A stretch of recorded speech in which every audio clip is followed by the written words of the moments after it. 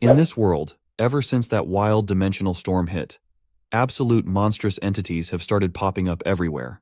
But honestly, that's not even the craziest part of the story. While everyone else is out there grinding their butts off and risking their lives to cultivate primordial energy, our protagonist is having a laid-back life. He's got his hands on a mysterious phone device that lets him play a game and upgrade his character.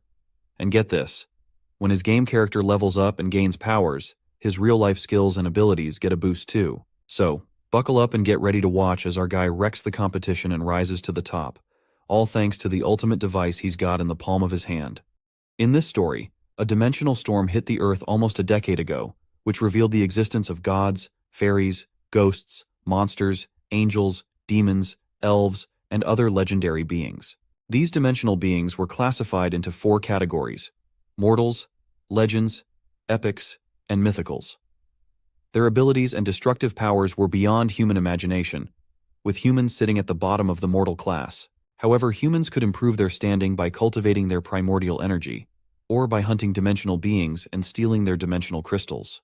The latter method, though, was full of risks, as the areas where these beings were found were extremely dangerous. Once the world-building bit is over, our story starts in a classroom, where this bald teacher is calling out our protagonist, Joe Wen. When our boy doesn't respond to his call, the baldy starts yelling his head off, just like any typical teacher. I mean, his frustration is pretty understandable since this idiot is taking a nap in the middle of class, leaving the teacher wondering why the old principal thought so highly of this lazy guy. The scene flashes back to when the old principal told the bald teacher that there are only 2 types of geniuses. One is our hero of this story, and the other is everyone else. Fast forward to the present, and as soon as our boy hears the bell, he suddenly bolts out of the classroom without a word. The teacher's left scratching his head, thinking maybe the principal misjudged Joe Wen's potential. Meanwhile, our boy dashes down the corridor and bursts outside into the tennis court area. Once he is alone with his phone, he reveals to us that his life has been turned upside down ever since he got this mysterious phone, and the game inside this phone is the reason he's been zoning out in class and skipping his cultivation. All he needs to do is put a drop of his blood on the phone screen to access the hidden game app.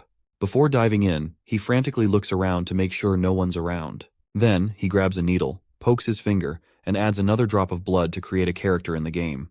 As soon as the phone absorbs the blood, the crimson fluid starts to morph into a character, turning into an adorably chibi little avatar that Joe Wen can play with in the game. The game's big selling point is that upgrading this avatar's abilities will also upgrade our boy in real life. No need to risk life and limb for cultivation, as he can just chill and play to improve himself. He quickly finds some monsters in the game and unleashes a flurry of punches with his avatar. He obliterates one ant with his powerful blows, and the other ant also gets a fiery barrage of punches for its trouble. As dusk starts to settle, we catch up with the bald teacher again. He shares that in the Commonwealth, it's pretty rare to find a genius who can cultivate primordial energy at just 16.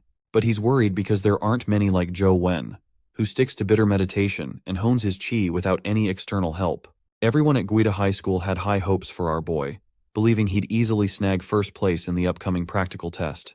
A month ago, something happened that shook the school's confidence in Joe Wen. To see what really rattled them, we rewind almost a month and find students gathered around, buzzing with shock. Someone has challenged our boy, and what's even more surprising is that it's a girl. They're calling her crazy for taking on the school's prodigy on her very first day. As the 2 contenders face off in the middle of the basketball court, our boy asks if they know each other, but the girl doesn't bother with pleasantries and just tells him to bring it on. In typical reckless fashion, my guy charges at her, only to get hit with a gut-wrenching kick that sends him crashing to the ground like yesterday's trash, with just one kick.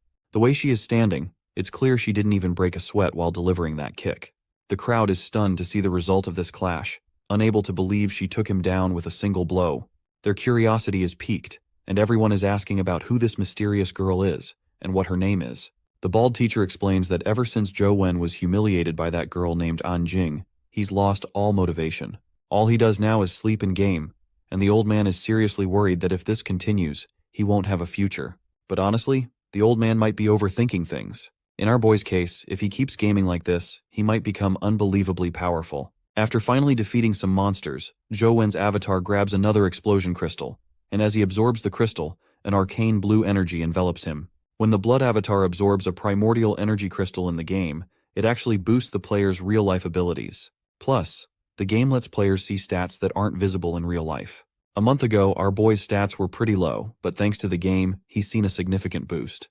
If he had only cultivated bitter meditation, He worries that even with years of practice, he might not have progressed as quickly as he has with the game. His only regret is that the crystals he collects in the game can't be brought into real life. If they could, he would have sold even the low-grade ones to rack up enough cash to live comfortably for the rest of his life. As the game continues, our boy finds himself up against another ant, and this one's giving him a tough time. It's a red mutated vigor ant, which is faster and stronger than the usual ones. Juwon knows he can beat it with enough time, but just as he's focused on the fight, he hears footsteps approaching. It's Fang Ruoxi, a hottie in shorts, and our boy feels a surge of anxiety after seeing her around. He doesn't want her to find out what he's playing, and if his secret gets out, he's in big trouble. But abandoning this battle now isn't an option either. He then decides to ignore her completely, trying to appear as just a tech nerd absorbed in his phone. But Fang Ruoxi calls out to him, inviting him to join her team for the final practical test of the graduation exam. As he continues his game, he asks why she wants him on her team. Fang Ruoxi explains that she wants to score high in the combat test and needs strong teammates. Our boy, however, tells her he's not as strong anymore since the title of top student was taken from him a month ago. But the girl claims that he's still the only person at Guide High School she considers worthy of being her opponent. But he tries to remind her that Anjing was the strongest. But Fang Ruoxi reveals that Anjing has already transferred schools. Ju is stunned by this news, and the girl further adds that while she's not sure where Anjing came from, it's clear she's surpassed the mortal class. Her appearance and departure were so sudden that it felt like she was just here to challenge our boy. Fang Ruoxi also mentions that she initially thought Zhou Wen had some sort of rivalry with Anjing, which might be why she challenged him. The boy thinks about it for a moment, but then claims that this is not possible because he has never met her before, let alone have beef with her. The girl then drops this topic and asks him once again whether he's joining her team. Zhou Wen, seeing the opportunity, agrees, saying he's fine with benefiting from her skills and leadership. Fang Ruoxi decides it's settled and explains that she's already found 2 other teammates. Starting today, all team members, including our boy, will train together every afternoon. With that, she quietly leaves, and he finally defeats the red ant. He rushes to grab the dimensional energy crystal, but as soon as he does, a bunch of ants swarm him. But our boy quickly ends the game, and plans to check out the new crystal later. Suddenly he feels a sense of unease. His phone and his body start radiating a crimson energy, and he's overwhelmed by an intense feeling. It looks like the crystal might be causing this reaction. From what he knows, the Vigor Ant Crystal seems to be a primordial energy skill crystal from the legends, but he's unsure what skill it might grant. Without wasting any time, he drops a bit of blood on his phone and activates the game to see what's happening. As soon as he looks into it, he sees that he has unlocked a new primordial energy skill. Later, all 4 members of the group come together, and Fang Ruoxi introduces Zhou Wen as their 4th teammate to the other 2 members. The 2 guys raise their eyebrows, noting that while they know about Zhou Wen's skills, he hasn't been training for over a month, so they're unsure if he can perform at his previous level. One of the guys, who has blonde hair, mentions that their main goal is to secure first place in Guide City's college entrance combat test. He expresses concern that our boy might not be the best candidate and suggests inviting another guy named Zheng Yi instead. Well, our boy can understand their hesitation to take him in. You see, the college entrance combat test is a big deal. It can significantly impact the latter part of someone's life, affecting everything from getting into prestigious universities to job hunting and even determining their place in society's top echelons. Plus, having strong teammates is crucial for safety, so it makes sense they'd want to ensure they have the best possible team. Rue tries to convince the group that while Zheng Yi might be a strong candidate, she still believes Zhou is their best option. The blonde guy then proposes a simple test to measure their strengths if our boy does not mind. Rue curiously asks what kind of test they're talking about. The blonde guy proudly explains that since he himself is the weakest among the 3 of them, Zhou Wen will spar with him. If our boy wins, he proves he's qualified to join the team. If he loses, he's out. Our boy raises a concern about the risks of combat and the potential for injury, suggesting that no one benefits from getting hurt. But the blonde guy points out that the school's strength measuring devices might give numbers, but those are meaningless. They'll settle this with a straightforward fight, and the one who concedes loses. Hearing this, Rue thinks about how Tian's combat skills stack up against Zhou Wen's, and she is quite concerned for our boy. You see, our boy hasn't used any dimensional crystals to boost his cultivation, and his family is likely poor, so he might not have any key fighting skills at all. Despite her concerns, she's curious to see how he will handle the situation. Meanwhile, Zhou Wen is considering using machines to gauge their strengths, but Tian scoffs, asking if he's afraid. Our boy just scratches his head, secretly worried that he might hurt them with a single punch. In the end, they decide to use the machines. Tian steps up first and punches the machine with all his might. As everyone watches in anticipation, the machine displays a strength score of 7 points. Joe-won reflects on how the number on the machine isn't exactly the same as the values shown in the game, but they're quite close. Before he started the game, he had similar power. Tien invites our boy to take his turn with the strength measuring machine. When my guy delivers his strike, the impact creates a loud noise that echoes throughout the school. The baldy teacher, who happens to be walking down the corridor, hears the noise and wonders aloud who's using the testing machine when everyone should be resting. So, he curiously heads to the machine room, and as he opens the door quietly, he catches sight of Joe-won and the others. He is left scratching his head if our boy is the one who just threw that punch. And yep, it's definitely him. The room goes silent as everyone watches in awe when the machine displays a strength score of 10. Even the old man, who is secretly observing, is completely stunned. The old man starts to reconsider, and wonders if Joe hasn't been slacking off after all. Perhaps he's been practicing so intensely that he's only had time to nap in class. He even begins to think that the old principal's judgment about Joe might actually have been spot on. Meanwhile, Rue is puzzled and impressed by our boy's choice to use the most challenging method to deliver strength, and yet he still scores 10 points without even using any chi fighting skills. Tien is visibly agitated by this, and with his frustration boiling over, he swallows his pride and informs our boy that he's qualified. He then decides to make one last punch with what's left of his dignity. He clenches his fist, which crackles with thunder, and delivers a devastating blow to the machine. This time, the machine shows a strength score of 11. The punch leaves Tien completely exhausted, and our boy gives him a thumbs up for his effort. However, Joe appears to be curious about something. Tien tells him to snap out of it and warns him to either score higher than 11 or face the disgrace of losing. Our boy then asks his friends if the school will make him pay for any damage if he breaks the machine. Blondie confidently reassures him that he'll cover the cost if the machine gets broken. With that in mind, my guy begins to smile, and a yellow energy starts to surround his body as he prepares for his punch. Blondie is pretty sure Joe-won is just bragging. After all, this machine is meant for serious strength testing and can go up to 20 points. Hardly anyone at the school could hit that mark. But with his power cranked up, my guy lets loose with a punch flowing with chi, and Rue is shocked to see he's using chi fighting skills. The punch is so intense that the machine starts breaking down, its circuits frying from the sheer power. Everyone watching is stunned as he takes down the machine like it's nothing. The baldy is completely baffled to see this. He is pretty sure that this machine can easily handle strength up to 20 points, and to wreck it like that, you'd need a rank 8 or 9 key fighting skill. At that moment, the baldy's bald head recalls the principal's words about Joe being the ultimate genius, and he has finally started to see why the principal made such a bold statement about our boy. Even Rue has always known our boy is strong, but seeing it in action was a real eye-opener for her. As the evening sets in, our boy takes a leisurely stroll down a quiet city path. While walking, he can't help but remember his fight with Enjing. It baffles him why someone at her legendary level would bother challenging someone still in the Mortal League. He's pretty sure he's never left Guida Province before, so he has no clue when he might have offended her. Out of the blue, his phone rings. It's his dad, asking if he'll be coming to his wedding. The son curiously asks who the lucky bride is. His playboy father quickly sends a photo of a woman with some impressive pair of hooters and asks if his son likes his future stepmother.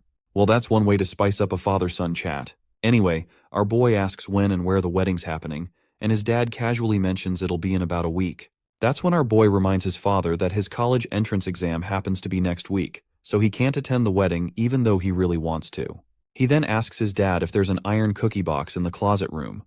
His father, clueless as usual, says he has no idea. Joe tells him it's a square iron cookie box about 10 inches long, with a cartoon bear pattern on it. His dad then explains that it's the box of bear cookies he used to eat, but that brand isn't sold anymore. He is really curious about Joe's sudden interest in that box, so he asks why he's bringing it up. Our boy reveals there's a phone inside that cookie box and asks if his dad put it there. His father asks if the phone has a white metal shell, a black screen, no keys, and is about 7 or 8 inches long. When the son confirms, his dad says it belongs to his grandpa. Our guy is totally stunned and asks how his grandpa ended up with the phone. His dad then reveals a wild story about our boy's grandpa. Basically, his grandpa worked as a carpenter during the reconstruction of ancient Guide City. They worked on a ton of old-style wooden buildings. Grandpa was there for over a year, and one night, while a few workers were burning the midnight oil, they discovered an ancient dry well on the construction site. Something was shimmering inside, and they thought they'd hit the jackpot with some kind of treasure.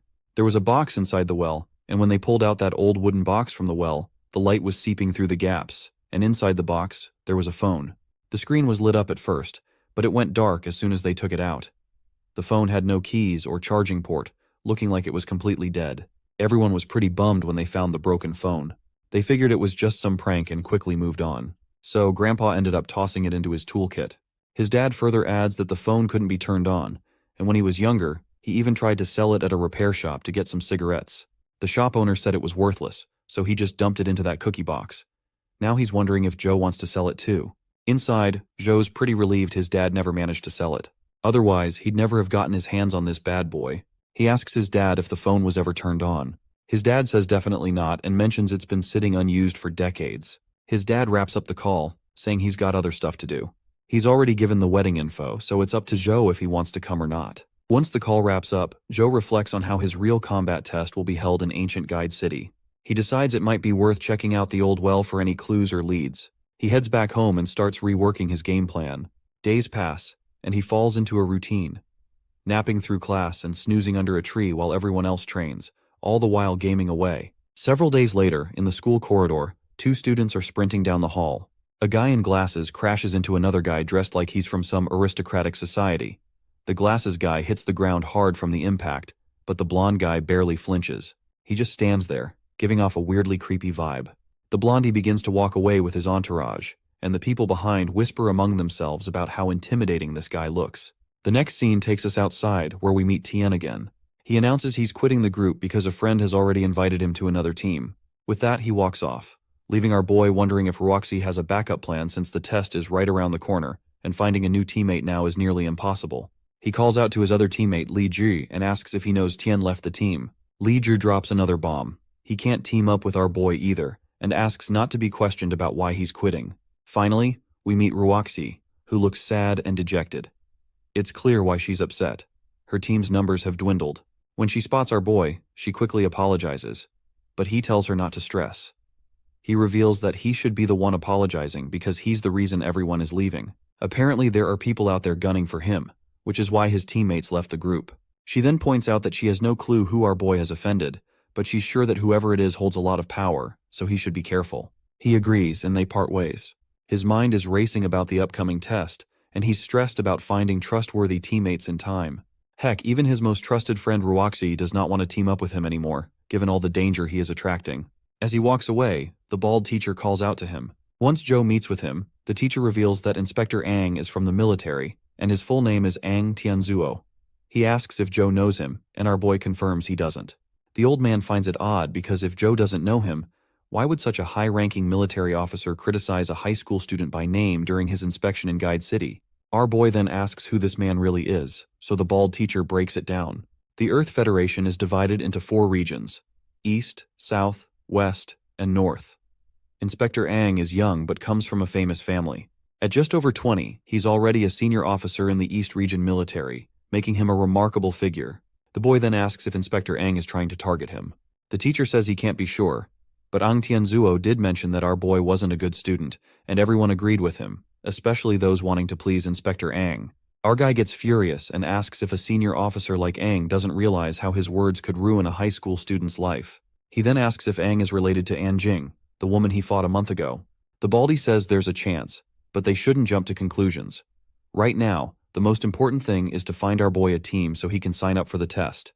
The deadline is the day after tomorrow, so there's no time to lose. His teammates can't be just any ordinary students. The old man reveals that there's a student named Li Xuan in their school. If this student accepts our boy and his team, Baldy believes no one will make things difficult for him. However, there's a condition. Our boy has to do his best to help Li Xuan get a good score, and Li Xuan must have the highest score among the 4 team members. The boy asks if the old man is implying he should give his points to this newcomer, to which the old man agrees, stating that this is his only chance to participate in the match. The boy agrees to the terms and tells the old man to contact Li Xuan for him. After that meeting, Joe then calls his father, asking about Inspector Ang Tianzuo and if he knows him. That's when his father drops a bombshell. Ang Tianzuo is actually our boy's brother. This news hits our boy like a thunderbolt out of the blue. His father explains that Tianzuo is the son of his stepmother. Once his father marries her, Tianzuo will be officially his brother. And as if that wasn't enough, his father also reveals that our boy has a sister named An Jing. It suddenly clicked to our boy why that girl, An Jing, appeared out of nowhere and challenged him in front of the entire school. It was probably just to tarnish his reputation. He quickly asks his dad if those two actually like their new father.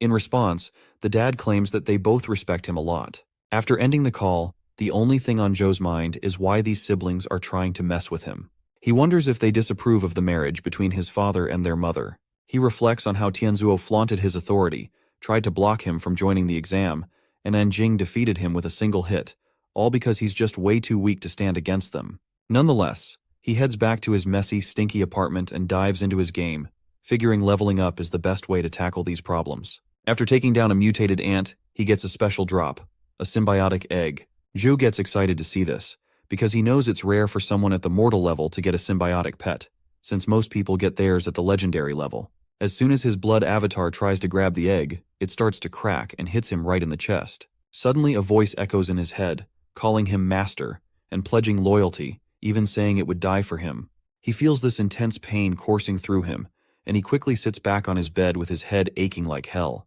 But then, he notices a new tattoo on his hand, and once he checks his mobile phone, he sees he's now got a pet, known as a mutated immense strength ant. This pet can also be used in its symbiotic form as a fist weapon. Excitedly, he covers the windows with curtains for some privacy and decides to summon his new pet, though he's not quite sure how to go about it. He starts thinking about his pet, and as he concentrates, his hand begins to gather energy. A glove-like weapon starts to form above his hand. It turns out this glove is the symbiotic form of his pet and is said to enhance the user's abilities. He then decides to summon the mutated immense strength ant itself. As the glove dissolves into mist, the crimson mist begins to shape into the ant. It materializes into a furious but surprisingly cute creature. Our boy is somewhat scared to see this, and not gonna lie, this pet is much larger than I had expected it to be. In any case, our boy decides he'll try riding it some other time, maybe once he's outside. The next day arrives, and we see the bald teacher taking our boy to meet Li Xuan. The old man reveals that Li Xuan is somewhat pretentious, but assures him that he's not a bad guy. Since they're only working with him for the test, there's nothing to worry about. Their car zooms down the highway, eventually reaching a place called the Honorable Royal Health Club. Inside, a servant greets the old man, who tells her they're looking for the second son of the Li family. Hearing this, the servant quickly shows them the way inside. As they enter, it becomes clear the old man wasn't kidding about Li Xuan being pretentious.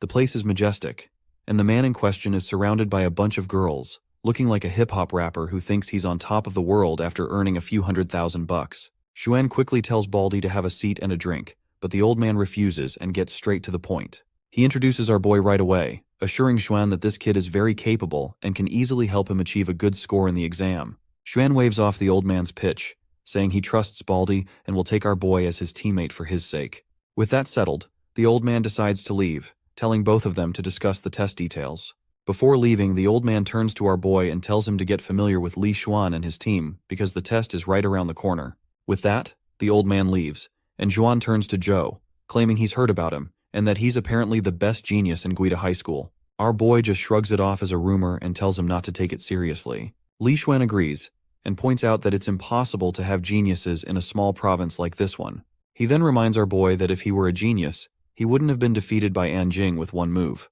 He then tells Joe that he doesn't have to participate in any teamwork training. All he needs to do is follow commands and not cause any trouble. He then offers Joe a challenge. If he can finish an entire bottle of alcohol in one go, he'll let Joe choose any girl he desires from the club.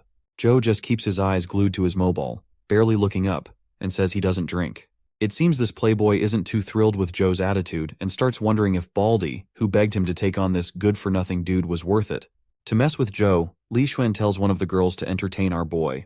The girl calls Xuan a naughty boy for being so mischievous, then starts hovering around Joe. She tries to grab his attention with her big hooters and somewhat average looks, but Joe doesn't take his eyes off his device. As she gets physical and tries to touch him, it becomes clear that our boy is way too busy to deal with this silver-winged mosquito monster.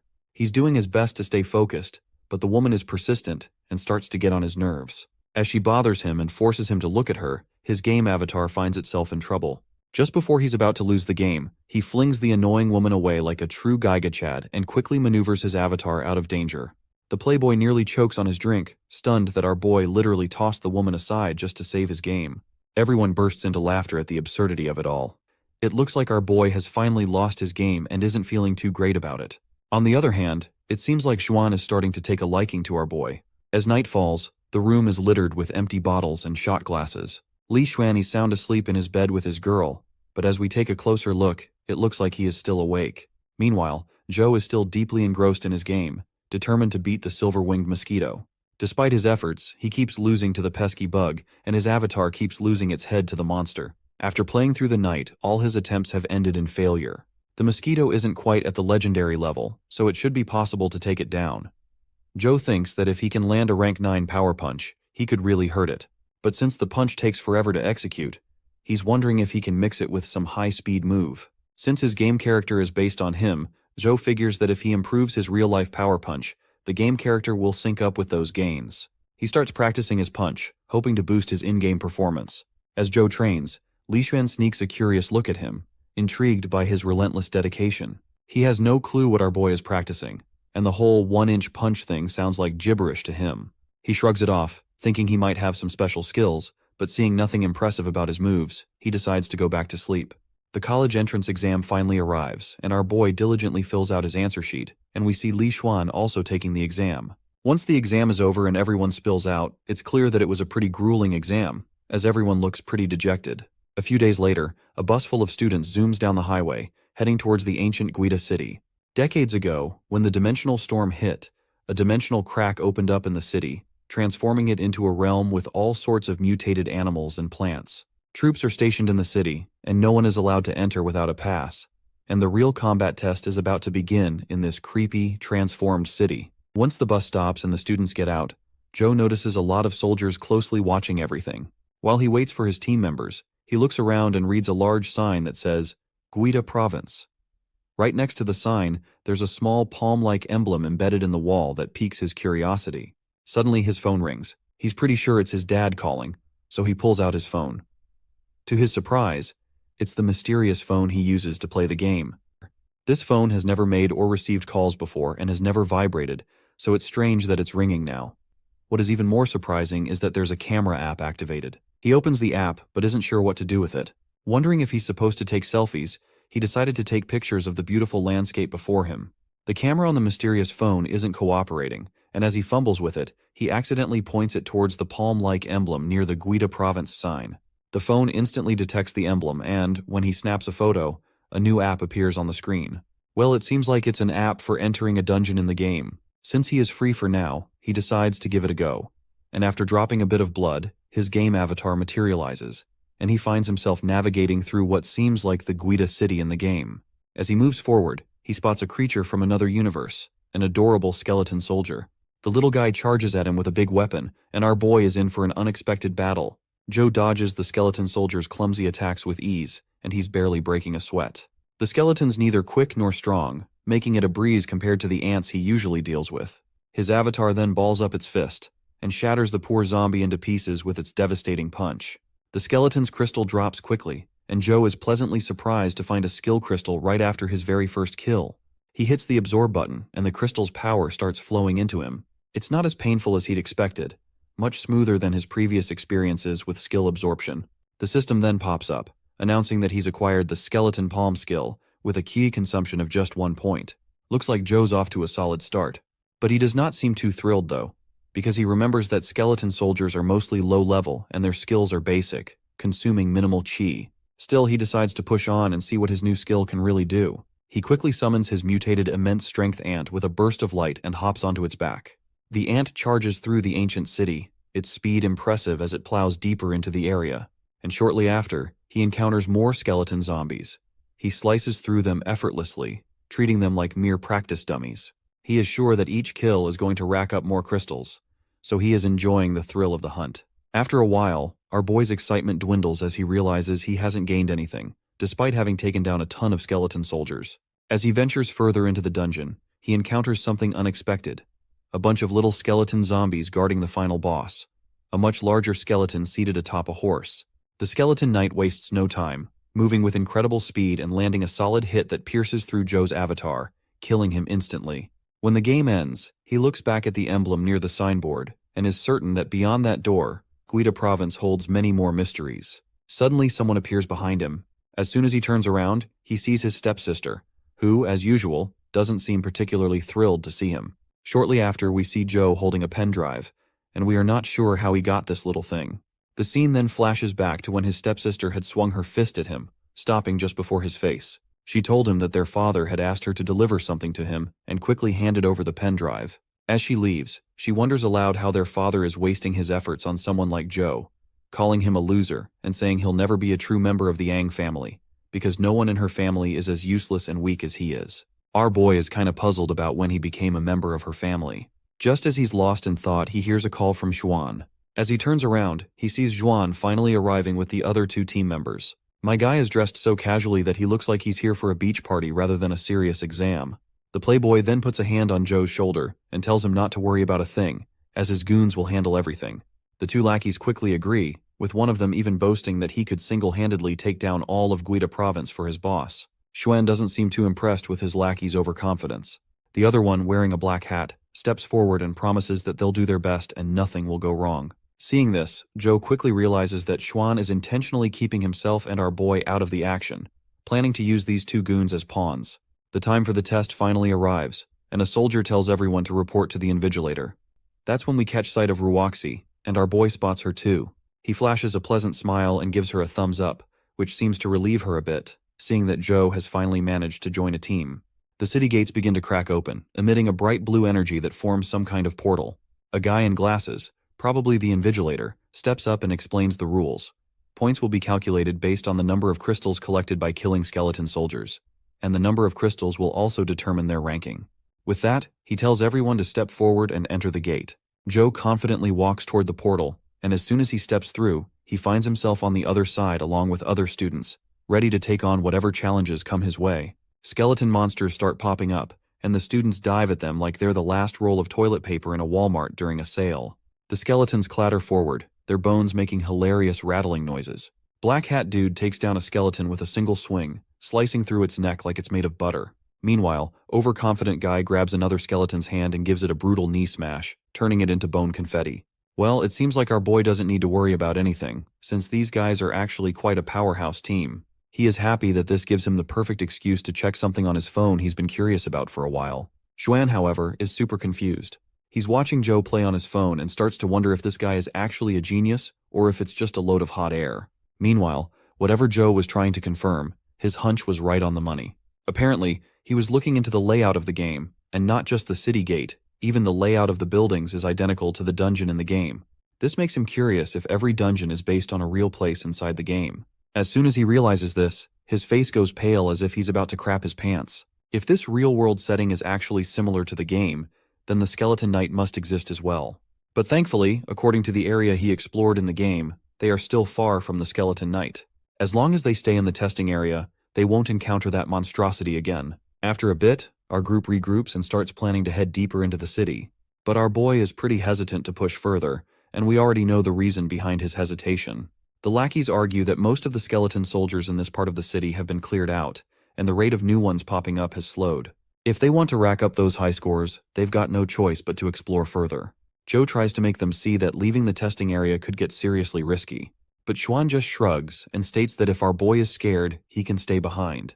The lackeys also agree, saying going deeper is their only real shot at scoring big. So, Xuan tells Joe to stick with them and promises that even if things get hairy, his lackeys will have his back. Seems like Joe's in a bit of a pickle because he can't exactly spill the beans about the big bad monster waiting around the corner. So, he tucks his phone away and decides to stick with the team for now. He is also thinking of fighting that skeleton knight in the game in order to figure out the strategy to defeat it. It's his only shot at making sure both he and Li Xuan make it out of this mess alive. As the two lackeys charge ahead, they're smacking down skeletons left and right with their flashy powers. Meanwhile, Joe and Xuan are just casually strolling along, with Joe completely absorbed in his game. He's getting his virtual behind handed to him by that pesky skeleton king over and over. After another defeat, Joe faces the harsh reality, which is that dodging or jumping doesn't help, because that knight's sword always finds its mark and is way scarier than the silver-winged mosquito. But then he remembers that the skeleton king isn't super agile all the time, and it only speeds up when it's charging at him. He is pretty sure that the monster must be using chi fighting skill to pull this high-speed move. He is not sure how to deal with this, and if it continues like this, they are all going to get wiped out. But suddenly, he notices something interesting. The dead monster has dropped a large dimensional crystal. One of the lackeys quickly grabs the crystal and rushes to show it to their master. The lackey hands over the crystal to the master, and our boy reminds Xuan that they've gathered enough points and should make a hasty exit. However, the lackey disagrees, saying there's no need to rush since there's still plenty of time before the exam ends. The black hat guy agrees, adding that they should rack up some extra points to ensure they come out on top. The playboy checks his phone and notes that there are no reports of creatures above the legendary level nearby, so it should be safe to go further. But our boy grabs his hand and asks if he believes in instincts. Xuan looks at him, confused, and asks what he's talking about. Joe explains that he always gets a terrible feeling when danger is near, and it has never been a false alarm. Right now, he's experiencing an overwhelming sense of unease about the danger ahead. Of course, one of the goons doesn't take Joe's warning seriously. He lashes out at him, reminding him that he should consider himself lucky to be accepted by his master, and he better not drag everyone down just because of some weird gut feeling. Joe snaps back, pointing out that Guida Province is a small place and no students dare to leave the testing area. Besides, they've already earned so many points that they'll maintain their advantage as long as they keep hunting in the testing area, so there's no need to venture into the unknown. It seems Joe's words strike a chord with Xuan, forcing him to admit that our boy has a point. But suddenly, the black hat guy pulls out a sharp dagger and thrusts it right into Xuan's back. After delivering that cowardly blow, this bastard grins like a cat who just caught a mouse, enjoying his little act of treachery. The blonde lackey tries to step in to protect his master, but ends up getting taken down by the black hat guy too. With a menacing look in his eyes, the black hat guy tells his fallen comrades to just die like dogs. The playboy admits he didn't see that coming, and in an instant his wound heals completely, and he looks at the treacherous black hat guy, asking if he was sent by his brother. The black hat is surprised to see that a playboy like Xuan knows the chi spell, known as Invincible Constitution. Here is the explanation of this ki spell thing. You see, ki spells are different from ki fighting skills or dimensional crystals. They're specific techniques created by humans, each with its own cultivation limits. Invincible Constitution is one of the rare spells that can raise a person's maximum level straight to the epic tier. However, it's said that only virgins can practice this spell, and once they lose their virginity, they must start over from square one. Our boy is skeptical about Xuan practicing this spell, considering he is always surrounded by peachy cheeks to smash. The lackey on the ground speaks up, disappointed that his friend helped Li Mobai work against Xuan. Our playboy also expresses his disappointment, saying he never wanted to compete with his brother for power, so he can't understand why his brother wants him to die. The black hat guy makes a sassy comment that Xuan should blame himself for the fate he's about to face. With that, the black hat guy begins to gather energy into his dagger and throws a green energy slash at our playboy. However, the guy sidesteps the attack with such flair that it's almost unbelievable. Our boy and the other lackey are stunned when they spot a giant snake, known as the explosive scale snake. It becomes clear that the black hat guy is not an ordinary opponent, as no one could summon a legendary level creature like this. Meanwhile, Xuan just stands there like he couldn't care less. He casually explains that legendary level pets can be hatched if someone at that level is willing to pay a hefty price to transfer the creature's symbiotic egg. The scrawny trader looks impressed by all the knowledge our playboy has been dropping, but he quickly picks up his momentum and lunges at Xuan with a dagger. Xuan, however, just grabs the dagger with his bare hands, like it's no big deal. The black hat guy's jaw drops at the sight, because he's clearly not ready for this level of badassery. Our playboy's calm face turns into something straight out of a dark fantasy. With a simple flick, he unleashes a massive energy explosion, sending the scrawny guy skidding across the ground. It's clear now that Xuan's not just some pretty face. He's packing serious heat with his legendary level creature. As he walks forward, crackling with dark energy and looking like he stepped out of a Dark Souls game, the scene is set for an epic showdown. He gives off terrifying vibes to the black hat, who quickly starts retreating like his life depends on it, which it kinda does. But Xuan isn't about to let him off easy. He leaps ahead and starts chasing that guy down. Meanwhile, Joe is also trying to keep up, but they're just way too fast, and he eventually loses sight of them. The lackey behind tells Joe to keep chasing because he's got to help Xuan at all costs. Joe replies, "Yeah, you go ahead, I'll catch up." The blonde lackey gets all huffy, calls Joe a coward, and keeps marching forward, searching for his boss. Joe knows that even if he did chase after them, he wouldn't be much help. Both Xuan and Jiang Ho have legendary level creatures, which he definitely doesn't have. Right now, his main concern is the Skeleton Knight, and he's pretty sure it'll be game over if they bump into that monster. So, the only way to help Li Xuan is to find a way to handle this Skeleton Knight. Joe pinches his thumb again, drops a bit of blood, and his avatar finally comes back. He's determined to face off against this knight and figure out a way to deal with it in real life. The Skeleton Knight quickly starts charging at him on its horse, and that's when Joe realizes that running is useless. Once that knight begins its charge, it's next to impossible to dodge the attack. So, he quickly leaps forward toward the knight, catching this empty-headed monster off guard. The knight seems pissed and starts throwing his spear-like weapon around, trying to hit Joe. But our guy isn't just standing around like a sitting duck. He keeps moving, running circles around the knight who's perched on his horse, desperately trying to land a hit. As the action intensifies, Joe keeps dodging left and right. That's when the skeleton knight uses its trump card and lands a solid hit right into the avatar's chest. The reason he got hit is that he got distracted by the commotion nearby, and he's pretty sure Xuan has finally encountered the Skeleton King. He puts his phone back into his pocket and recalls his previous experience with the knight. He remembers that in the previous game, the skeleton knight was powerful, but had a blind spot that could be attacked near his skeleton horse. As long as they take full advantage of it, they'll make it out alive for sure. As he makes his way through, he spots rubble, a clear sign that the fighters must be nearby. After a little walk, he finally finds them. He quickly catches up and asks his friends if they're all right. The armored playboy responds that saying they're all right would be an overstatement because this skeleton monster is on a whole other level. Ju is absolutely terrified to see the skeleton knight in person. It looks way scarier than the one he saw in the game. He also notices that the black hat is standing behind the skeleton knight. He is blown away to see that the skeleton is not attacking the black hat. But then, he notices the armor the black hat is wearing, which must be why the skeleton knight is ignoring him completely. By the way, this black hat dude is Zhang Hao, and Joe finds it really concerning that Xuan's brother must be incredibly rich to afford to equip this black hat dude with so many legendary level creatures. The knight quickly recognizes our party as a threat and starts charging at them on his horse. But the playboy jumps in and tells everyone to stand back, quickly raising his shield before the skeleton can strike. When their attacks clash, there's an explosion of power that sends shockwaves so intense that the guy standing next to Joe gets flung like a mosquito, hitting the floor with a resounding thud. He starts coughing violently, but insists he's fine, despite the obvious pain. As the dust settles, we see the Skeleton King and Playboy locked in a deadlock. That's when the Playboy notices a sneaky attack coming his way, and it's the same explosive snake from Zhang Hao.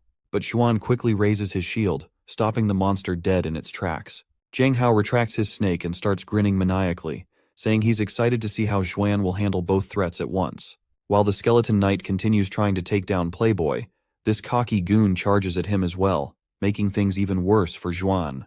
His armor is starting to crack under the relentless attacks, and it's looking like he's having a really rough time. Joe then asks the Playboy how long it will take him to defeat Jiang if he distracts the Skeleton King for the time being. In response, Xuan proudly claims that it won't take him more than 2 minutes, and he is totally sure of himself. On the other hand, the lackey just laughs inwardly. He's convinced that Joe is just a mortal level, so there's no way he can survive the Skeleton Knight's attacks. If Joe tries to take him on, it's pretty much a death wish. But well, our guy makes a dramatic show of taking off his coat, striking a clear stance, and then leaps right behind the Skeleton King. He casually provokes the skeleton, inviting him to a fight. The empty head falls for the bait, and quickly stands in front of our boy. Without wasting any time, he lunges at him, but our guy sidesteps the first attack. He notices that the attack is pretty similar to what he faced in the game. However, as the horse takes another step, its massive leg shatters the ground on impact.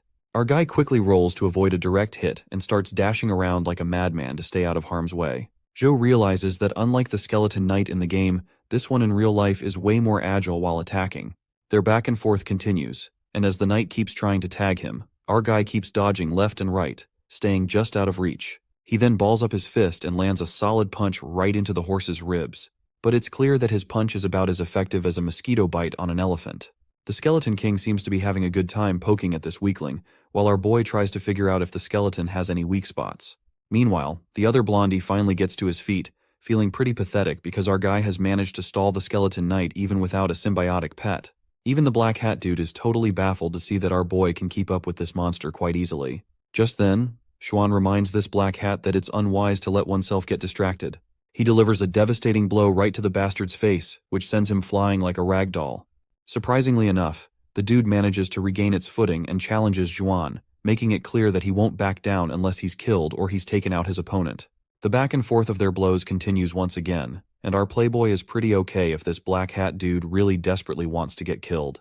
Seems like the black hat has finally been overwhelmed, and that last attack by our armored hero finishes the fight, leaving this shithead coughing up blood, and his symbiotic pet also begins to shatter. But well, this dude appears to be really stubborn, and he quickly gets back on his knees and uses his other snake pet to distract Xuan once again. Once the playboy is distracted, this black hat scumbag tries to ambush our boy from behind. At the same time, the skeleton also takes a swing at our boy, but my guy quickly ducks down like a ninja on cocaine and lets those attacks go above his head. Then, Joe balls up his fist and smashes down Black Hat's symbiotic pet with just one powerful punch. It seems like my guy is using his own symbiotic pet as a glove, and as soon as Black Hat loses his symbiotic pet, the skeleton knight quickly thrusts its spear right into the Black Hat's chest. The snake also starts crying in pain, now reduced from a mighty animal to a little gecko. That's when the armored guy steps on the funky, stinky gecko and ends its life altogether. Once that danger is resolved, the Skeleton King begins to transform, finally unleashing its full power. As the monster exudes this menacing aura, it quickly launches an attack at our boy. The speed of the skeleton's attack is so fast that my guy has no way to dodge it in time and just decides to take it head on. But that's when Li Xuan steps in, quickly deflecting the attack. Well, it seems like the attack was so powerful that Xuan ends up taking the brunt of it, and his armor starts to shatter like fragile glass. Seeing this, our boy starts losing his crap, realizing that even the armored guy is finding himself on the edge. On the other hand, the Skeleton King prepares to attack them once again, and both of them quickly start running. That is when the playboy comes up with a plan. Our boy will be responsible for dealing a death blow to the skeleton, and the armored guy himself decides to distract the skeleton. As soon as the Skeleton King launches its attack, the armored fella swoops in and quickly blocks it. While he's busy dealing with the Skeleton King, our boy finds an opening, appears right behind the empty head, and balls up his fist, delivering a devastating blow, which starts burning the skeleton fella and rattles the entire area. Just as the dust settles, the Skeleton Knight stands as menacingly as before, leaving our boy surprised to see that this dude didn't even flinch. The skeleton quickly tries to strike our boy, but my guy leaps out of harm's way like dodging these attacks is second nature. The armored guy once again blocks the knight's strike head on. My guy then unleashes a fiery barrage of punches that start burning the Skeleton King. The punches are so fast that they create a giant explosion after landing. The knight guy is absolutely boggled that they delivered so many attacks, but this guy is still unfazed. But in the settling haze, we see that the knight is pretty pissed. Our boy also notices a scar on the skeleton's face. As we take a closer look, we see there's indeed a crack in that thick-skulled head. The armored guy quickly figures out what needs to be done, so he flings our boy into the sky, while he himself distracts the Skeleton King with a deadly punch. As the Skeleton King looks up, all it can see is Joe coming down fast. The skeleton tries to swing its sword, but Xuan pushes himself to the limit, pinning the sword to the ground. With the Skeleton King unable to defend, Joe crashes down, delivering a devastating punch right to the top of its skull.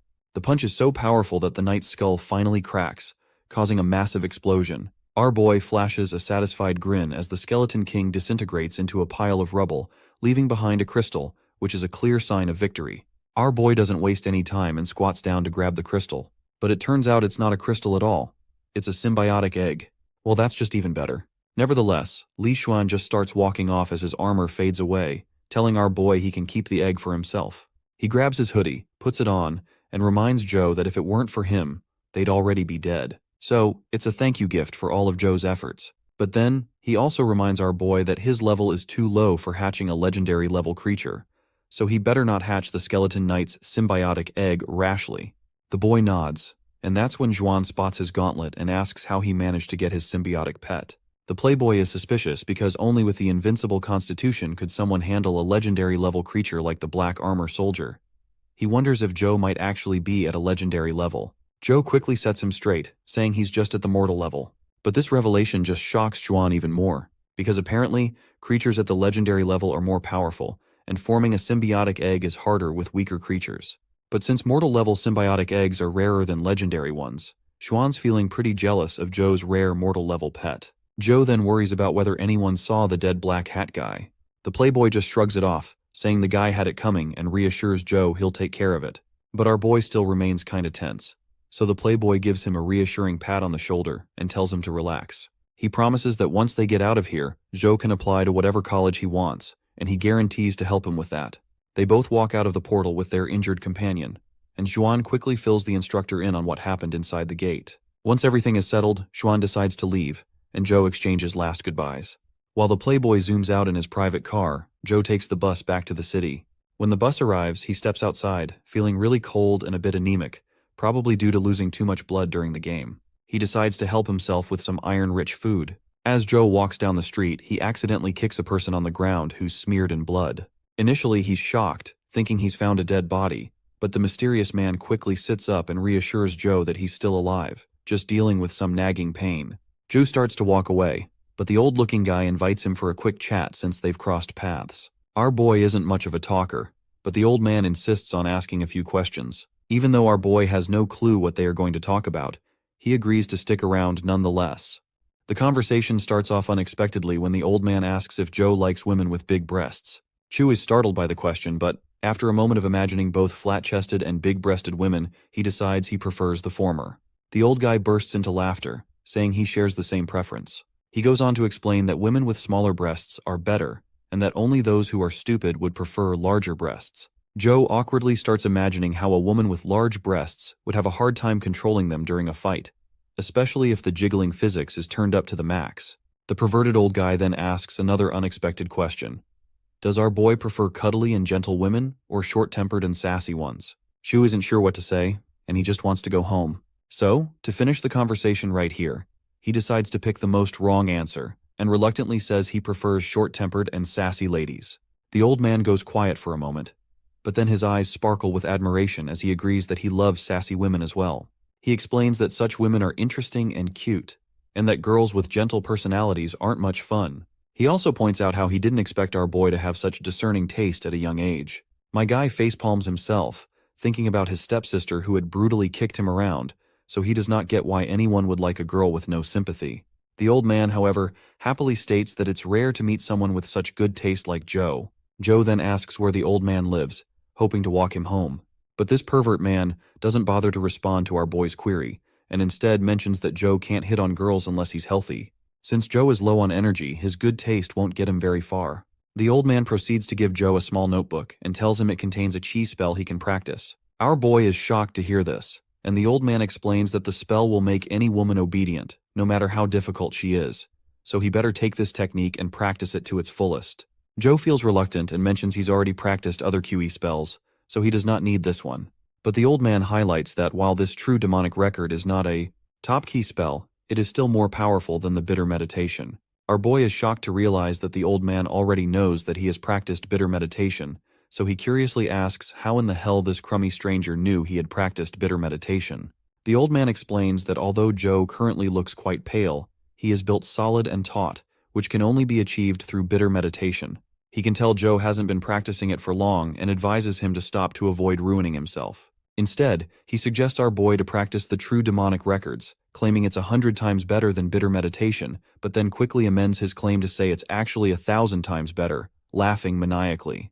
Joe has no idea what to do, so he simply thanks the old man and says he doesn't want to accept such a precious gift from a stranger. In his mind, Joe is also reluctant because he has never heard of a key fighting skill called true demonic records, so he decides to leave, not wanting to get trapped by a shabby old coot. As our guy begins to walk away, the old man sits quietly. With a tone filled with malice, he tells Joe to stop.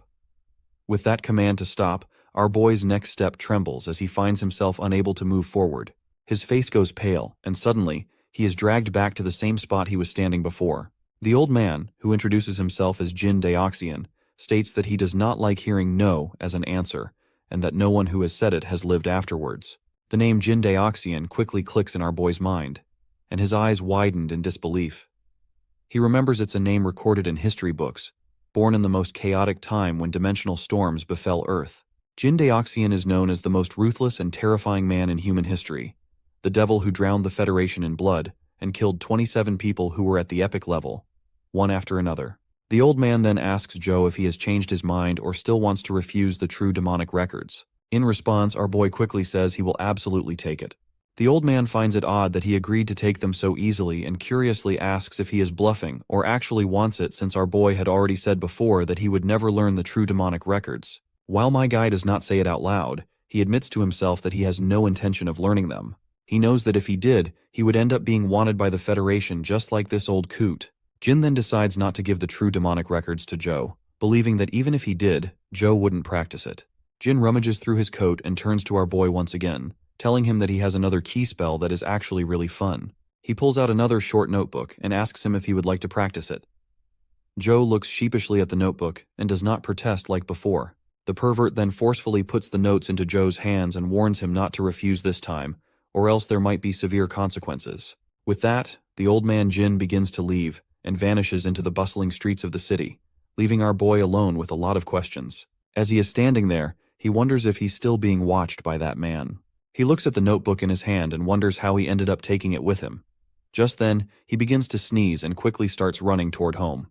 As he walks, he spots a few officers talking among themselves. One asks if the reaction was detected around this area, and a woman with a red head agrees. The officer tells her to search around here and stay in touch. Our boy looks at them and notices their badges. It doesn't take him long to recognize that these people are from the Federation. He suspects they might be looking for Jin Daoxian, whom he met just a while ago. But he just keeps walking, thinking it doesn't have anything to do with him, so he doesn't care. Once he's back home, the first thing he does is make sure to take a bath. As he soaks, he reflects on how wacky today has been. First, Xuan got ambushed by his own friend, and then, on his way back home, Zhou coincidentally came across the legendary devil Jin Daoxian. All he wanted was to get cozy in his room and play his game to the fullest. He then looks at the chi spell notes that Jin gave him and wonders if they will be of any help. Nonetheless, he falls into his bed for some good sleep. Just as his mind drifts into the realm of dreams, he begins to see monsters surrounding him from every side. The dream is so overwhelming that he jolts awake in his bed, utterly sweating profusely. He quickly stands up with his shaky body and begins to puke into the toilet, his head spinning from the intense pain.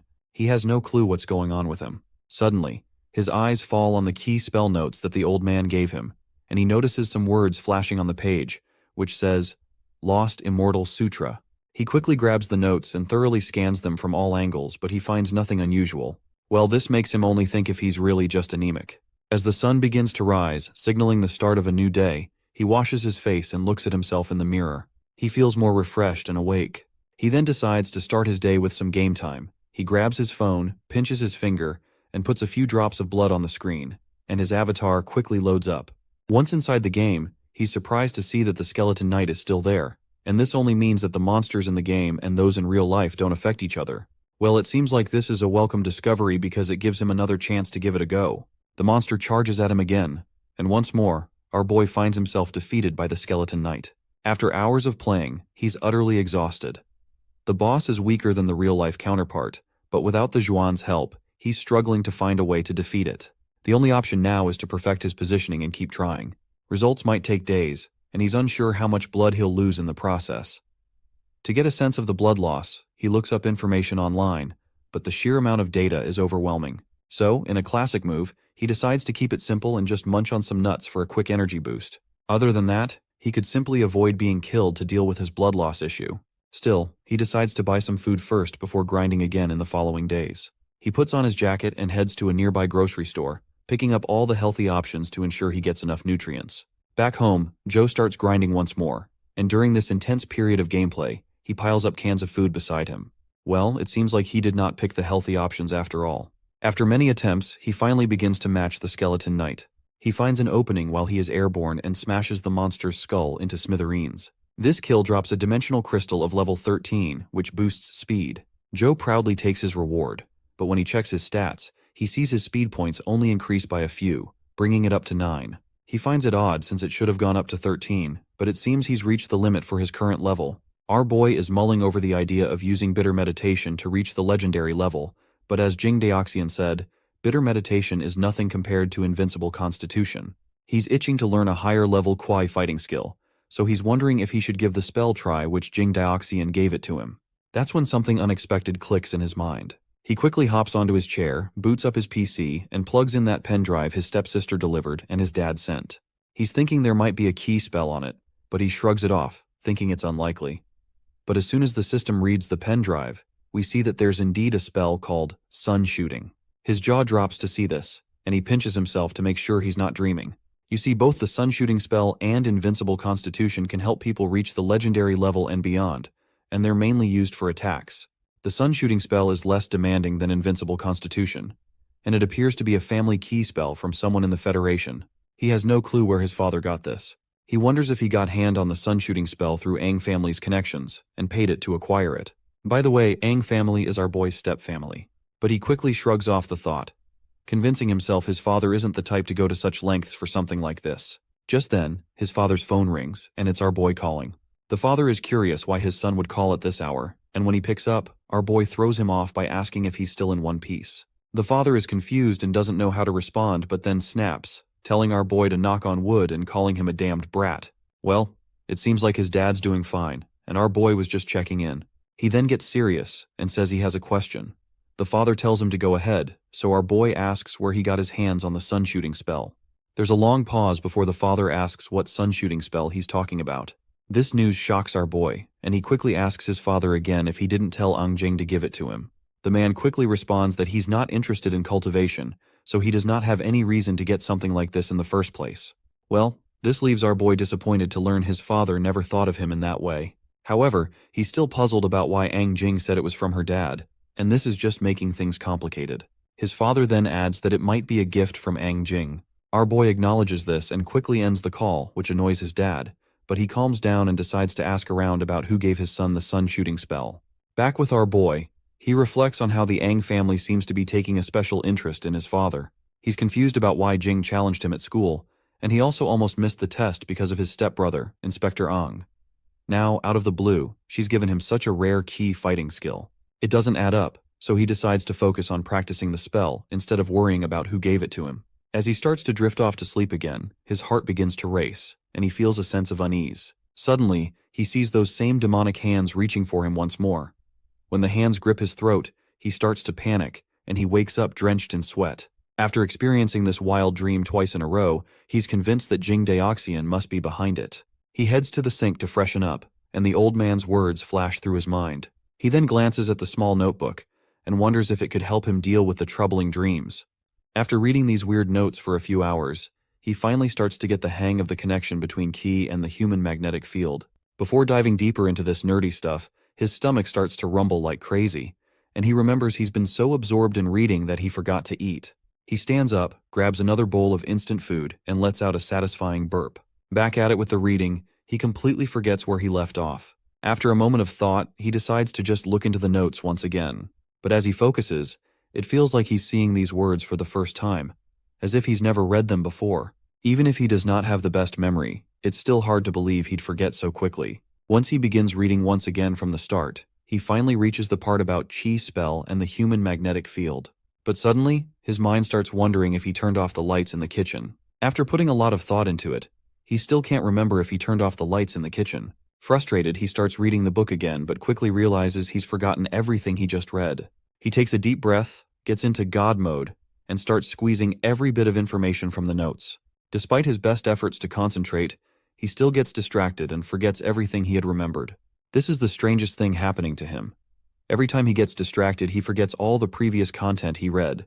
But he remains determined, goes back into God mode, and decides to copy the contents of the notes into a book. But as soon as he puts pen to paper, he forgets everything again. He then tries to take a photo of the notes, but that attempt fails too. The capture doesn't pick up the text.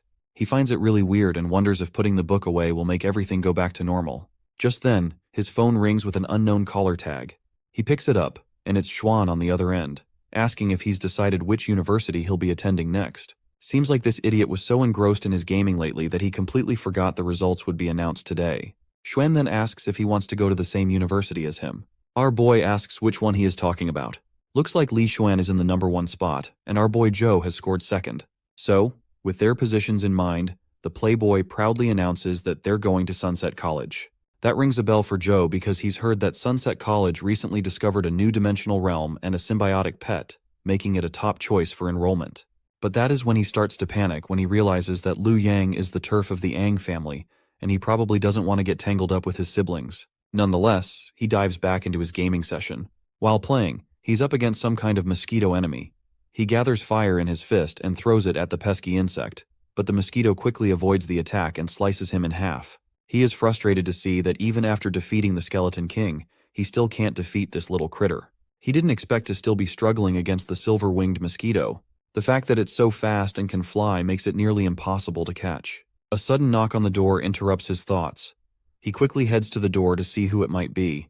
When he opens it, he's surprised to find Li Xuan standing outside. It's pretty odd to see him on his doorstep so early in the morning. But this playboy doesn't even bother to ask for permission and just walks inside the home. Our boy finally asks Juan what the hell he's doing here and mentions that he still hasn't decided if he wants to go to Sunset College. Xuan then offers him a book, telling him to take a look. Joe flips through the pages and asks what it is. The playboy then reveals that it's a secret document from Sunset College and tells him to examine it closely. As our boy takes a look at the papers, the playboy points to a drawing and explains that it's a creature from a dimensional realm in its visceral form. He boasts that this type of creature recently appeared in the dimensional realm discovered by Sunset College. Our boy feels a bit creeped out by Juan's overenthusiasm and asks what's so special about it. The poor playboy quickly feels disappointed and a bit irritated by the question. So, he snaps at our boy, asking if he even understands the significance of this kind of symbiotic pet. He explains that if Joe were to lose his heart in battle, this creature could quickly replace it, essentially giving him a second chance at life. Even after hearing all this, our boy still feels pretty clueless, which is really bugging Juan. Our boy does understand the significance of this symbiotic pet, but isn't thrilled about being surprised by everything. Xuan reveals that the dimensional realm is under the jurisdiction of Sunset College, so only people from that college can access it. He adds that if the news were officially released, top students from around the world would rush to enroll, but the quota is limited. Hearing this, our boy's interest is finally piqued, and he quickly agrees to go to Sunset College. Xuan then mentions that there are rumors the Ang family will also be attending Sunset College. This news rattles our boy's nerves, and Xuan is surprised by his scared expression. He asks why our boy looks so afraid, to which Joe just shrugs and says he's not scared at all. He confirms he's going to sign up today, and the playboy tells him to pack his bags because they're heading to Luoyang in his Lamborghini. A while later, we switch to an FBI headquarters or something like that, where two officers are still trying to track down Jin Daoxian. They pull up the security footage from Changjun Road and spot our boy on the video. They start making guesses that Joe might be connected with Jin Daoxian. Meanwhile, on a speedy highway where the city is about to face a storm, Joe and Xuan are tearing through the highway in their Lamborghini. Joe's having a blast, but he's also worried how this journey is going to take a lot of time, because they will have to bypass all of the areas near dimensional realms. He also thinks about the challenge his game is posing. The difficulty has almost doubled, and he figures that keeping on playing might just waste his blood. He glances over at Juan, who's lounging in the passenger seat. Feeling a bit drowsy, Joe starts to nod off but quickly jolts himself awake. He's sure that if he falls asleep in the car and gets sleep paralysis, he'll be in big trouble. But he's not sure why he's feeling dizzy and running a fever. Then, he remembers the old man Jin, who had mentioned how important it is to be healthy if he wants to impress girls, and how low energy isn't going to cut it. So, with that in mind, Joe decides that staying healthy is crucial. He resolves to play games in moderation from now on to keep his health in check. Well, this is a kind of promise I make on a daily basis, but I always end up writing down some fun stories all the time for you guys. Our boy starts feeling jittery just thinking about the old man Jin. He's seriously considering that if he ever bumps into that old coot again, he's going to give him a piece of his mind. Ever since meeting that guy, he's been feeling pretty down. He's determined to get his revenge once he's stronger, but suddenly, he feels something weird inside him. He reaches into his pocket and pulls out the notes the old man gave him. The name on the cover starts glowing with energy. Before he opens them, he checks on Juan, who's still deep in meditation, and figures he won't notice. Plus, he's bored, so reading the notes might be a good way to kill some time. As soon as he cracks open the notes, words start popping out, and yellow energy begins to swirl in the middle of his chest. After a while, those notes of Lost Immortal Sutra have vanished, and as he opens his eyes, he looks at his empty hand, and he's totally confused about what just happened. He thinks about if this was a dream. He wonders if this is a dream, but as he closes his eyes again, he suddenly finds himself standing in the middle of an enchantment circle, but he is jolted awake once more. It looks like since he finished reading the Lost Immortal Sutra, all that energy has cultivated inside him. When he checks his system stats, he finds that his QI spell has changed to Lost Immortal Sutra. He starts to concentrate, and a flash of light sparkles in his hand once again. He realizes that he can no longer use bitter meditation now, because the panel has switched to Lost Immortal Sutra. Not gonna lie, in this manhwa, the power system is so underexplained that it makes him want to puke. The whole thing is just an unexplained mess, and these shitty translations are only making it worse. Joe looks at his phone and wonders what kind of key spell this Lost Immortal Sutra really is. He also notices that he has managed to break the 9-point attribute limitation of the mortal stage. Feeling pretty glad that he became stronger, Joe is actually happy to have met the old man, Jin Daoxin. Once they finally enter the huge mansion, Juan reassures him to leave the matters of Sunset College to him, and suggests Joe stay here until college starts. I guess this is expected of rich people, since they can just afford mansions anywhere they want. Once they settle in the living room, Juan brings something to drink for his friend. Joe asks if he lives alone here without any helpers, to which Juan agrees. He then offers Joe a weird hybrid can of Coca-Cola and Pepsi. As they chug down the drink, Juan's phone abruptly rings. He talks to someone for a while, and once he finally hangs up, He tells Joe to just have a rest here, and in the meantime, he himself is going outside for some work. Once he's alone, he starts wandering around and quickly sheds his coat. He begins swinging his fists, and then reflects on how a power punch requires a big movement, making it tough to use the same technique to deliver a precise 1-inch punch. He remembers trying it on that pesky silver-winged mosquito, but the little critter dodged his punch with ease. Looks like he'll need a new technique to handle that mosquito. That's when he recalls the skill he picked up, which is skeleton palm.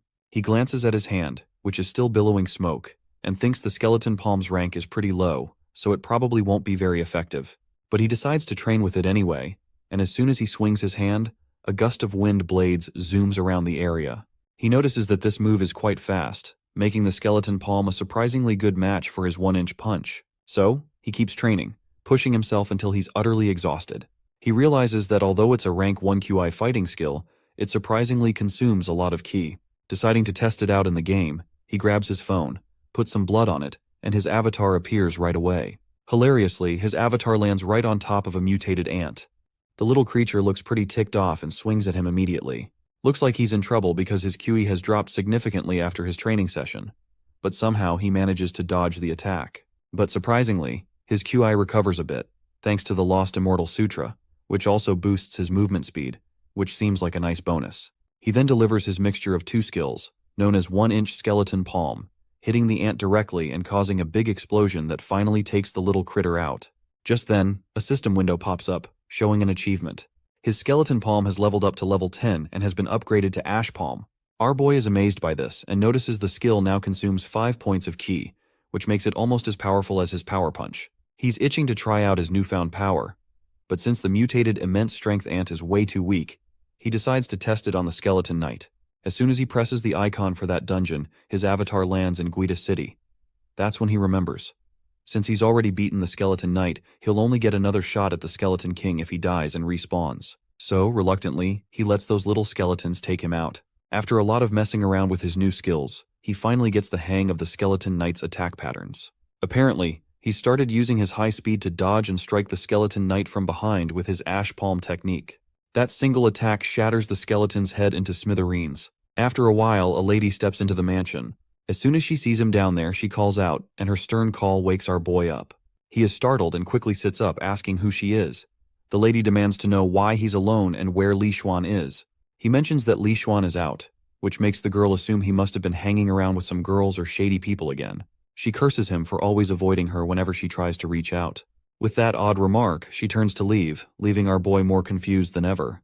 But then she suddenly stops, grabs his hand, and tells him he can serve as a stopgap. And with that, she starts dragging him along, even without his permission.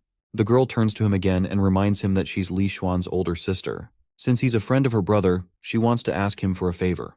Well, come to think of it, our boy remembers that Xuan is indeed his friend now, thanks to all the help and favors they are doing to each other. But he'd rather avoid any trouble and just enjoy some alone time to play games. As he mutters this to himself, the girl asks what he's talking about, and he quickly brushes it off, saying it's nothing. She then tells him to get cleaned up and dress properly. He agrees, and a while later, they find themselves at Sunset College's pet arena.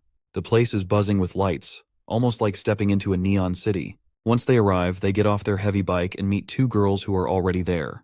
The lady tells him he doesn't need to do anything, as he can just stand aside and cheer for her. The boy agrees and quickly starts playing his favorite game, which annoys the lady pretty much. As more people start to gather, someone expresses their amazement at seeing Li Xuan's sister arrive. They wonder aloud why Xuan himself isn't here, and the guy standing with his girlfriend smugly jokes that maybe Xuan is just scared. Li Xuan's sister cuts him off, telling him to cut the crap because she can handle them all on her own. She then turns to the lady standing beside this guy, addressing her as Sume, and reminds her that since they defeated the mutated ancient warhorse together, why is she trying to take the symbiotic egg for herself? Sume begins pretending to be frightened, and while hiding behind her boyfriend, she claims that she delivered the final fatal blow, and thus, the egg rightfully belongs to her. That is when her boyfriend chimes in, reminding everyone that they agreed to fight among themselves, and whoever wins will take that symbiotic egg. So he says she better hold her horses before pointing fingers. The sister then addresses Gao Yang, suggesting it might be better for him to just hand over the egg without a fight, given they already know who's going to win this showdown. By the way, our girl's name is Wei Yang, but Gao Yang's arrogance is on another level. He labels her as his junior and declares he won't fight her himself, claiming it would be an unfair advantage. With a smug grin, he reveals he has another companion who will take her out. Just then, footsteps echo through the room, catching the Wei Yang's attention. As she looks toward the source of the sound, a figure emerges from the shadows. This guy is a sophomore, who goes by the name Gu Dian, and he is exuding some seriously intense aura that even makes the sister, who was getting full of herself, start to panic. Even our boy can feel the vicious aura radiating from this newcomer, causing the others around to tremble with fear. Shortly after, the two contenders face off. The bald guy tries to provoke Wei Yang by taunting her to come at him. In response, she starts radiating an intense aura, ready to take him down on her own. Wei Yang's friend advises her not to fight this monster and suggests it might be better if they just hand over the symbiotic egg. Our boy, curious, asks who this guy called Gu Dian is.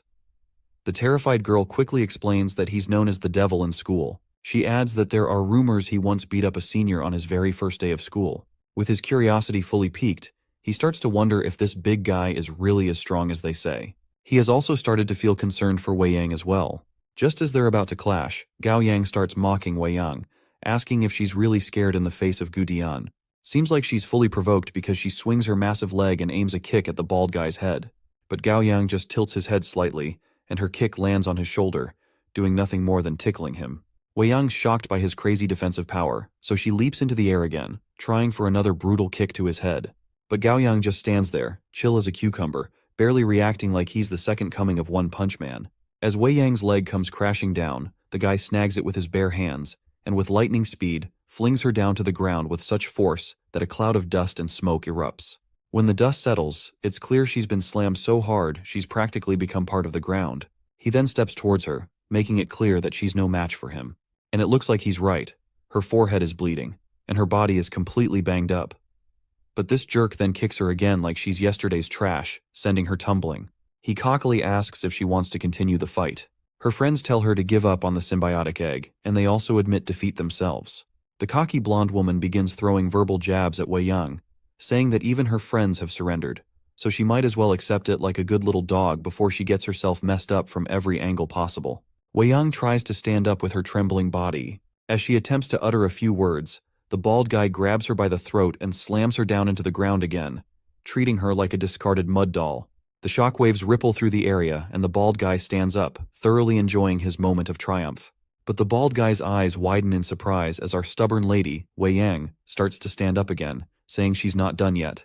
Hearing her unwavering resolve, the baldy gets serious with a bloodshot gaze. He balls up his fist and starts running at her, but before he can throw his punch, our boy comes charging in. Their punches collide with a shockwave of power. Gu Dian is really intrigued by this newcomer who easily blocked his attack, and asks our boy who he is. Joe quickly introduces himself, mentioning he's just been admitted to Sunset College recently.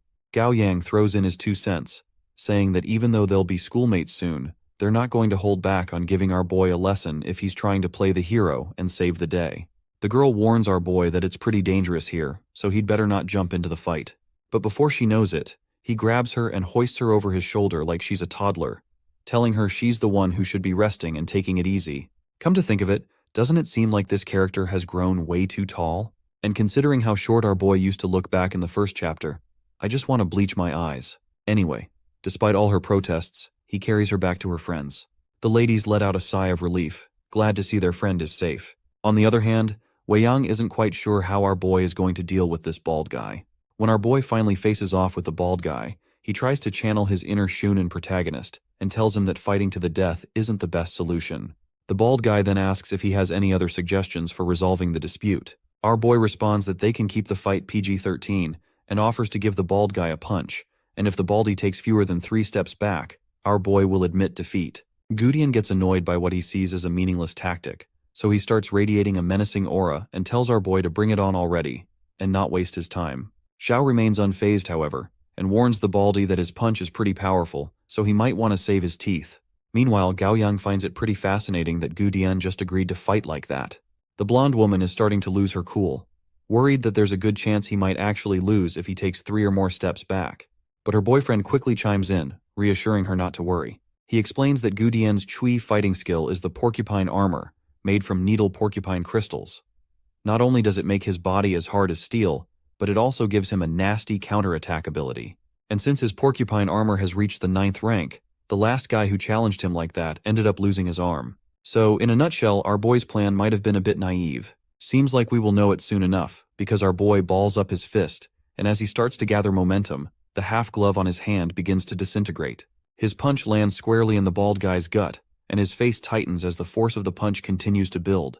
This eventually causes a massive explosion, sending the bald guy sliding backward, way beyond his original position. Wei Yang is completely blown away by what she witnessed. It looks like Baldy has lost decisively, and that last punch was so brutal that our boy's fist is smeared with blood. That is when the blonde woman starts shouting, because she is having a hard time accepting defeat. She makes excuses that our boy is not part of Wei Yang's party, so even if he won, the victory does not count. Her dignified boyfriend gives her a solid slap across the face for whining after a fair loss, and tells her there's no denying they've lost. He insists he's a man of his word and isn't backing down. He crosses paths with our boy, saying they'll meet again and he'll be waiting for that moment. With that, the three of them leave the area.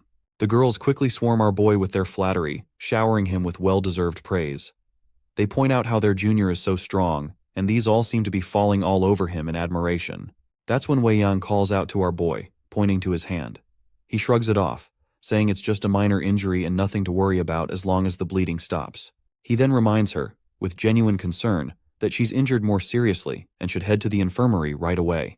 The girl agrees, and our boy, still in his typical fashion, hoists her over his shoulder like she's a plush toy. She seems genuinely happy to see that her brother has a friend like our boy. Shortly after, they return to the mansion, and our boy is visibly annoyed to realize how long it's been since he last played his game. He's finally ready to dive into his beloved pastime. Well, or so he thought. Just as our boy is about to dive into his game, Xuan makes a dramatic entrance into the mansion.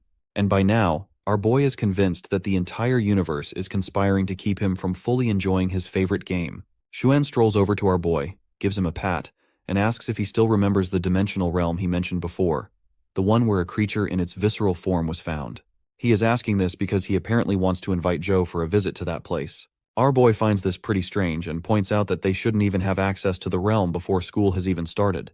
Xuan, with a smirk, proudly assures him that taking them there is just a piece of cake for him. But it seems our boy is more interested in playing his game than listening to Xuan. As he's absorbed in checking his stats, Bluehead gets increasingly annoyed and snaps at him for not responding. Our boy just pretends to listen, which just infuriates Xuan even more. He then begins to walk away and warns our boy to hit the hay early since they'll be leaving first thing in the morning. Our boy agrees, though it's unclear if he's actually paying attention. Still glued to his smartphone screen, he eventually calls out to Xuan. When Bluehead turns around, he asks what's required to hatch the symbiotic egg of a legendary level creature. Xuan is a bit surprised by this sudden question and asks if he's talking about the legendary level skeleton knight. He then advises him not to do anything foolish, explaining that it takes at least a dozen points of ki to hatch a legendary level creature. Bluehead explains that if the hatcher doesn't have enough ki, their vitality and flesh will be consumed instead, which basically means they could end up injured or disabled. To our boy, this sounds like he might still have a chance, so he asks if there are any exceptions to this rule. Xuan proudly explains that he himself is a big exception. His invincible constitution makes him more resilient and compensates for the loss of vitality, allowing him to hatch some legendary level creatures even at a lower level. However, Xuan warns that hatching a legendary level creature still costs him more ki than he can handle, and he can't sustain it. He advises our boy to give up on the idea unless he's prepared to risk death. Once he's in his bedroom, our boy reflects on how he wouldn't fear death if it were in the game, but since he's dealing with the symbiotic egg in real life, things are trickier. He then gets an idea. Since the phone unlocks dungeons based on real-life locations, he quickly snaps a photo of the egg. The egg starts to disappear from his hands as the system announces that it's been stored in the storage. Now that it's inside, he finally has the option to either hatch or accept a fusion. Although he's unsure what the accept a fusion option means, he taps it anyway like a curious cat. The next system window appears, stating that the mutated immense strength ant has been detected, with a fusion rate of 47%, and asks if he'd like to fuse with the symbiotic egg. Without a second thought, our boy presses the yes button with his chibi little avatar hands, and the fusion process begins. Since he already knows that with his current ki, he might not be able to hatch the skeleton knight anyway. So, he decides to see what the mutated immense strength ant will be like after fusing with the legendary level symbiotic egg. Once the evolution process finishes, he anxiously checks the stats. To his surprise, the pet is still at the mortal level, even though it's fused with the legendary level egg. The little critter now has an innate skill called Skeleton Pierce Attack, rank 10. He hopes it might be strong enough to take on the silver-winged mosquito. So, He jumps into the game, and just as the mosquito comes crashing down, he quickly summons the skeleton ant and commands it to stop the mosquito. His friend quickly uses the skeleton pierce skill, and spikes start popping out of the ground, aiming to hit the flying mosquito. Despite hundreds of sharp needles shooting up, they're not enough to stop the pesky bug. The mosquito zips past every needle and goes straight for our boy. Seeing that critter heading his way, our boy balls up his fist and delivers a devastating blow, only to hit the bare ground. And after he misses his chance, his avatar is once again slashed into 2 equal pieces. This is yet another defeat he has to face, which leaves him thinking about this crazy skill this critter is always using against him. The next day arrives, and our boy is feeling quite anxious about seeing his ride. He asks his friend again if they're really going to ride it. The friend flashes a pleasant smile and assures him they definitely will. He explains that it's a legendary level jade-eyed white tiger and that he went through great pains to hatch it. As they both hop onto the tiger, it takes off with such speed that our poor boy starts leaking blood. He thinks to himself that a car ride would have been way more comfortable. Once they hit the city, Xuan swipes his card through a scanner, and a soldier waves them through. They hop into an elevator that takes them further down into an underground facility. That's when they learn that Luoyang was once the capital of 13 countries. After the dimensional Strom got involved, the whole region sank and is now connected to a mysterious underground world. So this place is also called the Underground Buddha City. When they finally reach the bottom and the elevator doors open, they're greeted by a bustling scene. A horde of people is wandering around like it's a tourist hotspot, with vendors setting up stalls and peddling their goods. Our boy curiously asks if this is really a dimensional realm since it's hard to believe students would set up stalls here. Xuan explains that the army has cleared the perimeter to keep people safe at the entrance, but it's just that what they're selling isn't very impressive. However, he proudly adds that he has an exploration map used internally by the army. Joe isn't surprised, since he knows that there's nothing this playboy can't afford. As they continue walking, Xuan explains that there's supposed to be an underground lotus pond where the Buddha heart lotus resides. While strolling, Joe spots that palm-like shape again. He quickly snaps a photo, and another app appears on his phone, which is a clear sign that this place is also a dungeon in the game. He tells our boy to quit taking photos and just catch up with him. So, the two of them keep strolling, and after quite a bit of walking, they finally arrive at a jaw-dropping sight. A massive pond overflowing with lotus flowers. Xuan points out that this is the Buddha heart lotus, and it turns out there's a creature whose symbiotic form is the heart of the lotus. Our boy wonders why these lotus flowers can't just grow near the shore, making it easier to grab one. Also, why can't they just swim there to grab one of the flowers for themselves? Xuan bluntly explains that the water in the pond is so corrosive it dissolves flesh. Anyone who tries to wade in will end up as a skeleton, so it's a strict no-go zone. Just then, someone else crashes their party. This newcomer is sporting angelic wings, and once he finally stops in midair, he further adds to our duo's conversation that the only way to reach the flowers is if you can fly over the toxic, acid-filled pond. Almost instantly, those normal-looking flowers react to the threat. The delicate petals transform into blade-like projectiles and shoot straight for the guy in the air. But the winged man is quick on his feet. He summons his sword and meets the flower head-on. With a powerful slash, he cuts down the flower, causing its petals to rain down like blood. Our boy is amazed by the display of power. Xuan even mentions that this is to be expected from the Luo family, who are known for their exceptional swordsmanship. He adds that this guy with wings, known as Luo Xuan, isn't even that powerful. Despite saying this, our greedy playboy just can't tear his eyes away from those impressive wings. He's feeling a bit envious and thinks to himself how amazing it would be to have a flying symbiotic pet. He then asks our boy if they should explore somewhere else since there might be other dimensional creatures around. He also points out that this area is so strange it's been listed by the army as one of the unknown dangerous zones. Our boy curiously asks what he means by dangerous, and Xuan shows him his phone screen. It highlights how many army personnel have died exploring this area, not from attacks but due to sudden organ failure. For safety's sake, Xuan advises they should make their decisions wisely. Just as they're about to move on, the swamp starts bubbling up. A massive lotus flower emerges, adorned with Buddha faces all over it. Looks like they've finally found the threat they were trying to avoid.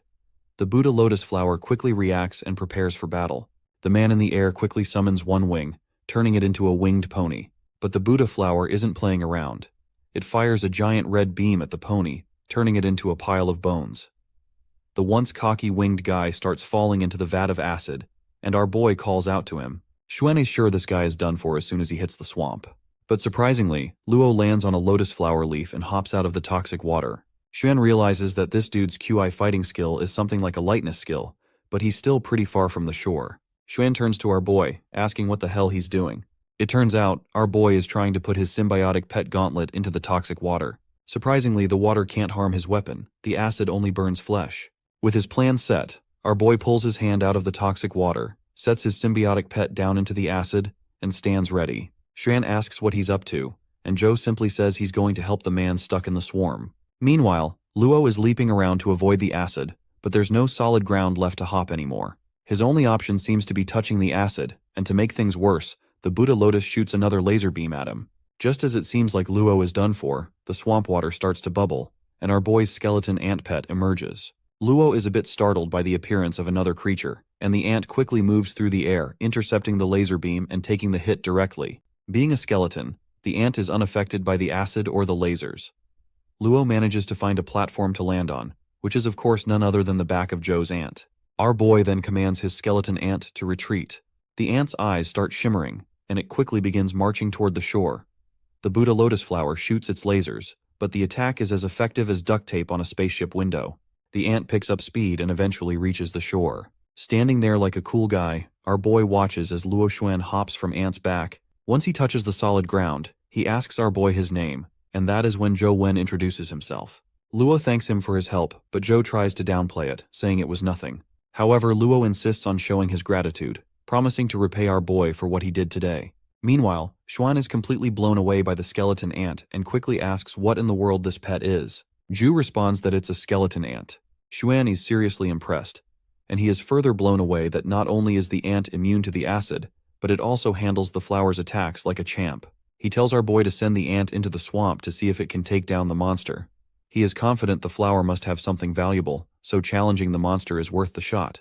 But our boy, however, suspects it's no ordinary mutated Buddha heart lotus. He thinks it might be another legendary level creature, and since this is real life, he doesn't want his skeleton ant to get killed. Zhou quickly recalls his aunt, and Xuan asks why he's so scared, pointing out that it's just a symbiotic pet, and that defeating the monster could yield something much more valuable. But my guy makes it clear that he's not willing to gamble with his skeleton ant, and with that, he starts walking off. Once they return to their mansion, we see that this playboy is visibly disappointed. He's frustrated that he wasted 2 entry passes and didn't find anything worthwhile. He worries that tomorrow, everyone will hear about the giant Buddha heart lotus flower, and someone else will beat them to it. Holding his phone, Zhou tells his friend that he's heading back to his room and asks for the map of Buddha City, which might come in handy someday. Xuan hands over the map, and Zhou happily retreats to his room, leaving the playboy wondering why he seems so pleased. Once he is in his room, he smears his phone screen with blood, causing the Lotus Flower app to boot up. He finds himself in the underground Buddha City dungeon, surprised to see a multitude of Buddha heart lotus flowers carpeting the water all the way to the shore, unlike in real life. However, the giant lotus flower is still nowhere to be seen. Shrugging off the disappointment, he decides to proceed with defeating monsters in the dungeon. Meanwhile, back in reality, the Buddha heart lotus flower has awakened once again. Other players, having heard rumors and stories from their friend Lu Xuan, are now eager to take down the flower. The lackeys of the main guy are pretty impressed to see their boss call in his top-tier legendary creature, a golden-eyed hawk, to deal with the flower.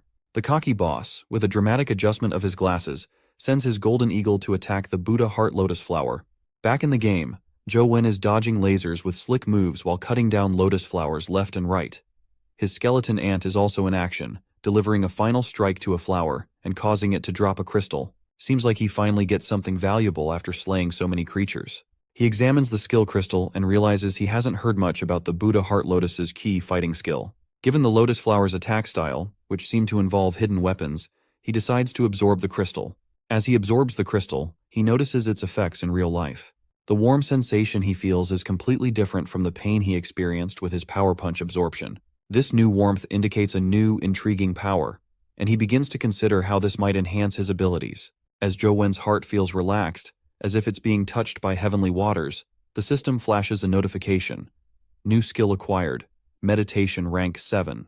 It's a strength-based skill he wasn't expecting. Curious about its effects, he concentrates, and a blue aura surrounds him from all directions. However, after a short while, he's disappointed to find that the only sensation he feels is a warm, comforting one.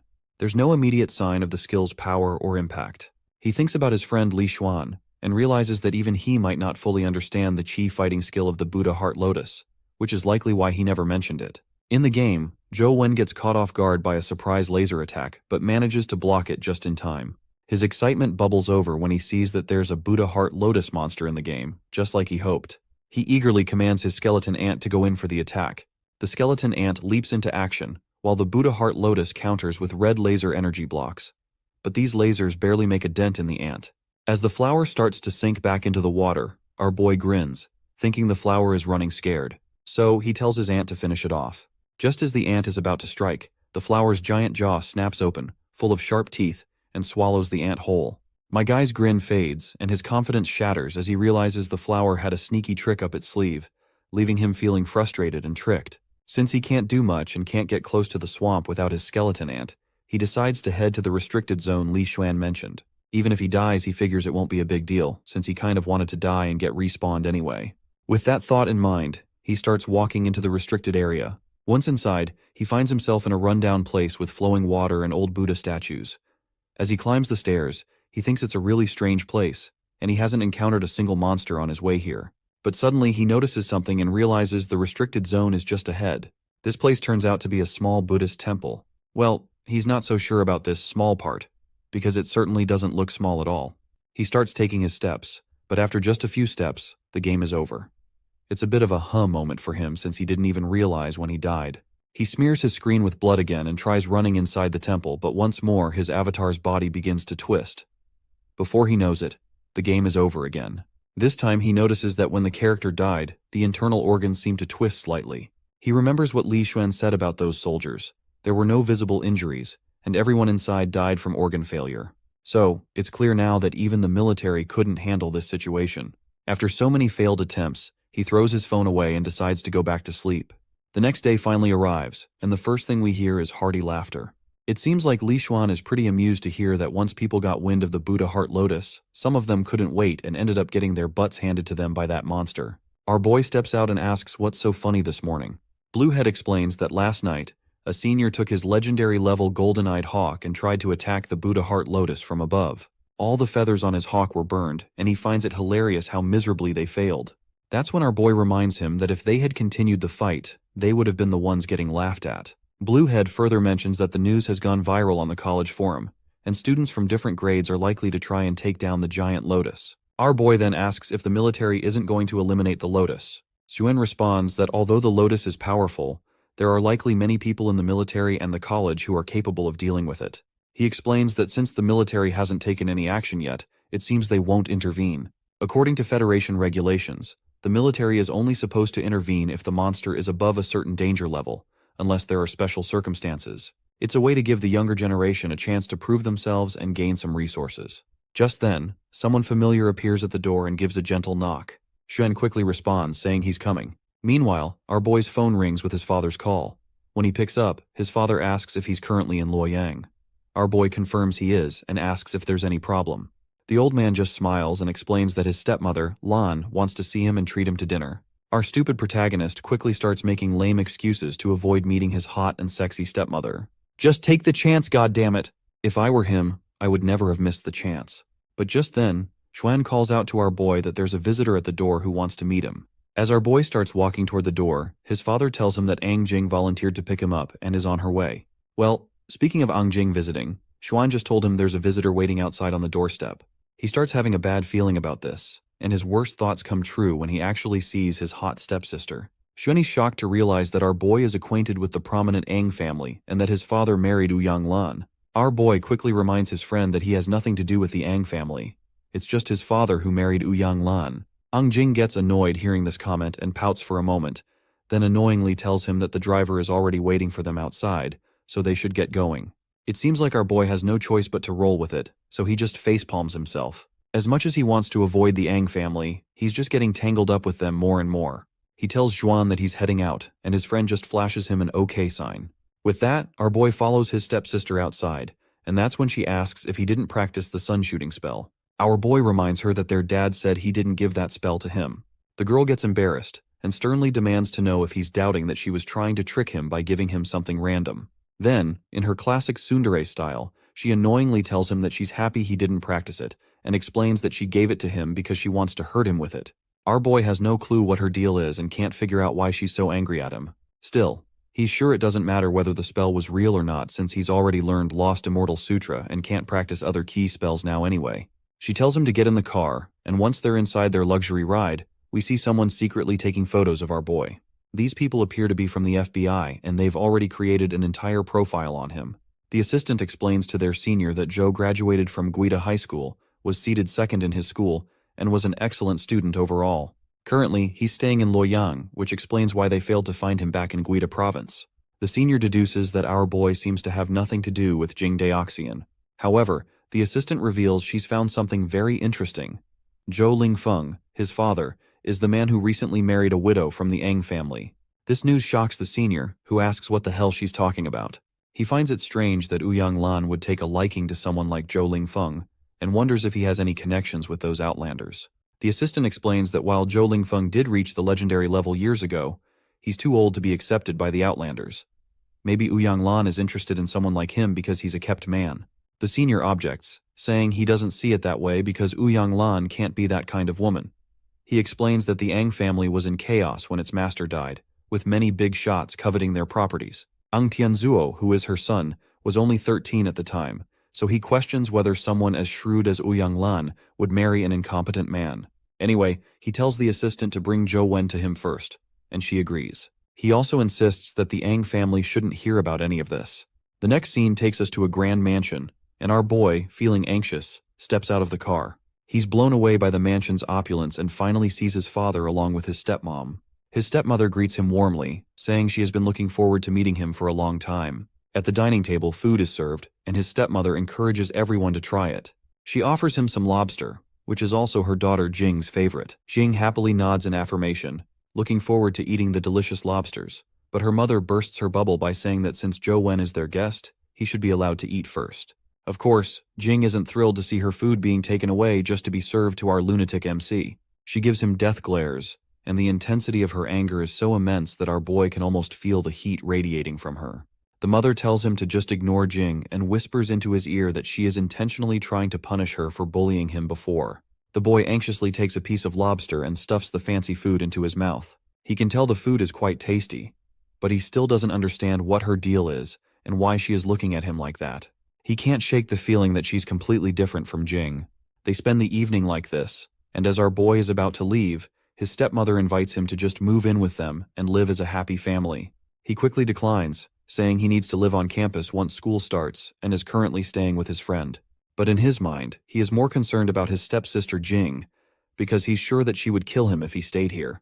That's when she offers him a card and tells him to take it. Curious, the boy asks what the card is for, and his stepmother explains that it's an access card for a single dormitory at Sunset College. She mentions that his father told her he likes to live alone, so she prepared the gift for him without asking for his opinion first, but she hopes he'll take it. It looks like a single dormitory is exactly what he needs if he wants to play games without any interruptions. He takes the card key and wonders how his dad knew he needed a single room. He thanks her and calls her madam, but she takes it the wrong way. She runs her hand through her hair and asks if she really looks that old, telling him he can call her anything but madam. Seems like he's learning the hard way that every woman, no matter what, is touchy about their age. He heads back to his friend's mansion, and when he gets inside, it's dead silent, meaning Li Xuan is out again. I guess this is just good news for him. With the boost from that hearty dinner, he's all set to dive into his game without any interruptions. He dives back into the game and gives it his all to defeat the ant nest in the dungeon. Once he's done, he scores another symbiotic egg for himself. He checks the stats and reads that it's a mutated immense strength ant, which will give him an innate skill power punch of rank 2. He's not too thrilled, seeing that the attributes are much worse than the last one. Just then, a stinging winged mosquito tries to take a swing at him, but he ducks down just in time to avoid the attack. He feels annoyed by this sudden sneaky attack, but before he can retaliate back, the mosquito comes at him with full throttle. But my guy just dodges this stinky mosquito once again. He is trying to stay vigilant because he knows he has to stay alert if he wants to avoid getting taken out instantly. The mosquito comes at him full throttle, and he seizes the opportunity, and also starts running in the direction of the mosquito. As the monster tries to strike, he blocks it head-on. This time, he narrowly escapes with just a slight graze on his cheek.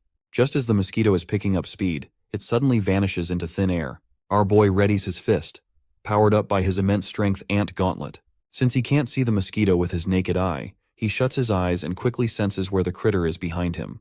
With his fist ready, He lands a devastating blow that sends the mosquito tumbling down like a rag doll. He leaps from his spot and unleashes his next move, Ash Palm.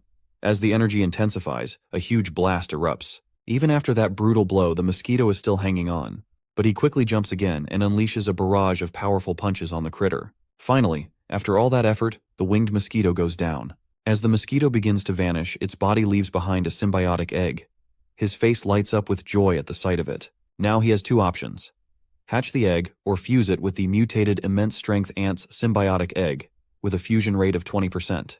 It looks like he's not exactly thrilled with the low fusion rate the system is offering. Given that the monster he just defeated was an ant, the fusion rate shouldn't be this low compared to the skeleton knight's egg. He feels worried that the symbiotic egg might be wasted if the hatch fails, so he swallows his fear and decides to give it a try. Despite his hesitation, he presses yes. Suddenly, an empty void opens up, beginning to squeeze out his chi. His heart pounds rapidly as the dark red energy envelops him in a creepy, indescribable sensation. It feels like his back is being torn apart by sharp teeth. As the hatching process concludes, he's on the brink of tears, violently coughing up blood. I have a hunch that he's grown a pair of wings on his back, which explains the intense pain he felt there. He's feeling dizzy, not only from the intense blood loss while trying to defeat the mosquito over and over, but also from the real-life effects that left him on the edge. Eventually, exhaustion gets the better of him, and he collapses. His phone starts ringing, but in the next scene, strings of words hover around him, pulling him back to consciousness. Groggily, he gets up, glad that the real-life pain isn't as severe as what he felt in the game. Otherwise, he might not have made it. He smears blood on his phone screen to check his status, dreading the possibility that the hatching might have failed. But to his relief, the egg has successfully hatched. Eager to try out his new abilities, he quickly summons his avatar. When the silver-winged mosquito finally materializes, what he sees leaves him utterly devastated, because it's just a tiny mosquito. His shocked voice echoes through the mansion as he stares at the little critter, completely floored by the underwhelming result. He examines the stats and reads that this thing is a silver-winged mosquito larva, which is classified as a legendary pet. He has no clue what a larva actually entails, but he brushes it off and notes that the attributes are surprisingly poor for a legendary creature, especially considering how ferocious it was when it tried to kill him.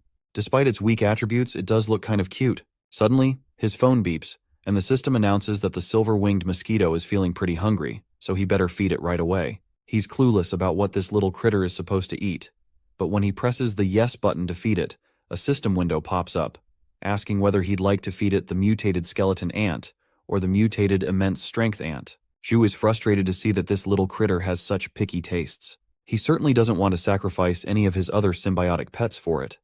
He starts grumbling about who designed this trash mosquito that can't simply eat regular monsters from the game. Meanwhile, the little guy, still cute as ever, is drooling and eagerly showing signs of hunger, ready to devour anything to satisfy its appetite. With no other options left, he reluctantly proceeds to sacrifice the symbiotic egg of the mutated immense strength ant. As soon as he presses the button, energy swirls around the little critter as its hunger is finally being fulfilled. Once he's done feeding, he decides to check out the critter's symbiotic form since this baby version isn't likely to be much help in a fight. As the mosquito morphs into its symbiotic form, a pair of wings sprout behind his avatar. He excitedly takes to the air, testing out his newfound ability to fly. The speed is exhilarating, and he feels a rush of thrill from such immense power. The wings grant him impressive agility, although they can't lift him too high. He realizes that while he can maneuver deftly at low altitudes, his flight is limited to just a few meters off the ground. Since he can now fly, it seems pointless to continue hunting ants, so he decides to dive deeper into the depths of the caves, ready to explore what lies ahead. As he ventures deeper, more and more ants start popping up, and the path keeps getting narrower and narrower, with monsters crawling around everywhere. When he finally looks at the scene from a bird's-eye view, he sees countless critters, and he's totally lost on how he's going to fight them off. But then he remembers he can fly, so he figures he can just zip right over their heads without getting hurt. Unfortunately, that plan doesn't work out as expected. The little ants quickly band together and form a giant hand, which lashes out at him, swarming him from all sides. Once he is stuck inside this swarm, light starts leaking from the horde of ants. Using his ash palm skill, he obliterates all those pesky ants surrounding him, clearing out the entire area. The impact is so intense that it punches a hole in the ground, and he starts falling into a place where there's nothing but a single boulder. Just when he thinks he's safe, he notices something near the boulder. It doesn't take him long to realize he's stumbled upon an ant nest, and now those critters are heading straight for him. Once he's overrun by the flying insects, his avatar eventually bites the dust, and he's pretty banged up. It's a real shame he can't explore the dungeon any further, as he'll need his silver-winged mosquito to recover before he can use those sweet wings again. His stomach starts rumbling, so he heads to the fridge, only to find it completely empty. Looks like he's got no choice but to head out and grab some food. As he steps outside the city, we notice a car trailing him. Inside, someone reports that their target has left the house and is heading for the main street. They ask if they should move in now. This woman, known as Lisa, while applying some lipstick, replies to her junior that it's too crowded right now. Since Chow asked them to stay undercover, she reassures them that she'll handle the situation. As our boy strolls down the footpath, the girl quickly positions herself in his path, making sure she looks absolutely smoking hot. She's determined to charm him as soon as he lays eyes on her. While he's still walking, completely unaware of what's coming, the lady hides behind a wall, waiting for the perfect moment. Eventually, she steps out and pretends to be clumsy, falling to the ground. Without missing a beat, she puts on a show with fake tears and calls him a handsome fella, asking him to help her up. But our guy, being the Giga Chad he is, just walks right past her without giving her a second glance. This response really ticks her off. What bothers her most is that this brat didn't even acknowledge her beauty. She then stands up and starts chasing him, ready to use her final trump card as a last resort. Meanwhile, our boy is lost in thought, mulling over how easy it must be for people who can fly to enter the lotus pond. However, figuring out how to deal with the blood-striped Buddha heart lotus is still a puzzle he needs to solve. Suddenly, the girl grabs his hand and asks why he's walking so fast. Zhou, confused, asks her who she even is. She replies that she's lost and hurt herself when she fell, so she's just asking for a little help. Hearing this, Zhou pulls out his phone and dials 911, telling her that help will be on the way soon. But she quickly insists that he put his phone away and just take her home. Zhou remains unhinged and says he's heading out for dinner and doesn't have time to waste. Frustration builds up for the lady with every passing second. Her pride is wounded, and she's reached her limit. Deciding she's had enough, she unleashes her powers and lunges at him, ready to knock him out and take him back by force. A violent explosion erupts from their clash, and as the dust settles, the woman is left standing alone while our boy quickly flies up and stands above a signboard. It doesn't take long for him to realize who she is, and in his memory serves right, she's one of the federal agents who were after Jing Daoxian that night. It seems she underestimated him.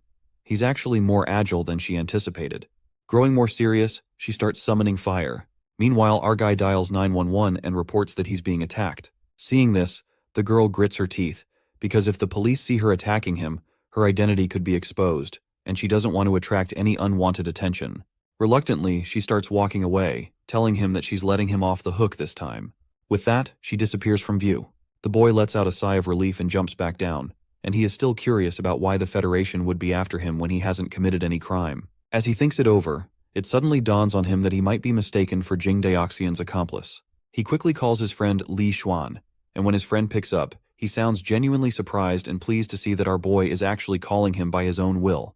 But our boy doesn't waste time catching up, and tells Xuan to find a private place because he has something important to reveal. After a while, once he's explained the situation, Xuan is shocked to hear that he's encountered Jing Daoxian. He also expresses how jealous he is feeling, because he also wants to meet someone as legendary as Jing Daoxian.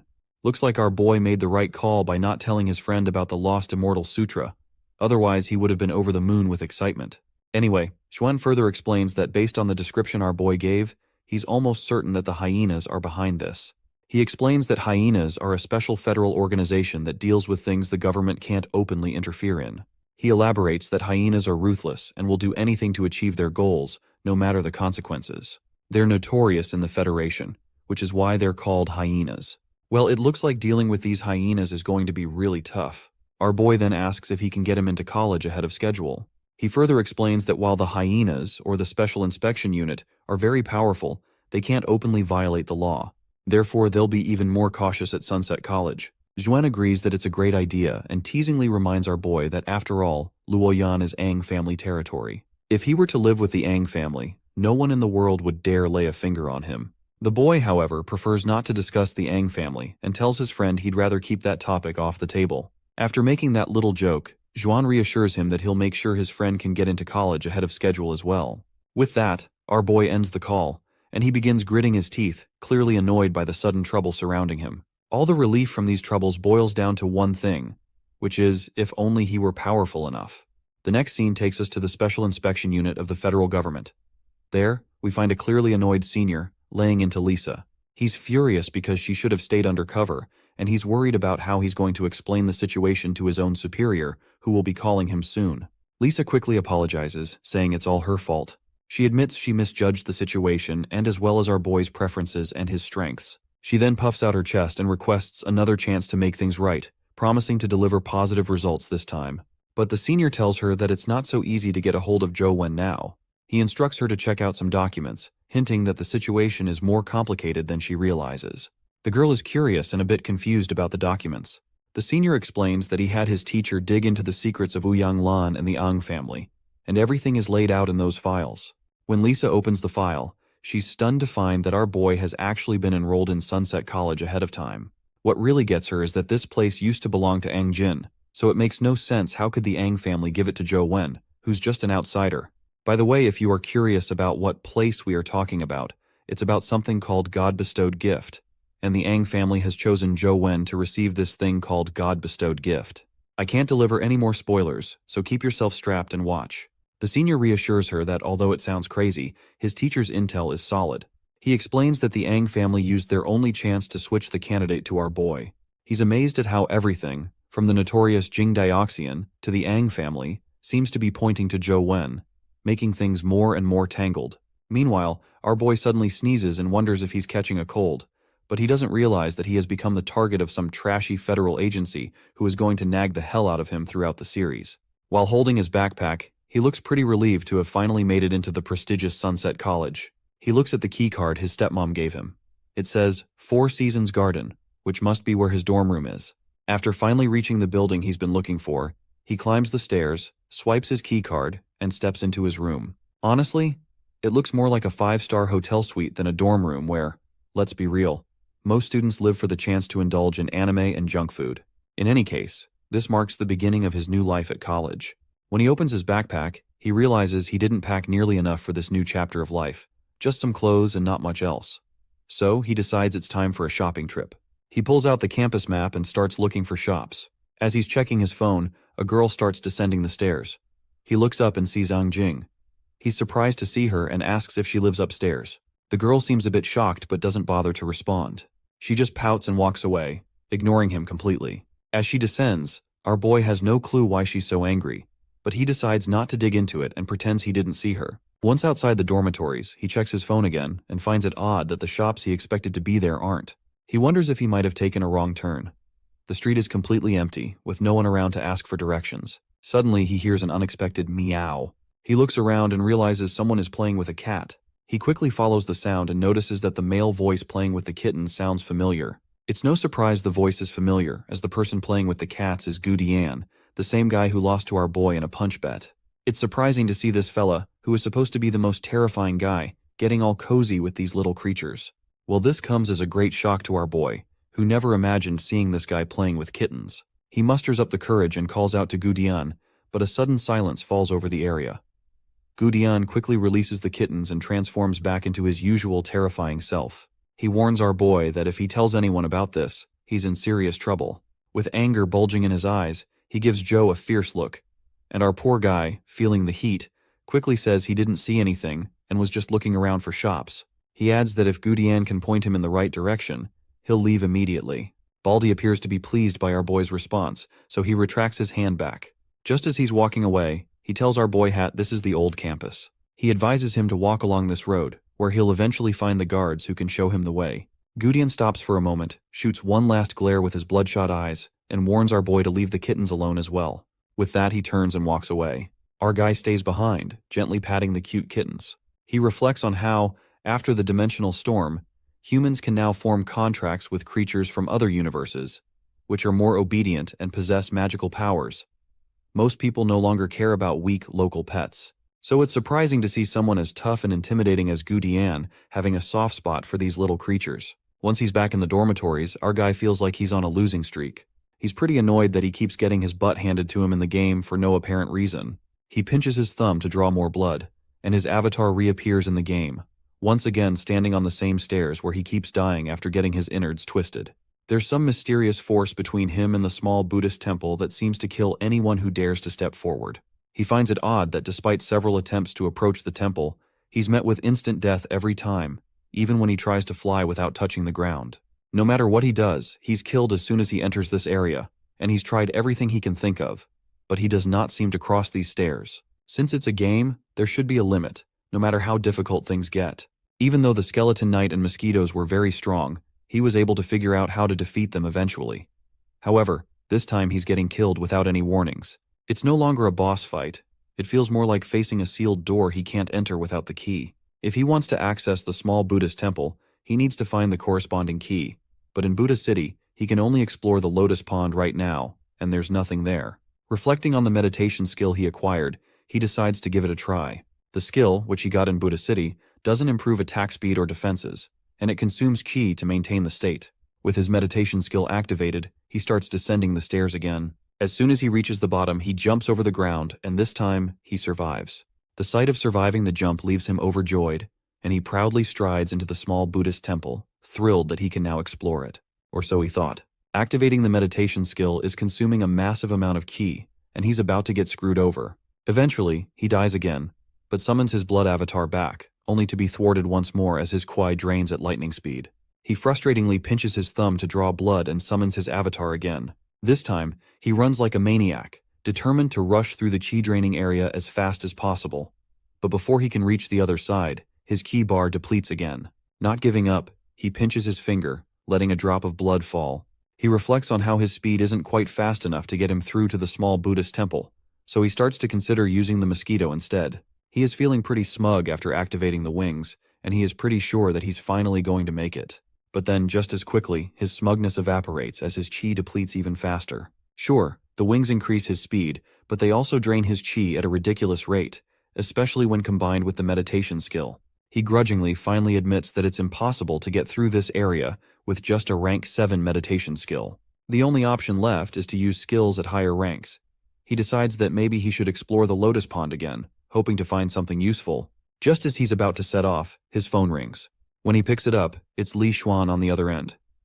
Xuan casually tells him to come to the Lotus Pond and watch the show. Zhou gets curious to hear this and asks what's so interesting about it. Xuan just looks straight ahead, where we see our boy's stepsister is standing against a gorilla-like guy, and cryptically tells him that he'll understand when he gets there. As she stands there, murmurs ripple through the crowd. People are saying that she had already reached legendary level before she even enrolled, and the guy standing against her is Yang Lu, a third-level legendary figure. Apparently, this gorilla claimed he would kill the Buddha Heart Lotus as a gift for her. She glances at the flower and, with her usual swagger, tells him not to waste his breath on something as mundane as flowers. She's confident that he's just all bark and no bite and couldn't possibly defeat the blood-striped Buddha Heart Lotus. Her remark infuriates Yang Lu, who feels humiliated by her dismissal. On the other hand, Xuan is impressed to learn that the flower's actual name is the blood-striped Buddha Heart Lotus, which confirms that she has thoroughly investigated the monster.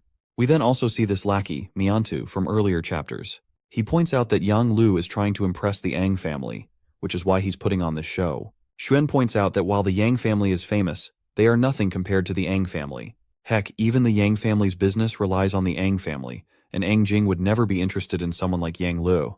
The lackey agrees, adding that the only person truly worthy of her is Li Xuan himself.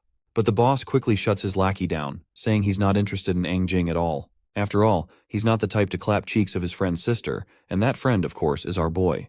When our boy finally strolls into the scene, he looks at his stepsister and asks Xuan if he really called him here just to show off his sister. The playboy just smirks and says that's not the main event. He points out that his sister has an admirer, and as her brother, it's his right to check out the man who's fallen head over heels for her. Meanwhile, Yang Lu is seething with anger after the humiliating rejection from our stepsister. He's confident that once he takes down the blood-striped Buddha Heart Lotus, he'll make her swallow her words and accept his gift. But the girl dismisses his promise as pointless and tells him to stop humiliating himself. That's the last straw for Yang Lu. He summons his pets, and 2 white eagle-like birds appear in the sky. Miantu is awestruck to see these legendary-level silver-eyed eagles, and there are 2 of them no less. The cocky Yang Lu barks orders to his pets, and they quickly zoom towards the lotus flower. The lotus flower does not sit idly either, and fires a red laser again, smashing directly into one of the eagles.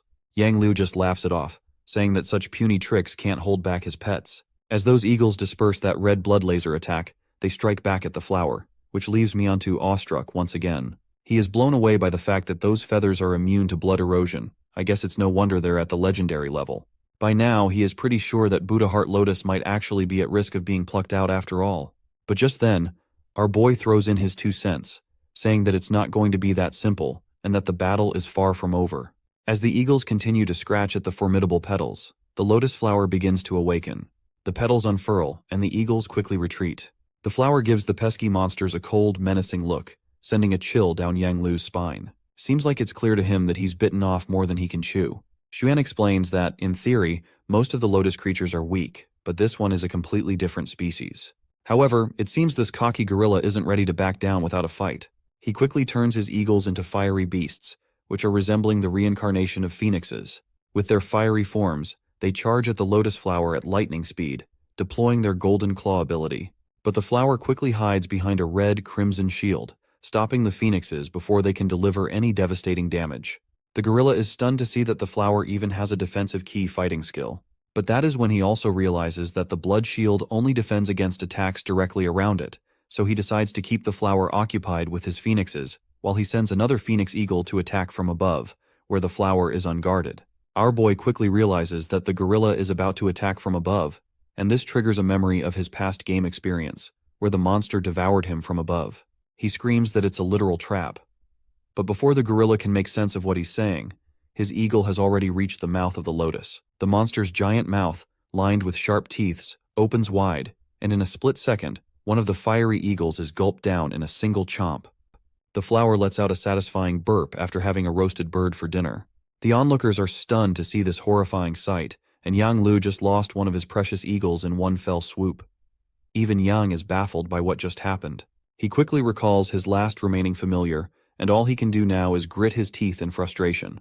That's when the guy starts strutting toward our boy, towering over him like a big shot. With his usual swagger, he asks how in the world our boy knew it was a trap.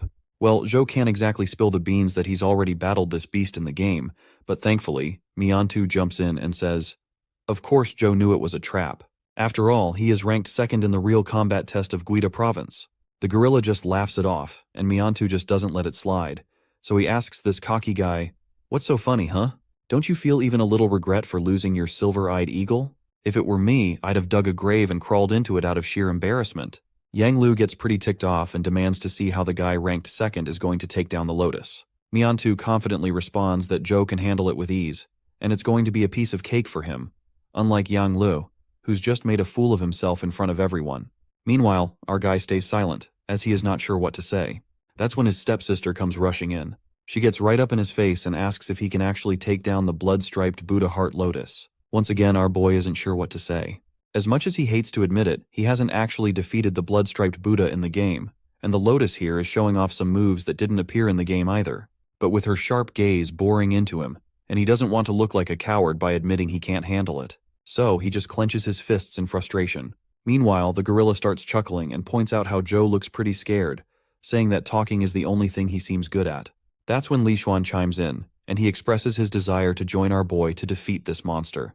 The gorilla is pretty startled by this unexpected development, because he didn't expect the famous playboy of the Li family to get involved. But then he starts grinning, thinking that even the silver-eyed eagles couldn't handle this. So they're just daydreaming if they think they can take down the monster. With that, the gorilla agrees and says he's looking forward to seeing their plan in action. A little while later, the crowd has gathered on one side, while our boy and his two allies are on the other side. Li Xuan is visibly pissed that Miantu provoked the gorilla and dragged them into this challenge. But our boy reminds him that pinching this dude's cheeks isn't going to help now, because they have already accepted the challenge, so they better focus on their next plan. Zhu is pretty confident, even though his blood avatar wasn't enough to take down the monster before. He's sure that with all three of them working together, the outcome might surprise everyone, especially since Li Xuan has two legendary-level creatures on his side, giving them a better shot at victory. The only hitch is figuring out how to get into the lotus pond. Zhou admits he can't rely on his skeleton ant alone and can't protect all three of them during the fight. Xuan also points out that he doesn't have any flying creatures, and his new sky conch can barely manage to stay airborne. That's when Miantu steps up, placing a mask over his face and saying, "Leave this to me." He summons his pet, and suddenly a giant turtle pops out of the sky, plummeting into the acidic water. As it floats there, it creates a solid platform on its shell, giving them a way to stand above the acid. Li Xuan is pretty fascinated to see that even Miantu has a mortal-level symbiotic egg. At first, he thought only Zhou had pets of that caliber. Anyway, The three of them ride atop the giant turtle and head towards the flower. Miantu tells his friends that they should go fight the twisted flower, while he commands his dragon-scale turtle to support them from the sidelines. With that, both Joe and his friends start unleashing their pet powers. Then, my guy jumps into the sky, summons his skeleton ant, and hops onto its back.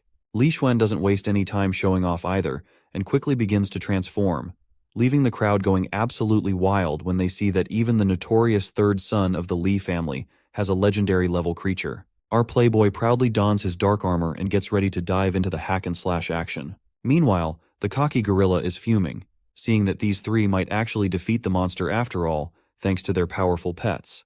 His stepsister watches intently, not missing a moment. It looks like our armored playboy is struggling to keep his balance on his conch, so Joe tells Miantu to keep an eye on Li Xuan since the floating ability of the conch isn't very flexible. They gotta make sure their friend does not fall into the acid. Miantu nods and says, "Leave it to me." With that, both of our boys charge at the monster. The Buddha quickly shoots out crimson projectiles at the party, but Joe tells his ant to block them. The skeleton ant promptly rises up and takes the crimson projectiles head-on, protecting them from the attack. That's when the black-armored guy spots his chance and slashes his sword at the monster.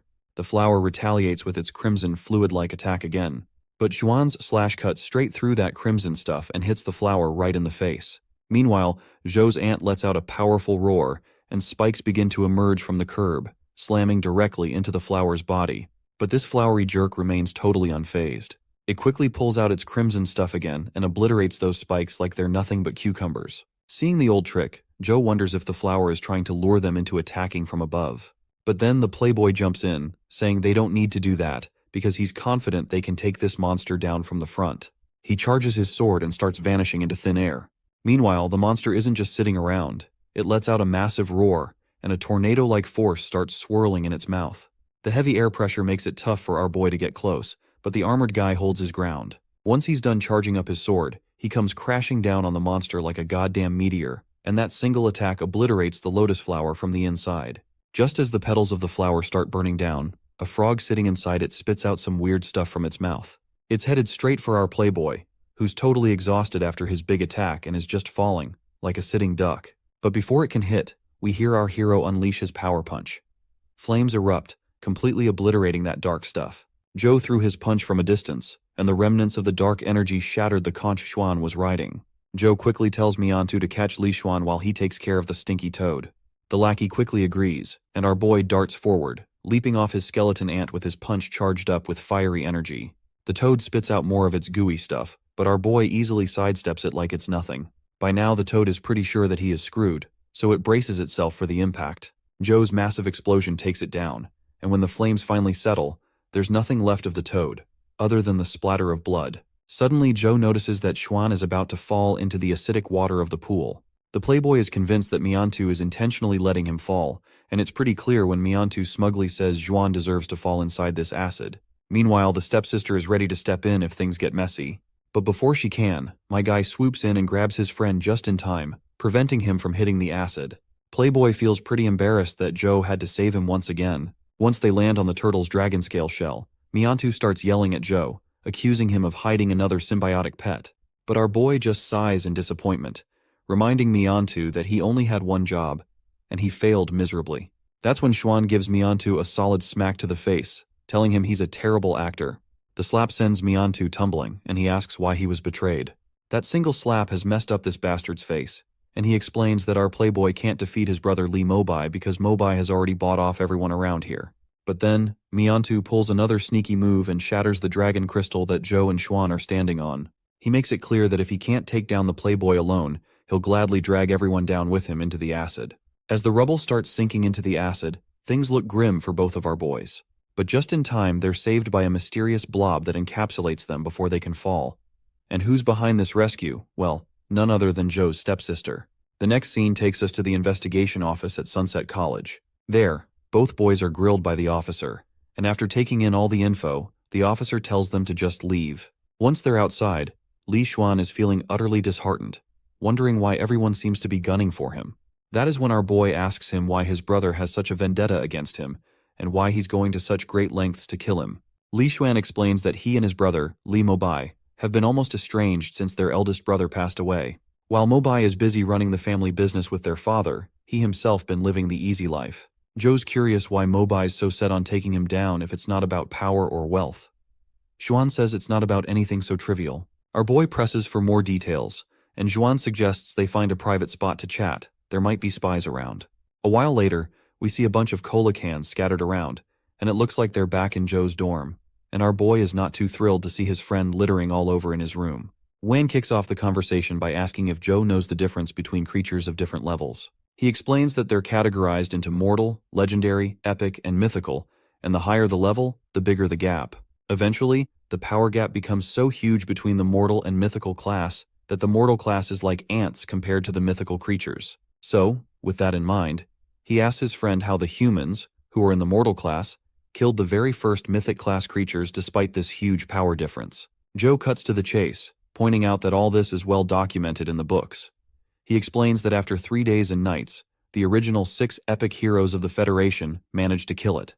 But Xuan dismisses this as hot air, reminding Joe that even with the biggest strength gap, 100 epic heroes wouldn't have made it, let alone 6. The real reason the mythical creatures were defeated was because humans had mythical symbiotic creatures on their side. Joe is shocked to his core and can't make sense of it. He questions how they could obtain mythical symbiotic pets before even killing the mythical creatures, since typically, the eggs can only be hatched after the creatures are defeated. Li Xuan explains that this is a god-bestowed gift. He reveals that someone bestowed the power to kill mythical creatures onto the 6 heroes, and that power was in the form of a larva of the mythical creature. Joe dismisses the idea as a bunch of groundless legends, but Xuan explains that the Federation has set up a top-secret department to handle and hide the deeds of the 6 heroes, and most people aren't aware of it.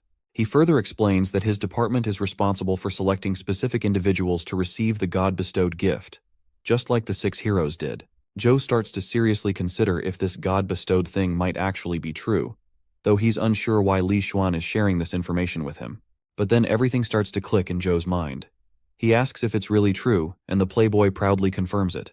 He reveals that his father has appointed him as the first heir to receive the god-bestowed gift in his family, and the only way Li Mobai can claim the qualification rights is if he kills Li Xuan.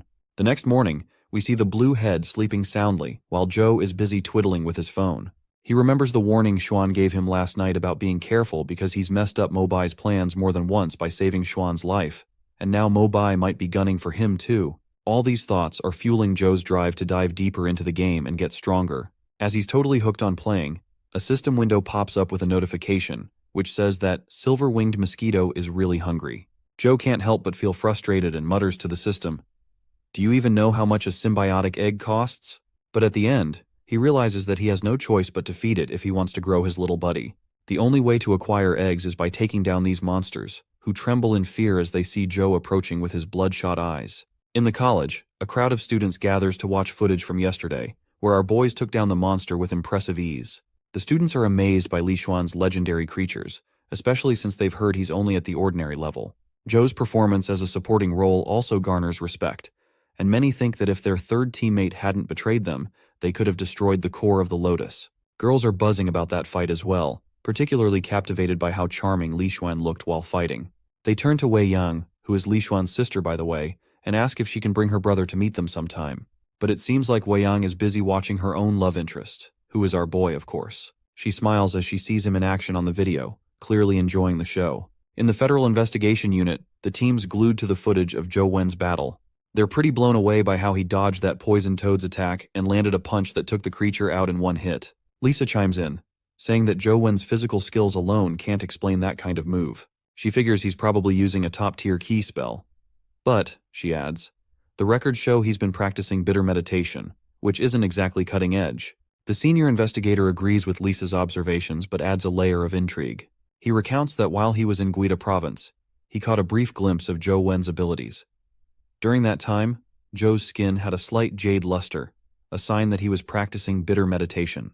Now, that feature has completely disappeared, which suggests he may have abandoned the practice. Lisa asks if the senior suspects that our boy is not pursuing bitter meditation after years of dedication, and if so, who might have provided him with a higher-level key spell, which forced him to abandon the bitter meditation.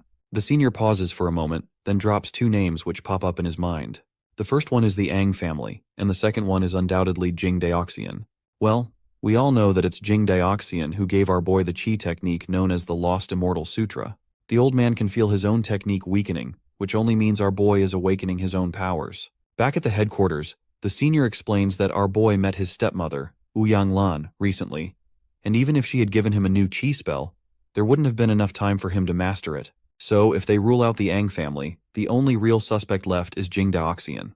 The senior then orders Lisa to charge Zhou Wen with being an accomplice of Jing Daoxian and to apply for a cross-district arrest warrant, because it's finally the time they interrogate our boy face-to-face. Lisa agrees immediately, and as soon as she pulls up the system window, she opens up Zhou Wen's entire profile. She's really looking forward to catching him and giving him a taste of what's coming. The woman then asks if the Ang family will protect our boy in college. The senior reassures her that as long as they get the warrant, they won't have any reason to protect him under federal law. Plus, since both Ang Tianzhou and Ang Jin have been messing with him, it's clear they don't want Zhou Wen to fight for the God-bestowed gift. Maybe they never really wanted to protect him in the first place. We then see our stepsister again, looking a bit hesitant before entering Zhou Wen's apartment. She stands there, reflecting on past memories. She recalls asking her mom why she chose our boy to be the candidate of the God-bestowed gift. She admits he's talented, but talent alone isn't enough to make him succeed. Besides, he's a gaming nerd, always glued to his phone whenever he gets a chance to play. But that's when her stunningly attractive mom, with a great figure and all, admits that she's already made her decision and would rather argue than change her mind. In the present moment, this is really irritating the girl. She's determined to prove to her mom that she's way better than him. She eventually decides to knock on the door, but before she can do much, Zhou opens it himself, still glued to his game. It takes him a moment to realize Ang Jin is standing on his doorstep. The arrogant stepsister then explains that her sun shooting spell is legit and that he can practice it however he wants. Zhou is confused about what her deal is and whether she's just here to brag about her spell. In his mind, he thinks even if he wanted to practice it, he wouldn't be able to learn it since he already has the Lost Immortal Sutra. She then asks if he still doubts her. If he does, she tells him to show her the flash drive to their father, and he will surely verify it. Zhou lets out a sigh at this and finally asks why she even gave him the spell in the first place. The girl replies that it was to prove she's better than him. She then asks if he wasn't upset when she defeated him in high school. Our boy flashes a charming smile and says not at all. In fact, he kind of admires her for it. This annoys her, and she tries to remind him that she defeated him publicly, so it makes sense he'd want to bounce back and get revenge. She explains that she's seen his abilities at the Lotus Pond, and believes he'll reach the legendary level after 3 months of practicing the sun shooting spell. She'll allow him to practice it, but until then, she plans to challenge him again. Our boy simply asks if he can give up now, admitting defeat. But this stubborn lady just gets even more annoyed and tells him he must fight her again. She's fuming at the top of her head, completely baffled by how her mother ended up choosing this guy. Eventually, she withdraws her hand and decides to head back to her dormitory. She offers Zhou some chi crystals as a prize, saying he's welcome to take any he wants since she won't be going easy on him this time. Zhou stands there in silence, reflecting on how she's a talented girl, recognized by the Federation, who reached legendary level at just 13. It doesn't make sense to him why she's so determined to fight him. Well, it seems like this idiot is clearly still in the dark about being chosen for the God-bestowed gift as the Ang family's candidate. Nonetheless, he grabs the garbage bags Li Xuan littered last night, takes out the trash, and returns to his game. He's still glued to the screen and the action is intense. It looks like he's finally defeated the Lotus Buddha flower, and his ant skeleton has snagged the Buddha Heart Lotus egg. He quickly retrieves the egg from its pet, feeling anxious as he opens the stats tab. Li Xuan had mentioned that the symbiotic heart of the Buddha Heart Lotus is very useful.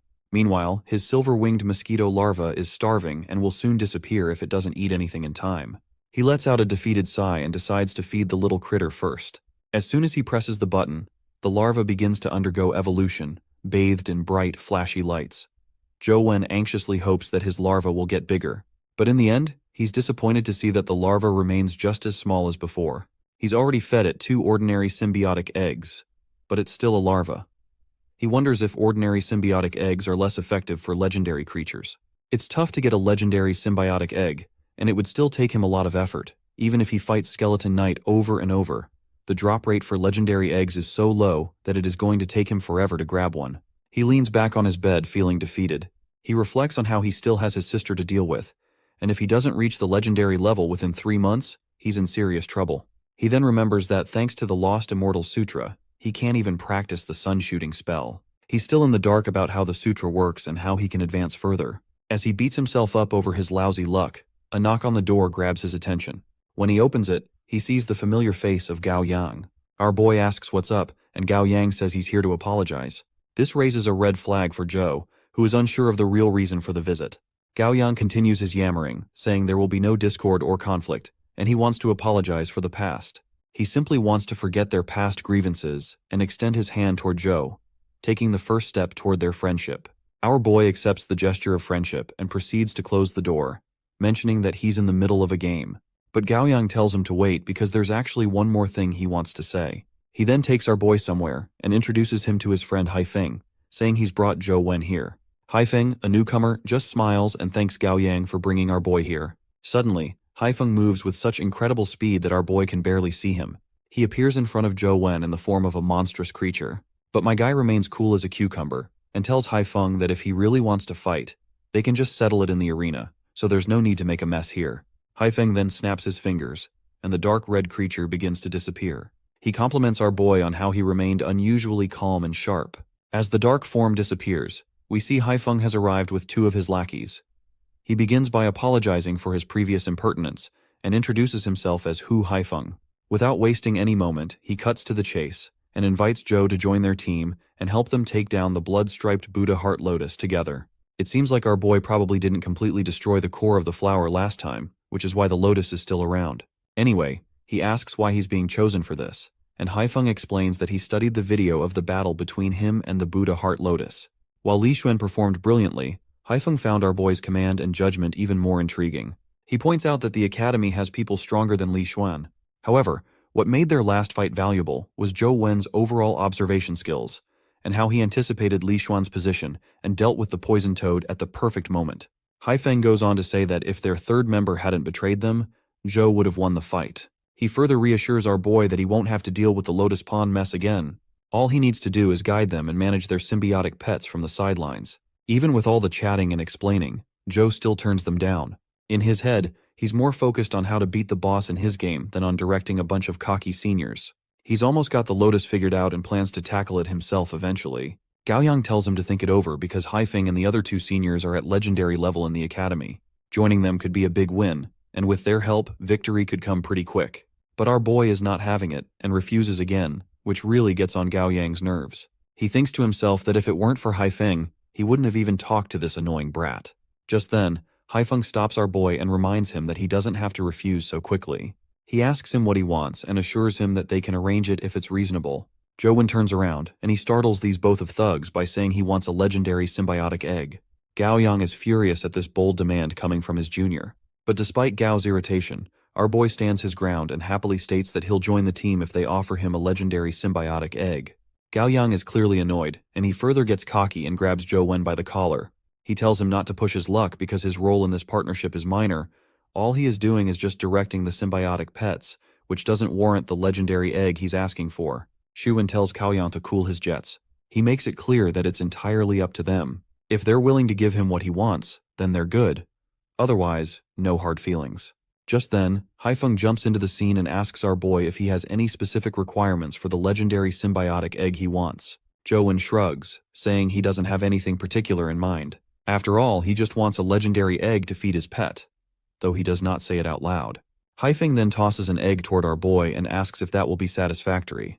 Well, Zhou Wen is clearly pleased with the offer and has no further demands, because getting a legendary symbiotic egg for free is more than enough for him. Haifeng extends his hand for a fist bump to seal the deal, and Zhou Wen quickly reciprocates, finalizing their agreement. As they part ways, Gao Yang turns to his friend and questions how he could give away the flaming toxic bee's symbiotic egg so easily. He doesn't understand why he trusts Zhou Wen so much. Haifeng reminds his friend that after watching the video of the battle, he felt our boy had something special, which is almost as if he'd fought the Lotus before. Gao Yang is a bit shocked to hear this, but Haifeng just walks off, telling his friend not to stress. The egg is now just part of the deal, serving as insurance against their failure. Back in his room, our boy summons his winged mosquito. Once the little critter appears, he flashes the legendary symbiotic egg he snagged for dinner. Without wasting any time, he pops the egg right into his pet's mouth. Immediately, a giant blob of aura and fire surrounds the little guy as he begins to evolve. When the transformation is done, our winged mosquito emerges with sharp green eyes, a needle-like sting, and an overall bigger size, which is way bigger than it was before. Joe finds it fascinating that this evolution merged the properties of the flaming toxic bee's attributes, probably because both are insects. He then checks the stats and notices that the larva tag is finally gone, and his mosquito has finally matured. But what really shocks him is how much the stats have improved, almost exceeding the limits of a legendary creature. On top of that, it's got a new skill called Magic Light Sting, which shoots a long, high-speed energy sting capable of piercing through targeted enemies. Joe can't help but flash a grin at his newly evolved pet. With its awesome upgrades, he's feeling pretty confident it can definitely take down the blood-striped Buddha Heart Lotus. He quickly drips some blood onto his screen, summoning his blood avatar, along with his upgraded winged mosquito. Without wasting any time, he sends his mosquito charging at the lotus. The lotus isn't about to just sit there and take hits. It conjures up that crimson stuff and tries to blast the mosquito out of the air. But the mosquito zips through the attack with lightning speed, almost too fast to see. As the mosquito gets close, it's just a hair away from piercing the flower's eye with its sharp claw. But in a split second, the sneaky lotus ducks into the water, leaving the mosquito wondering where it went. Just then, the mosquito notices something coming up from below the ground. The lotus tries to catch it off guard by attacking from underneath, but the mosquito dodges the sneaky petals and makes a quick escape. The mosquito then turns his attention back to the flower and ramps up its descent momentum by using its silver wing attack, aiming directly at the flower. The lotus tries to block the attack with its crimson substance, but the mosquito isn't finished yet. With lightning speed, it circles back, slicing through the crimson barrier with its sharp wings. The lotus looks quite frustrated, and it finally explodes, revealing a toad inside, just like we saw in the real-life battle. And as expected, the toad quickly starts throwing gooey, sticky sludge at the mosquito. But the little guy dodges everything with ease. It quickly counters with its sting attack, sending a sharp crimson needle straight into the toad. The toad pops like a balloon as soon as the needle hits its target, and another sting from the mosquito obliterates the core of the lotus, causing a massive explosion in the aftermath. Just as the haze starts to clear, the mosquito makes sure to grab the crystal from the smoky explosion. Meanwhile, our boy watches with awe, still doubting if his winged mosquito's skill has truly become that powerful. His pet returns with the prize in its mouth and quickly spits out the demonic crystal of the lotus. Joe doesn't waste a moment and grabs up the red crystal. He is feeling pretty confident that the QI fighting skill of this blood-striped Buddha Heart Lotus might be the key to entering that small Buddhist temple. He absorbs the crystal, and this time the absorption process starts to affect him in real life as well. It feels like a searing heat trying to cook him alive, but Joe endures the pain like a champ. Moments later, the system announces that the demonic crystal of the blood-striped Buddha Heart Lotus has been absorbed, and his original skill, meditation, has been upgraded to a stronger skill known as blood meditation. Once the process is over, Joe-Win's body is still emitting steam. He rinses his sweaty shirt, giving it a solid twist to wring out the water. After that, he activates his newly acquired blood meditation skill. As expected, the QE consumption rate with blood meditation is slower than with regular meditation, allowing it to last for about half an hour. He is now feeling pretty confident that this skill will help him explore the small Buddhist temple like a pro. Without wasting any time, he dives back into the game. He finally crosses the stairs of the underground Buddha city, making his way with renewed vigor, showing no signs of exhaustion. He's feeling happy that this enhanced meditation skills is helping him resist the power of this area. After a few minutes of running, he finally reaches the main entrance of the small Buddhist temple. He's feeling pretty nervous before going in because he's not sure what kind of monsters he might run into. But he goes in anyway. After looking around for a bit, he's kind of weirded out that there aren't any dimensional creatures around. Then he spots a slab on the other side with some Chinese writing on it, and the title on the slab says it's a short sutra on perfect wisdom. That is when he recalls that the large sutra on perfect wisdom is a well-known thing. According to legend, a Buddhist discovered it during a dimensional storm, and it was ranked as one of the 2 greatest QE spell arts in Buddhism. He is sure that this short sutra on perfect wisdom must also be a spell too. As soon as he tries to read the inscription, the words on the slab start twisting and wrapping around, and he gets hit with a brutal headache. It feels like someone's trying to scramble his brain like eggs. He grabs his head in pain, and suddenly something starts shining brightly in the middle of his avatar's chest. In the next moment, the immense pressure he was feeling vanishes, and he notices that the flow velocity of the Immortal Sutra has slowed down. The pressure is gone, and he's no longer feeling any discomfort as he tries to read the inscription. Just as he's trying to make sense of everything around him, he quickly notices his ki bar is depleting. He hasn't even entered the Buddhist hall yet, so he starts running without wasting any time. Once he's standing outside the small Buddhist temple, he opens the door and spots a giant statue with 3 Buddha faces. He's not even sure if a 3-faced Buddha is a real thing in Buddhism, but as soon as he steps inside, His avatar starts to twist, and just like that, the game is over. He's dead again, without any warning or obvious reason. Looks like he'll need to dig deeper to figure out the rules before entering the temple. At least this experience taught him a bit about what those predecessors went through to gain their power. They really risked their lives, and he's starting to admire them for that. Even with the help of blood meditation, he still couldn't enter the Buddhist hall, but the fact that he didn't see any dimensional creatures suggests that getting into the temple must have something to do with that stone tablet. He's pretty sure that the tablet is some kind of chi spell, but since he has already practiced the Lost Immortal Sutra, he knows he can't practice another chi spell right now. Still, he decides to memorize the sutra written on it.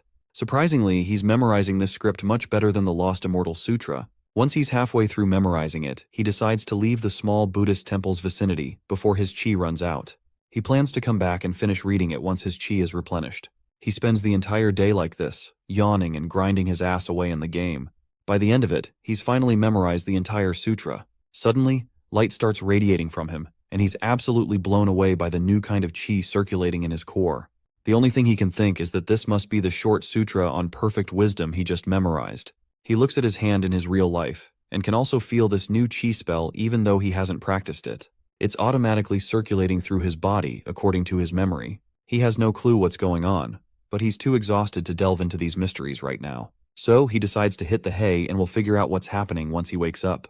Just as he starts catching some Z's, mysterious patterns begin to pop up on his chiseled body. By the way, have you noticed that this lazy guy does nothing but game, yet he has one of the best bodies? It's a bit jealous-making. If I could get stronger just by writing manhwa-recaps, I'd be the strongest person on the planet. Anyway, after his sleep, he heads to the bath in the morning. As the water pours over his body, he lets out a scream because his skin is shedding.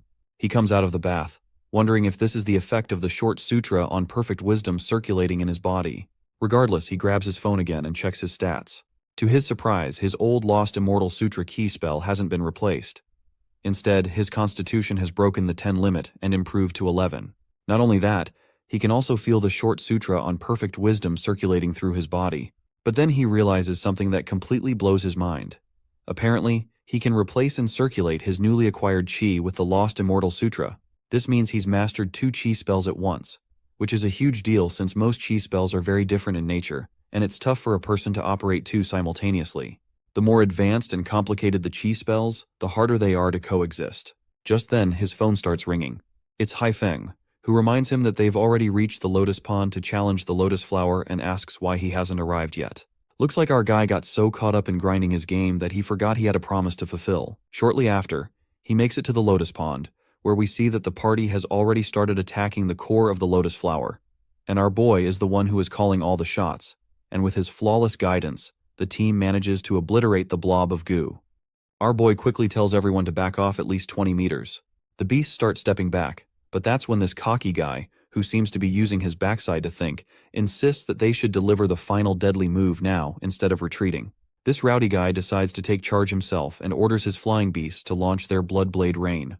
The birds throw their feathers, which begin to demolish the area. A giant explosion rocks the entire area, and one bird gets caught in the explosion and gets burned to smithereens. The cocky guy is left silent after making this blunder. Our boy makes it clear that he won't be compensating for the loss of the bird because the guy didn't listen to him.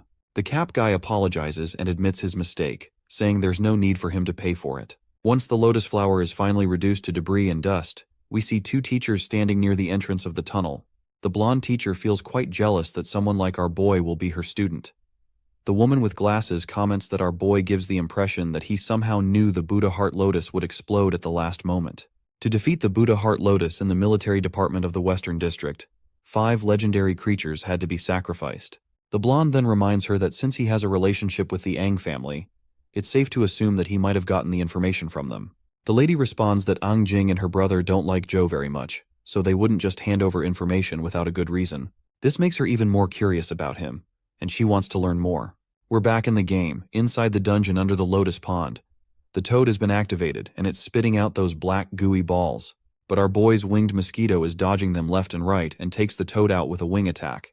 To finish the job, the mosquito unleashes its magic light sting. Just like before, it erupts in a heavy explosion, and our guy is pretty chuffed to see that with his knowledge of the lotus's attack patterns and the mosquito's abilities, he can take down the boss quite easily. Suddenly his phone rings, and he sees that there's a new loot drop, which is a symbiotic egg of the blood-striped Buddha heart lotus.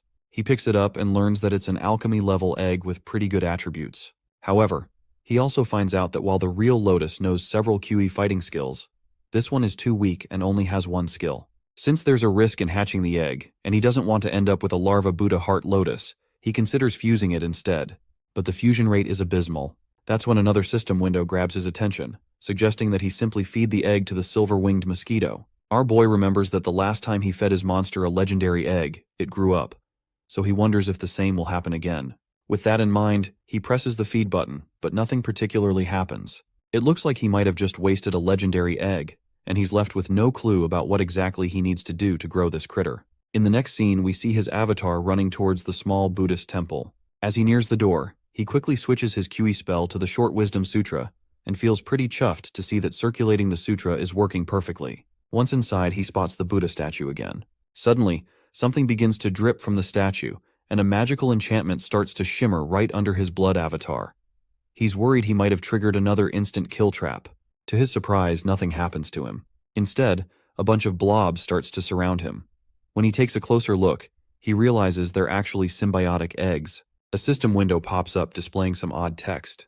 According to the postscript, the Buddha statue is one of the 5 kings of knowledge in Buddhism, who have conquered the 3 worlds of desire, form, and formlessness, and he is offered an egg by the Buddha. Our boy finds it pretty strange that this statue is trying to give him free symbiotic eggs. When he tries to check the stats of the egg, the system window says that the attributes can't be accessed because they're unknown. So, he decides to pick one of the 3 eggs at random. As soon as he makes his choice, the system announces that the mythical creature hatching is confirmed. Our boy gets absolutely furious and throws his phone away because he never confirmed anything. It's not that he doesn't want a mythical creature. In fact, they're very powerful in the dimensional realm. The problem is that even legendary creatures nearly killed him during hatching, so he's dreading the pain that's about to come with a mythical creature. But since the hatching has already been confirmed, the arc of pain begins. This red-black substance starts to choke him, and he really doesn't want to be the first guy to die from playing games.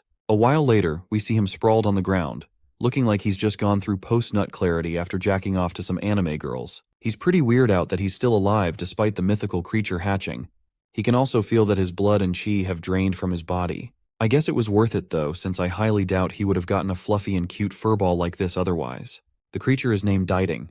He's confused at first because a mythical creature is supposed to be a powerhouse capable of destroying everything, but this little fella doesn't seem to fit that description. He picks up his phone and checks the creature's stats. Well, here's the bad news. The system mentions that this creature is an ordinary one at its primary stage. What shocks him most is that this ordinary creature has all attributes in the 2-digit range, which seems far from ordinary. It's hard to believe this could be considered ordinary at all. Still, he was told it was a mythical creature, and now he feels like he's been scammed by this crappy system. Nonetheless, he starts pondering the system's mention of the primary stage, and wonders if this monster can grow like the silver-winged mosquito. In myths, the white dog of Bodhisattva Ksitagarbha could hear everything in heaven and earth, and in Journey to the West, Diding could differentiate the real Monkey King from the 6-eared macaque, while many other gods couldn't. This little creature, however, looks quite different from what he had expected. He then decides to check out the creature's symbiotic form. The little creature transforms into an ear-piercing ring. As soon as the effects of the ring are activated, he can feel and hear his surroundings more acutely. He can even hear people outside his dorm room. That's when he catches the voice of Jiang, who seems to be groaning intensely, making him suspect she might be having a blast with her middle fingers. He even feels like a pervert for eavesdropping on girls, and decides to tune out and refocus. Still, her groans are getting more intense and she seems to be in real distress. He quickly reaches her dorm room and starts banging on the door, asking if she's okay. When he doesn't get a response, he starts to worry that something might have happened to her. Determined to rescue her, he takes a few steps back and charges at the door like a bull. However, he still can't get inside, because this is Ang Jiang's room, and her security door is built like a tank. Meanwhile, Jiang, lying on the ground, is puzzled about how he can even hear her. She definitely doesn't want him to see her in the awful state she's in right now. Before he can actually tear through the door, Jiang quickly tells him to stop. The thumping at the door suddenly stops, but our guy, ever the champ, decides to jump through the window, leaving her completely boggled. As soon as he's inside, he asks if she's okay. Jiang is utterly embarrassed to see him and asks, "How on earth did you get in through the window?" Our clueless hero replies that he thought she was in danger because no one answered the door. He adds that he prefers calling a doctor if she's hurt. The girl quickly gets terrified and assures him she's been through this many times before and it'll be fine soon enough. That is when this idiot asks her outright if she's having her period. She glares at him like he's the dumbest person alive, throws down a mug over his face, and reluctantly confirms that yes, she's having her period. Then she drags him out of the room and slams the door shut. Looks like our guy completely misread the situation. Meanwhile, inside the room, she leans against the door, sliding down to the ground, feeling utterly embarrassed and blushing like crazy after the awkward encounter. The boy returns to his dorm room and starts preparing food, specifically choosing red dates to help him recover sooner. His phone begins buzzing, and when he picks it up, it's Xuan on the other end. The playboy informs him that the new semester starts today, and that every club is looking for new members, so he suggests taking a stroll around campus to explore and get acquainted with others. However, the boy states that he's not interested in joining any clubs. Xuan responds that they could work together, and he's planning to start his own club. He even promises to help our boy with climbing up the ranks if he joins his club. But as we all know, my guy can easily climb the ranks just by playing video games, so he refuses and lets his friend know he's not interested. Xuan then tells him not to be so cold, reminding him that they need teams to complete most of the tasks assigned by the college. He points out that no one wanted to team up with them during the real combat test and asks if he wants to face that situation again. I guess our playboy got a point, so Joe eventually gives in and reminds his friend that the two of them alone aren't enough to start a club. Xuan just says they'll figure it out later. With that, the scene takes us to the outside, where the students start gathering in the central square of the college, and our boy feels overwhelmed by the crowd. Among the sea of people, Xuan is standing on the stairs, calling out to him, and he's accompanied by a lady. When they meet up, the playboy quickly asks why he's carrying a bag. Our boy explains he's got red dates and wolfberry tea to help replenish his blood. That's when the lady chimes in, suggesting that since he's already here, he should join Wei Yang's club. She adds that they have many lovely girls and would be happy to have him join. By the way, Wei Yang is Xuan's sister, which is exactly why Xuan protests, saying that our boy will be joining his club instead.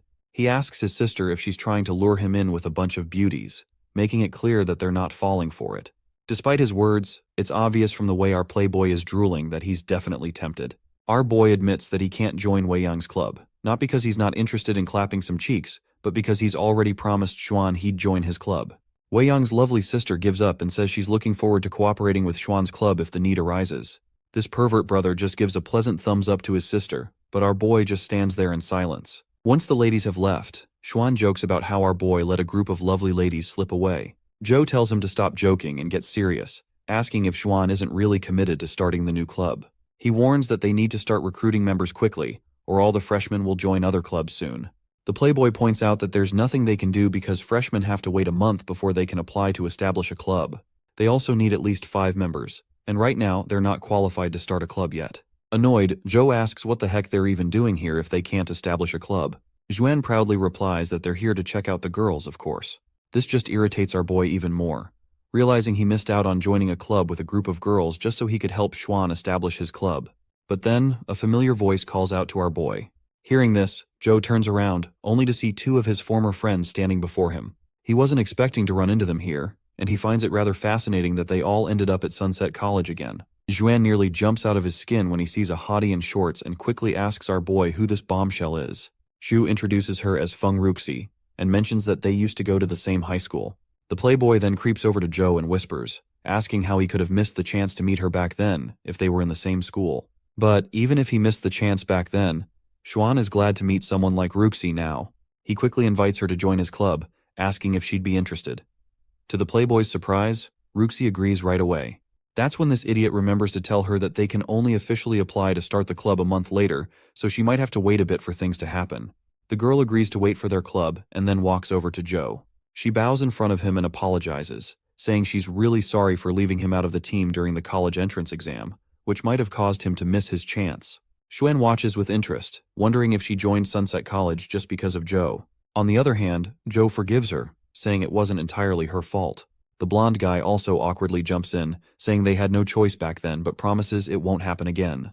The playboy then tells everyone to chill and skip the formalities since they're all buddies. He suggests it's getting late, so they should head back and get some rest to gear up for tomorrow's combat test. Chu is a bit surprised to hear this, and asks if they really have to dive into a combat test on their first day of college.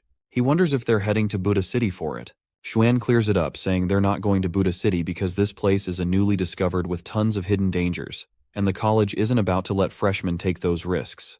Rushi then explains that, based on past years' experiences, the college usually picks one of the 4 stable dimensional realms for the test. You just need to kill a dimensional creature to pass, and the more you take down, the higher your score. Joe's pretty intrigued and asks how she knows so much. The girl casually points out that all the info is posted on the college's dimensional forum. Soon after they part ways, our guy takes a quiet stroll and explains that the dimensional forum was set up by the Federation to help and encourage people to share info about different dimensional realms. There's no need to use real info for registration, and both the military and the public can post whatever they want. He didn't pay much attention to it when he was at Guida High since they rarely dealt with complex dimensional areas. He never thought that everyone at Sunset College would actually use the forum to communicate. Now he's thinking it might be a good idea to learn the rules and start using the forum himself. As he's absorbed in his phone, someone calls out to him, asking if he's a special admitted student living in his building. Joe quickly looks around, trying to find the source of the voice, only to realize that the short girl is standing right in front of him. Seems like he failed to notice her because of his long-ass giraffe-like neck. He greets her and introduces himself as Joe Wen, mentioning that he lives on the 2nd floor. The girl, full of enthusiasm, introduces herself as Wang Lu. She's also a special admitted student, so he can just call her Lu. She mentions she lives on the 1st floor, and they're apparently neighbors now. But as soon as he sees her enthusiasm, he suddenly vanishes into thin air, leaving only the sound of a door closing. Looks like she's stumbled upon a rather strange neighbor. Our guy puts away his bag, fires up his computer, and dives headfirst into the forums. He discovers that the forum is a massive information-sharing platform accessible to everyone. The college and people from all walks of life regularly post or provide dimensional information through this site. He's totally blown away that such a huge platform doesn't require real name registration, and the Federation isn't worried about outlaws or enemies getting info from it. On top of that, there's a generous bonus system where you can trade all kinds of resources using dimensional points you earn from posting on the forum. He's amazed at how you can earn these points just by sharing information. The first way to earn dimensional points is through the clicks on regular posts, but this only nets you a few points, even if thousands of people read your post. To rack up more points, you can post paid content. The content of these paid posts is unlimited, and writers can set their own prices. However, due to the anonymity of the dimensional forum, users are afraid of being scammed, so they tend to stick with paid content from well-known posters. Additionally, the Federation and the college also publish strategies for paid content, which only cost a few points. At first, our guy mulls over what kind of post to make, but it doesn't take him long to figure out his move. So he dives in and creates his first post. Meanwhile, we see a teacher is lounging on her bed, sipping tea and scrolling through the forums. She comes across all sorts of freshmen trying to impress the ladies. As she skims through the usual junk, she finally stumbles upon something intriguing. It doesn't take her long to realize that this is a strategy for the small Buddhist temple, priced at 20,000 dimensional points. Her jaw almost drops as she realizes how impossible this is. How could this person possibly know about the small Buddhist temple? The area around it has been set up as a forbidden zone, and relevant news has been blocked. Even most teachers don't know the temple's name. She suspects the post might be a scam, especially since the account is new. But still, if this post is genuine, it could seriously shake up how the military approaches their explorations. Out of sheer curiosity, the teacher spends 20,000 points, and the information appears right before her eyes. She learns that consuming chi through the meditation of the Buddha Heart Lotus's dimensional crystal can resist the strange force in front of the temple, which twists people's insides. The higher the crystal level, the longer the effect lasts. The teacher finds this quite odd, because no one is foolish enough to practice a basic Kai fighting skill. And even if you give this technique to people for free, no one would want to practice it. She wonders if she's been duped by this post. Meanwhile, our guy is grinding away in the game again, battling the skeleton knight repeatedly. After taking down the skeleton knight a bunch of times, he finally scores a symbiotic egg as a loot drop. He quickly feeds it to his little critter, telling it to grow up and not just eat all the time. Seems like he is tired of farming the skeleton knight, so he decides it's time to explore deeper into the map. As he flies around the area, he's puzzled to find that there are no skeleton soldiers in sight even though he has ventured much deeper. Then he spots something unusual on the ground, which is a massive tower from an ancient imperial city known as Yanbo Tower. This is a real surprise for him, and he wonders why Yanbo's tower is here. For some context, Yanbo was the son of Deku, one of the 5 emperors from prehistory, representing the fire god. The tower, known as the fire god's stargazing place, is supposed to be located in the southwest, outside ancient Guida City. According to history books, it shouldn't be in the ancient city in the game at all. He's totally confused about why this iconic structure is here. Suddenly, he notices something flying over from the tower, and it quickly starts tracking him down. This thing seems like a fiery bird, and it swoops down at him with bullet speed. He immediately takes his stance and uses his ash palm ability, but the eagle-like fiery creature just pierces right through it. This encounter just leaves our boy totally blown away, because it just felt like he just hit empty air, and the bird just zipped past him. And in the next moment, the fire of that bird roasts his avatar alive. He chugs down an energy shake, puts away the empty glass, and jumps back into the game, determined to defeat this new monster he's just run into. This time he's flying using his winged mosquito symbiotic form. However, since the mosquito is the king of low altitude and extremely agile, he can't fly directly above the Yanbo Tower to see what's happening. What is making his situation terrible is this relentless monster, which is chasing him from behind, and he needs to find a way to shake it off first. He recalls the time when the firebird turned to attack him earlier, and once the mosquito dodged away, the firebird seemed to prioritize attacking whoever was standing near to the Yanbo Tower first. With this in mind, he decides to strategically use himself as bait to take down this fiery bird. Just as he reaches a certain height, he deactivates his symbiotic form and starts falling without its wings. That's when the fiery bird charges at him. But his winged mosquito quickly swoops in and takes down the fiery bird with a single strike. It seems like the mosquito's light sting works against the firebird, even though his ash palm earlier couldn't hurt it at all. He's also curious why the system hasn't announced the beast's defeat yet. Regardless, he quickly starts ascending the stairs to check things out himself. But then, he notices 2 more fiery birds coming his way, and he immediately tells his silver-winged mosquito to distract them. The mosquito charges at the fiery birds with its sharp agility, drawing their attention and clearing the path, just so our boy can ascend the stairs as quickly as possible. Well, it seems like his ascent isn't going to be as smooth as he thought, because the fire atop the tower starts reacting again, and this time, multiple fiery birds head his way. Instead of backing down, he goes full throttle. He leaps into the air and zips past the birds by using his ash palm to push himself through them. But just as he nears the top of the tower, he begins to see a word written in Chinese beneath the scorching flames. Before he can make any sense of it, a giant explosion happens, knocking everything around him, and the game ends once again. The word he saw earlier meant Imperial in English, but he still has no clue what it means in this context. He's sure that this dungeon is supposed to be based on the real ancient Guida city, but in the game, it's called the Ancient Imperial City for some reason. He also notes that there was no killing notice by the system after he took down the firebirds. He has a hunch that it might be because they were summoned by some kind of key fighting skill, and he's curious about what will happen if he faces the boss who summoned these monsters. He's sure there must be a lot of secrets in the Fire God Tower, but he doesn't have any way to explore them right now. While browsing the forums, he notices that he scored 20,000 dimensional points twice. Earning money through the forum isn't as hard as he thought. But his moment of satisfaction is cut short when he receives a direct message, and the sender wants to discuss the small Buddhist temple. Meanwhile, on the other side of the screen, the sender is waiting impatiently for Joe's response. Earlier, she had consulted her senior and shared everything about how meditation might help resist the mysterious power of the small Buddhist temple. Her senior agreed with her, saying they have tried meditation, and it indeed works. But they're both curious about who this unknown person is, who knows such specific knowledge about the short temple of Buddha. The senior then dropped a hint that there's a stone tablet in front of the temple with a key spell on it. Apparently, similar tablets are found in other realms too. Rumor has it that someone practiced the chi spell and got some mysterious powers, but it's a bit more complex than that. There's something really weird about the short sutra on the tablet, which is located in front of the short temple of Buddha.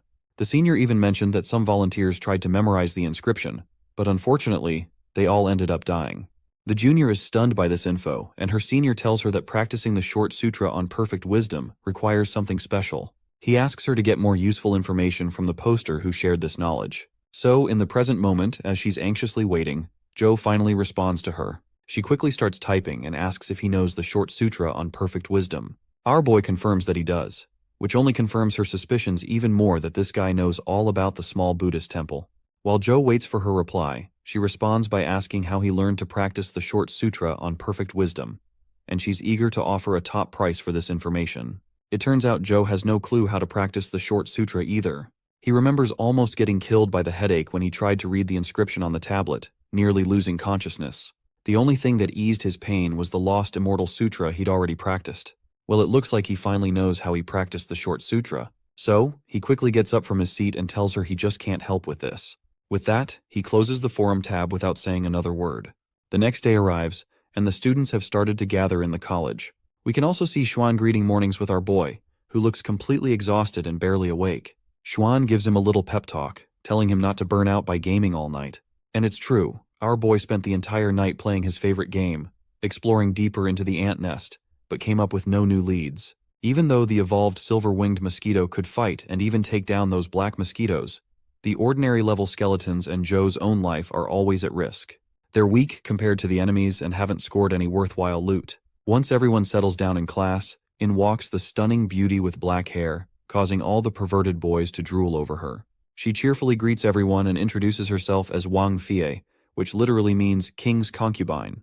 As energetic as she might seem, there is no denying that her eyes are begging for some sleep, and she spent the whole night waiting for a reply from the mysterious man, who is our boy, of course. Meanwhile, our playboy, being his usual self, asks her if he can become the king of her life. The teacher agrees and explains that if he can pass her test and graduate successfully, he can become one. After a bit of playful banter, she gets down to business, informing everyone that the entrance test is to kill one demonized general in the Tiger Cage Pass within 10 days. They can team up with up to 3 other students for this task. She makes it clear that they must finish the task within 1.5 minutes. Otherwise, they'll be expelled. The entire class lets out a collective scream, and some of them quickly remind her that they're still at the mortal level and there's no way they can pull this off. But she calmly explains that as long as they take it seriously, 10 days will be more than enough. She announces that everyone will be allowed to enter the Tiger Cage Pass over the next 10 days, and hopes to see them all again after the test is over. Xuan looks just as confused and admits that taking down demonized generals in the Tiger Cage Pass seems like an unbelievable task. Seems like our clueless idiot does not even know what the hell these demonized generals are, so he asks how they are so hard to defeat. In response, Xuan explains that the Tiger Cage Pass used to be an ancient battlefield, so the creatures there are pretty powerful. Among legendary-level creatures, demonized generals are above average. Some special demonized generals have even reached the top of the legendary level. Since most of the freshmen are still at mortal level, this test is incredibly tough for them. Joe figures the best way to handle this is to take a closer look at the Tiger Cage Pass and see what's up. The next scene takes us to the teacher's office, where a male teacher is calling out to Wang Fie. He points out that using such a challenging test for special admitted students might not be a good thing, since they're just ordinary students. Wang Fie agrees and says she's already posted the details about the demonized generals on the Dimensional Forum. As long as the students are willing to study up, it's actually not that hard to complete the task. She clarifies that she's not trying to force anyone to drop out of school, she just wants them to stay humble and not get too arrogant or overconfident. After all, what they'll face in the future will be way more dangerous than this. We're back with our boys, who are staring down at the gate of Tiger Cage Pass. As soon as they enter, they find themselves in a desert, where a bunch of weird sand-dweller-looking people are hanging around. Apparently, these are the demonized soldiers, and Xuan isn't exactly thrilled to see them since they were hoping to find demonized generals. He then turns to his friend and suggests they should go deeper to see if they can find any demonized generals around. But our boy flatly refuses, because he just wants to play it safe and avoid risking their lives. He points out that they don't know much about this place, and he can't be the one to save this playboy every time. Shen calls him a party pooper, and Joe just starts walking away, saying he's going to look around on his own. As he strolls around, we learn that our boy is on the lookout for a dungeon to scan into his phone. He figures if he could find dungeons in underground Buddha City and ancient Guida City, then this place should have one too. His eyes land on a statue nearby, and as he squints his eyes to take a closer look, he spots the palm-like emblem he's been searching for. So without any further ado, he quickly pulls out his phone to scan it. A while later, other students have already started fighting the demonized soldiers, and Xuan is watching from above, looking seriously disappointed. You see, our playboy can tell that these demonized soldiers are just weak sauce, and they are barely a threat at all. To him, it's pretty laughable, really, considering how cautious Joe was about these pesky creatures. Speaking of Joe, our boy comes back and tells his friend to let's get going. After hearing this, Xuan turns around and agrees. But as soon as he sees his friend's unusually happy face, he feels a chill run down his spine. As they stroll out of the gate, Xuan can't help but point out how unusually happy his friend seems. But Joe just outwardly denies it, all while inwardly, he's over the moon because he's finally found a new dungeon to explore. As Joe returned home, he checked the game on his PC and read up on its features, eager to start playing. His character appeared at Hulao Pass. Standing on the wall, he jumped down to find soldiers below and struck them with a powerful blow, feeling his character's strength had increased. Hearing a roar, he looked around and spotted more soldiers. He easily slashed through them. With a small grin, Joe moved ahead, slashing down more soldiers, wondering if he might encounter the mysterious, marked, demonized general. He noticed a different soldier ahead, one with a distinctive cloth tied around his head, and guessed this must be what Ms. Wang had mentioned. Joe directed his flying creature to attack the soldier, but the enemy countered with a slash aimed at the creature. The fly dodged the attack and, circling behind the enemy, unleashed a beam attack. The enemy, enraged, used his spear to try to hit the fly with fire, but the agile creature evaded the blow. Then Joe noticed the enemy leaping up on his monster, trying to get closer to the fly and launching a dark and fire-infused attack. Joe cursed the vitality skill as the flying ant was pulled toward the enemy in an instant. Just as the enemy attacked Joe with his spear, it passed through Joe's body. Shu realized how strong the enemy was and felt a burning desire to obtain such power for himself. Zhu noted that the flying ant's specialty was its speed, making it one of the top creatures in the legend class. Yet, despite its prowess, it had still fallen to the demonized general. The enemy general had likely reached the pinnacle of the legend class. Joe flew to the area, but found that the previous demonized general was no longer there. As he stood on a rock, he narrowly dodged an attack and spotted several enemies. Joe sensed that there was still a chance for the general to reappear. Unfortunately, he only encountered a normal demonized general, devoid of any distinctive traits. He commanded the flying ant to attack and eliminate the enemies. After defeating them, Joe realized that the enemies were indeed legend-class creatures, and the normal demonized general was a far cry from that level. He obtained a level 15 vitality crystal, but felt a pang of frustration as his stats were already at their maximum limits. Absorbing the crystal wouldn't enhance them further. With no marked demonized general blocking his path, Joe resolved to continue his quest. As Joe pressed ahead, he came across a gate and wondered if it was the city gate of the Hulao Pass. He realized he hadn't encountered any strong opponents along the way, and suspected that the gate might offer a greater challenge. While approaching, an arrow suddenly shot from the wall, attacking Joe's character. Angered in the real world, Joe wondered who could have ambushed him. He couldn't spot the origin of the arrow but suspected it had been fired from within the gate. He quickened his pace towards the gate, but another arrow struck him. Realizing he couldn't dodge the arrow with his current speed, Joe decided to check the Hulao Pass on the internet. He found extensive information, but only a few details about the interior. He learned about an epic class team that had attempted a raid but was defeated, resulting in the area 5 miles within the Hulao Pass being classified as a forbidden zone, restricted to ordinary students and teachers. The available information about the demonized general was sparse, but it indicated that these formidable enemies appeared only occasionally in the Hulao Pass. Determined, Joe resolved to explore the area himself. Just then, his second pet appeared in the real world with a roar. Joe lifted it and acknowledged that he needed to feed both it and the flying ant. He planned to head to the Imperial City dungeon to secure some food for the pet and ensure it was well nourished before tackling the new dungeon. The pet's egg had been a challenge to hatch, nearly costing him his life, and he had spent extra hours securing the best food for it. This effort made him feel like a father to the pet. While touching the horn of his pet, it unexpectedly bit Joe's hand. He screamed loudly, causing his neighbor to think he was acting strangely. 2 students were in the Hulao Pass area of the game, using their powers to attack enemies.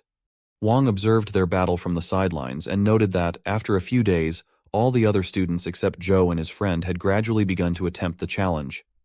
However, those 2 had not returned since the first day. Meanwhile, Joe was playing the game on his phone and received a dimensional crystal. He was surprised at how low the drop rate was for skill crystals and even for companion eggs. He tapped to absorb the crystal and felt its effects in real life as it coursed through his veins. Joe wondered if his physique, having already reached level 11, was the reason he didn't experience any discomfort from absorbing it. He considered trying the Lotus Buddha body as a defensive skill.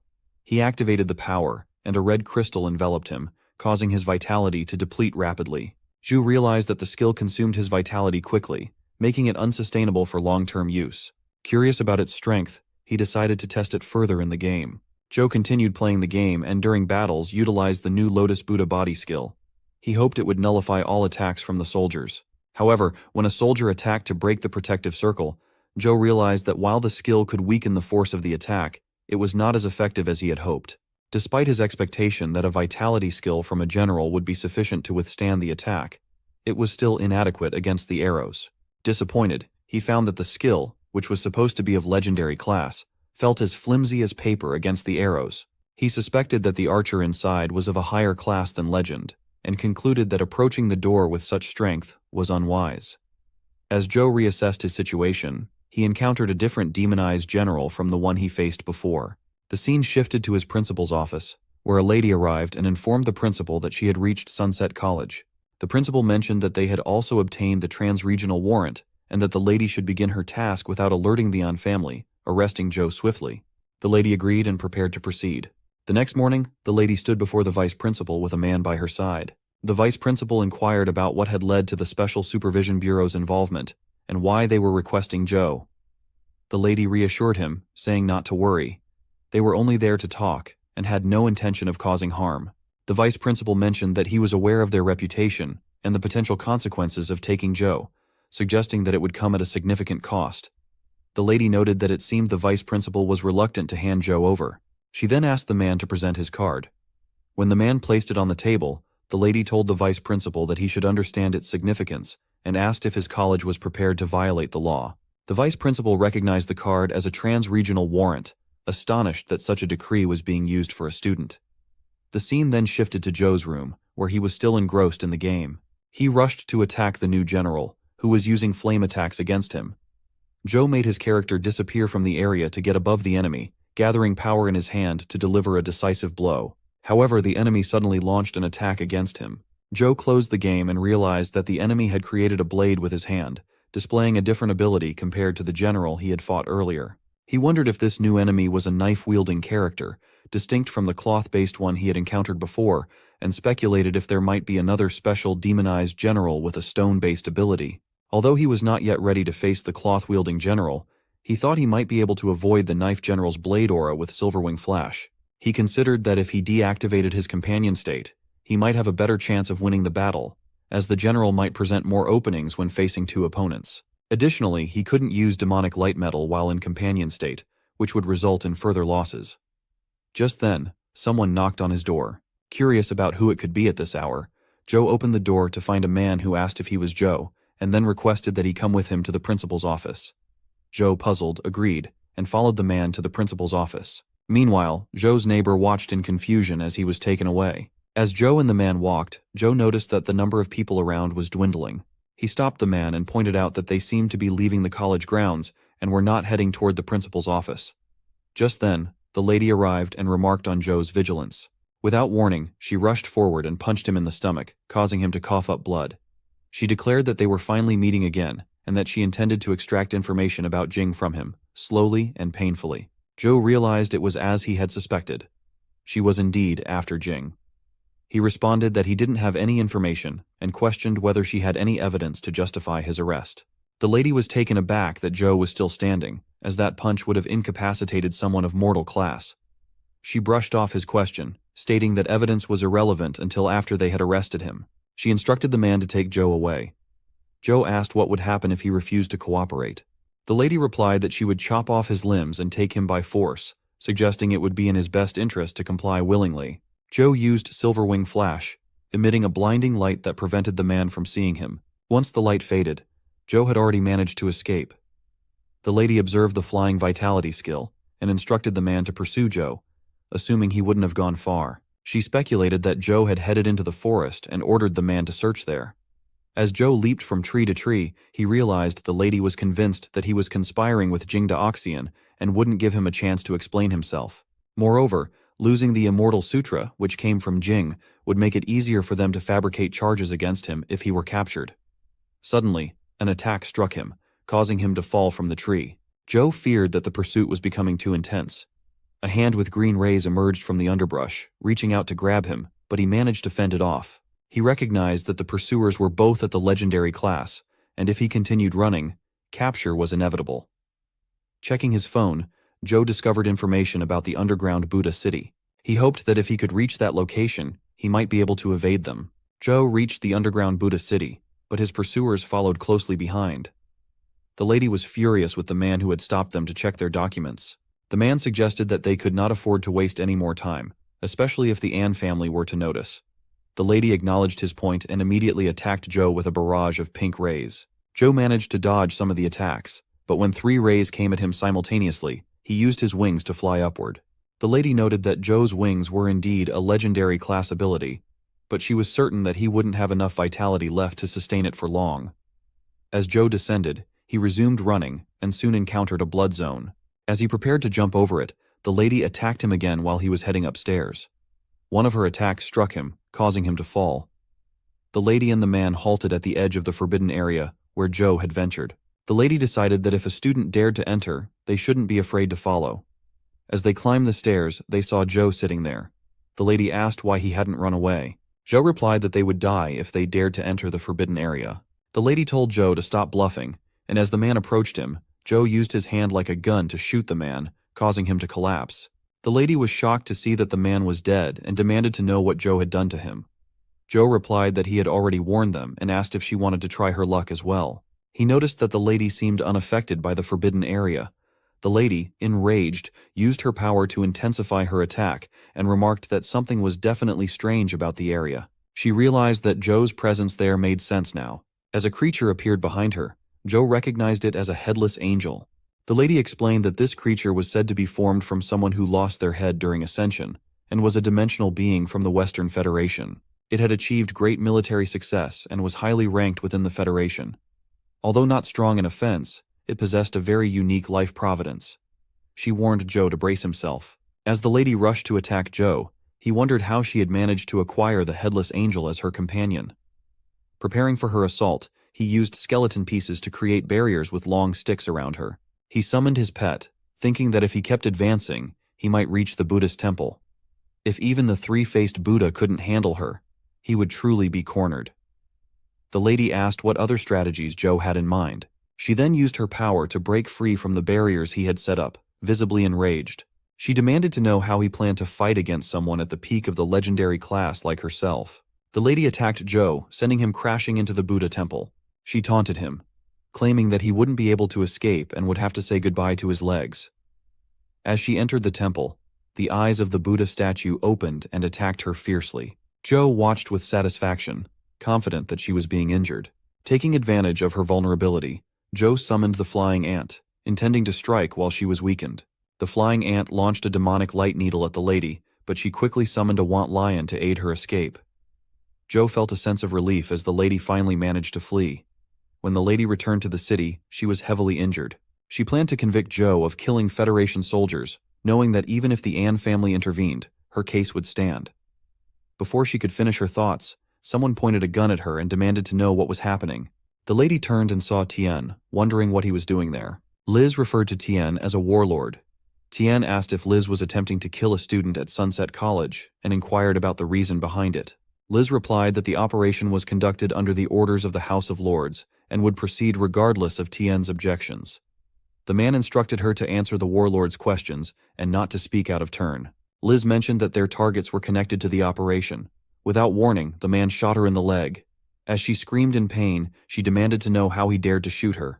Before she could say more, he shot her second leg to force her to the ground. Angrily, the man asked if she hadn't understood his command and moved closer, threatening that if she continued to talk nonsense, her mouth would be next. Tien told the man to stop talking and to execute her, instructing him to inform her superiors to retrieve her body. Liz pleaded for a moment, explaining that Xiao had ordered her to undertake this task. The man called Xiao, who warned him that he had only 5 minutes to resolve the situation. If Tien didn't resolve it, those who had trespassed at the college would be executed. After 5 minutes, Tien declared that time was up. As the man aimed his gun at Liz, she was terrified. Just then, Xiao arrived, flying in, and demanded that they leave her alone. He wondered how Liz had gotten herself into such deep trouble. Xiao requested a private conversation with Tien and asked for forgiveness for all the offenses committed during the operation. He explained that Liz was the daughter of the Lord of the House of Lords, had despised evil since her youth, and had acted impulsively after receiving orders. Xiao pleaded with Tien to give Liz a chance to redeem herself for the sake of those above. Tien questioned why he hadn't been informed about these details. Xiao explained that the higher-ups of the Federation were deeply concerned with Jing's case, and that Zhou was currently their only lead. They needed Zhou's assistance with their investigation, and Tien had previously criticized Zhou, suggesting that Tien was aware of Zhou's dubious nature. Tien retorted that Zhou's issues were evident, but not everyone could be blamed for causing trouble. Xiao bowed, acknowledging that they had overstepped their bounds. Tien remarked that Xiao's attitude toward admitting wrongdoing was commendable, so he would allow Liz to be taken back. Xiao expressed his gratitude. Tien then stated that Liz's cultivation would be crippled, and he slashed at her. Chow mentioned that Liz came from the renowned Cape family. Tien asked Chow if he knew why he was called a warlord, explaining that it was because heaven was on the right and Tien was on the left. Zhu sat in silence, contemplating the situation. Noticing the lack of news from Liz after her encounter with the king, he surmised that she might have fled. Unable to wait any longer, Zhou decided to investigate the matter himself. Meanwhile, the skeleton army had been severely injured, but Zhou managed to retreat in time. He needed to plan his next steps and considered discussing the situation with Xuan. As Zhou was preparing to leave, the lift arrived and the gate opened. A man, referring to Zhou as young master, informed him that he had been waiting for him. Zhou inquired why he was addressed as young master. The man replied that Madame Lan had sent Tien to pick up Zhou. During the car ride with Tien remarked that Zhou must harbor strong feelings of animosity towards him. Zhu responded that it wasn't the case, though he did wonder if Tien expected him to express gratitude for nearly ruining his college entrance exam. Tien dismissed Zhou's comments, stating that he didn't care how Zhou perceived him, but reminded him that Tien never acknowledged Zhou's right to replace Jing. Zhou asked for clarification, wanting to understand what Tien was referring to. Tien offered no response, leading Zhou to think that perhaps Tien needed to return to kindergarten to learn better communication skills. They arrived at a mansion where Zhou met Ling and Liu. Ling noticed Zhou's chest injury and asked about it. Liu called Tien, who assured him that he had already taught the troublemakers a lesson. Liu then asked Ling to take care of Zhou. Ling escorted Zhou to a room, where he began tending to the injuries on Zhou's back. Ling remarked that it reminded him of when Zhou was a child. Zhou corrected him, saying that Ling must be mistaken, as it was Ling who used to get beaten when Zhou was young for flirting with the pretty aunt next door. Zhou then asked Ling about Tien's comment in the car, where Tien had mentioned Zhou taking Jing's place. Just then, Lan entered with a maid who informed Zhou that he now had the right to enter the territory of the divine gift. The maid handed Zhou some new clothes.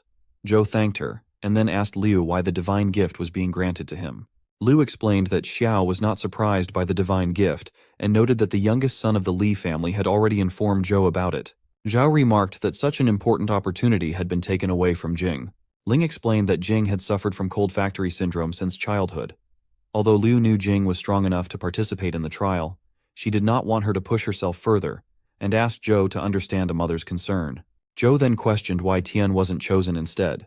Liu responded that Tien was already exceptionally strong and didn't need the divine gift. Additionally, her father believed that Zhou was more suitable for it than Jing. Ling mentioned that Zhou was also acquainted with Xiao's father and had met him in high school. As Ling showed Zhou a photo of Xiao's father, Zhou realized that he was the former principal. Zhou recalled that his father had disappeared before his final year of high school, leaving him to stay at school and train even on weekends. It was during this period that he met the former principal. Zhou remembered practicing his punches when the former principal had thrown a cold drink can at him, challenging him to catch it.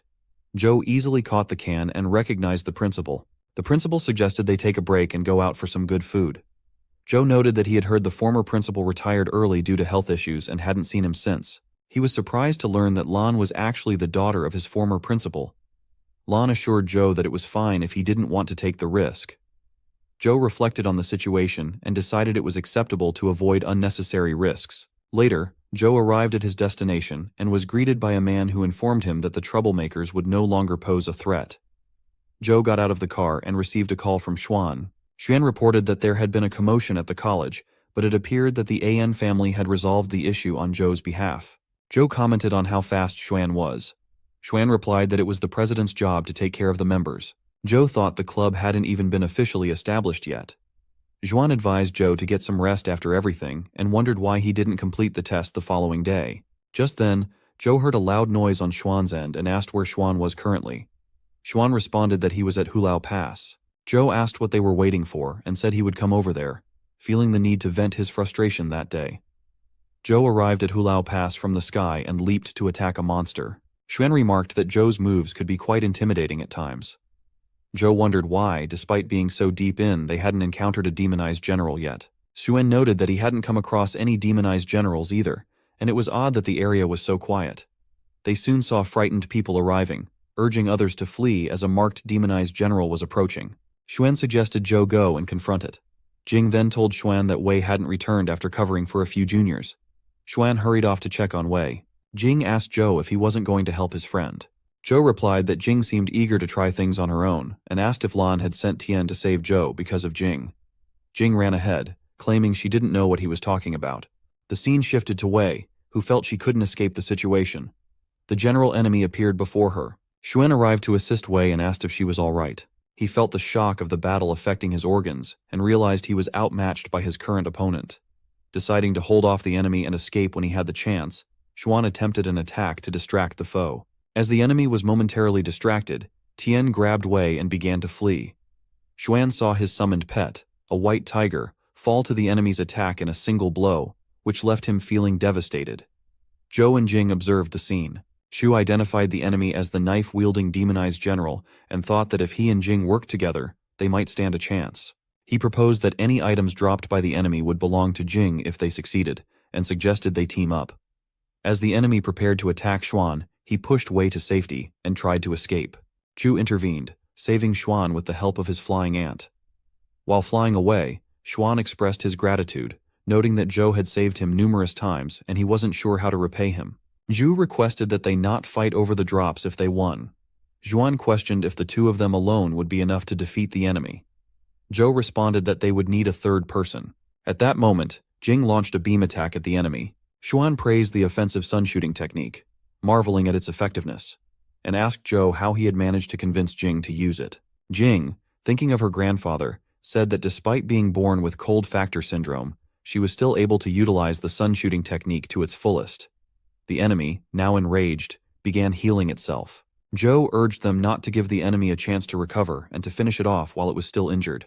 Despite their efforts, the enemy's pet attacked them as well. Xuan wondered if the enemy was trying to escape. Zhou clarified that the monster was moving rapidly underground with the help of a bloody horse and was heading toward Jing. As the enemy prepared to attack Jing, Zhou rushed to intercept and protect her.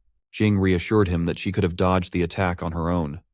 Zhou set her down and moved behind the enemy to launch a counterattack. After defeating the enemy, Zhou obtained a skill crystal and offered it to Jing. She asked why he was giving it to her, noting that he must understand its value. Zhou replied that he wouldn't make her help him without compensation and reiterated that any items dropped by the enemy would belong to her. Jing turned away, saying there was no need for such a gesture since he was the one who had saved her. She made it clear that while she didn't want to owe him anything, he was mistaken if he thought she would treat him as a brother. Zhou shrugged off her comments, dismissing their significance. Wei took a picture of them together. Xuan remarked that he was used to such interactions, and Wei added that all the freshmen that year were exceptional. Back in his room, Zhou acquired the dimensional crystal and entered the game, facing the monsters. He noted how fierce they were, and observed a knife aura that drained all his vitality, capable of killing a demonized general instantly. He realized that the aura didn't consume a fixed amount of vitality, and recognized it as a unique vitality skill. It was no wonder that the marked demonized general could instantly kill the Jedi White Tiger, which was also renowned in the legend class. Zhou acknowledged the power of the star-slashing knife aura, but resolved to use it carefully, noting that it was incredibly powerful when he expended all his vitality. He was concerned about what might happen when his vitality was depleted. A monster launched an attack at Zhou, catching him off guard. As he dodged the assault, he used the star-slashing knife aura, but the monster easily brushed off the attack. Xu realized with dismay that the knife aura hadn't even scratched the monster's skin. The monster then launched a lethal attack, ending the game for Zhou. Zhou reflected on how the vitality skill of the knife character Demonized General was ineffective against the first character Demonized General. He speculated that the symbols on the Demonized General's forehead were related to a rock-paper-scissors dynamic, with each of the three generals possessing unique abilities. According to the rock-paper-scissors rules, the star-slashing knife aura should be effective against the cloth character Demonized General. However, the spawn rate for these specific marked Demonized Generals was low. Zhou decided he would need to grind in other dungeons to improve his chances of encountering them. As Zhou's neighbor girl walked through the college, she overheard others discussing a video from Wei's club. They found it quite ridiculous. One boy wondered if the person in question was really a freshman, while another confirmed it, noting that the forum had been blown away by the news. A third boy remarked that Zhou was just a mortal class student, so it was surprising that he was fighting alongside Jing and had actually killed a marked demonized general at the peak of the legend class. The girl realized that her neighbor was incredibly strong. The scene then shifted to the faculty room, where Ms. Wang and a man were watching the same video. Mrs. Wang paused the video, and the man commented that not only had Zhou completed his studies and the test, but he had also killed a marked demonized general. He wondered why she wasn't happier. Wang explained that although Zhou was extremely talented, He had never attended any self-study sessions and had been gaming all day recently. She was determined not to let her students squander their talent on games. Additionally, she was preparing to submit her Mount Laojun teaching plan. The man agreed and advised that as long as Wang used the power of the mysterious wordless stele in Mount Laojun correctly, Zhou would likely overcome his internet addiction and focus more on his studies and training. As Zhou slept that night, he was jolted awake by a strange feeling. When he opened his eyes, he found himself in an unfamiliar and devastated world. The landscape was shattered, and monsters had slaughtered all the human military who had been fighting them. The few survivors were pleading for help. Zhu sensed someone behind him and turned around to see a figure smiling enigmatically. He woke up to find it had all been a dream. The vividness of the dream lingered. He could still recall the scent of blood and burning. Chu wondered about the mysterious figure from his dream. Was it connected to the list of Immortal Sutra? He speculated whether the hallucinations were a result of the sutra's influence, which had previously felt like nothingness, but now seemed disturbingly real. He questioned whether the dream was a sign of the sutra going out of control, a warning related to the Demon King, or something else entirely. As he pondered these thoughts, another of his pets appeared. Chu wondered why it had come out on its own and whether it was hungry. He decided to put the dream out of his mind. No matter how much he thought about it, he wouldn't gain any clues about whether it was an omen or a catastrophe. The only thing he could do was to become strong enough before any threat arrived and find a way to advance to the legend class. The scene shifted to the dimensional defense line in the Eastern Sea region, where a dimensional creature was detected bypassing the defense line underwater. As it emerged from the water, its image was captured, confirming it as a Western dimensional creature. The scene then moved to Ms. Wang's class, where she was addressing some students. She congratulated them on passing the admission test and announced that they would start their lessons. Although she wasn't planning to focus on combat that day, she would be taking everyone to Mount Laojun for meditation. She explained that the worry-free stele, located at their destination, had mysterious powers that would greatly benefit everyone. As Zhou and Xuan joined the class, Xuan asked Zhou what he had been up to lately. Zhou appeared to have been preoccupied with something, and Xuan commented on Zhou's tendency to book too many appointments, advising him to control himself. Zhou responded, questioning whether that was all Xuan could think about. Xu yawned, reflecting on his recent efforts to find a way to advance. He realized that if he didn't break through to the legend class, he wouldn't be able to increase his stats, even if he absorbed stat crystals. He had been thinking of techniques to enhance his stats, but despite staying up late for several nights, he couldn't make progress. It seemed that just using the flying ant to draw firepower wasn't sufficient. He also needed a vitality skill that would make him swifter. As he slept, Zhou's laziness was evident. The scene shifts to Mount Kizi, where devastation reigns and flames consume everything. A man is engaged in combat with a general. By skillfully blocking and dodging the enemy's attacks, the man grabs the ropes and pulls them towards himself. He then signals Tien to attack. Tien responds by unleashing a powerful beam against the enemy. The man reports to Tien that everyone in the third squad has been killed and no one was able to retreat. They hear a voice and rush towards it, but by the time they arrive, the boy is already dead. Tien acknowledges their sacrifice, stating that they were the pride of humanity, and expressing his wish for them to rest in peace. He emphasizes that there is no time for mourning. Their sacrifice must not be in vain. He orders the immediate deployment of the Engineer Corps to rebuild the defense line. Meanwhile, the mutations within Mount Kizi's dimension are worsening. Tien urges Tenny to find the root cause and hopes that the Eastern Sea region can manage the situation effectively. The scene shifts to Mount Laojun, where Zhou, along with Xuan and other students, arrives at a location. Xuan comments on how it's surprising that only specially admitted students have had classes here in recent years. Zhou asks if it's safe, and if Mrs. would actually bring freshmen here like that. Xuan reassures him, explaining that this place is known as the non-killing realm according to the Federation. The creatures here won't actively harm humans, and humans can't harm the creatures either. It's considered the safest dimensional realm in that regard. However, Zhou must adhere to the no-killing rule, or karma will retaliate. Zhou inquires whether Xuan believes in such superstitions. Xuan replies that the Federation wouldn't enforce a rule based on ordinary superstitions and suggests they should just go along with it. As they continue, they spot a creature, and Xuan remarks that it's jinxed. Zhou then asks if there is anything special about the wordless stele. Xuan explains that while it won't kill him, it could make Zhou uncontrollably excited, as if it were providing him with endless energy. As the other students settle into meditation, Ms. Wang approaches Zhou and Xuan, asking what they were discussing and inviting them to come forward. She reveals a statue and explains that it will be their schoolwork they must endure the mysterious power of the worry-free stele for half an hour. No more, no less. She then starts the timer. As Joe meditates, he feels a warm, enigmatic energy entering him. The sensation grows increasingly intense, and not only does he feel the heat, but his body also becomes uncontrollably agitated. He clasps his pants tightly to help him remain calm. The strange feeling eventually subsides, and the lost immortal sutra begins to flow through him, reminiscent of the experience he had in the small Buddhist temple. All the students struggled with the exercise. Wang explains that the worry-free stele is meant to bring inner peace, but it can also fill them with excess energy, or even make them extremely excited if they are under its influence for too long. She hopes they will become diligent students, especially Joe. Noticing that Joe is sleeping, she warns that if this continues, the worry-free stele's power might end up harming the other students. As the time nears its end, she instructs everyone to stop meditating.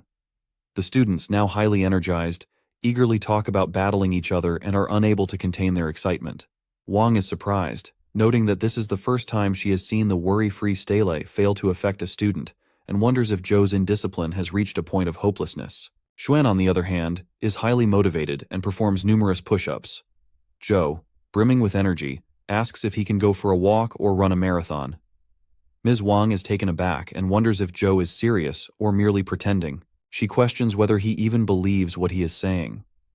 Ms. Wang allows Joe to leave and instructs him to return in 3 hours for the next session at the college. Joe heads into the forest and checks his profile. He notes that his vitality increased to 11 during the meditation, similar to the experience at the small Buddhist temple. One of his stats has broken through its limit again, and the vitality flowing through him clearly represents a third kind of vitality technique. Ju realizes that the worry-free stele must be a form of mysterious vitality technique, leading him to wonder if Mount Laojun might also have a place where he could acquire a mystic egg for free.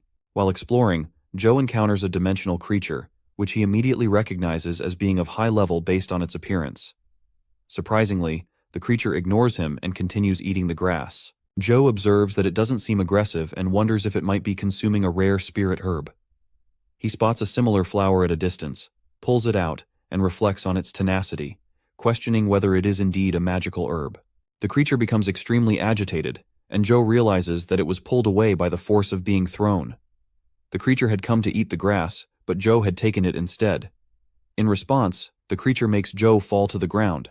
Joe argues that he found the herb first, implying that it should follow the principle of first come, first served. He notices that the creature has no intention of relinquishing the herb, so he decides to let it go and asks the creature if it wants it. The creature, feeling confused, turns and begins to leave. Joe reflects that even if he can't defeat the creature, he can at least make it uncomfortable. He continues onward and soon arrives at the Zhongtian Gate, wondering if he is already halfway up the mountain. As he approaches the gate, he notices the thick fog surrounding it, suggesting that no one has been there for a long time. He recalls that there should be a dungeon mark in the area as well. Checking his phone, he considers exploring the dungeon. Suddenly, a beam attack strikes him from behind. It's the creature whose food Joe had taken. Chu wonders why the creature ambushed him, nearly breaking his back. He realizes that the animal knows it can't defeat him on Mount Laojun, so it pushed him into a confined space. Ju notices that the herb he ate seems to be emerging from his body and questions what is happening to him.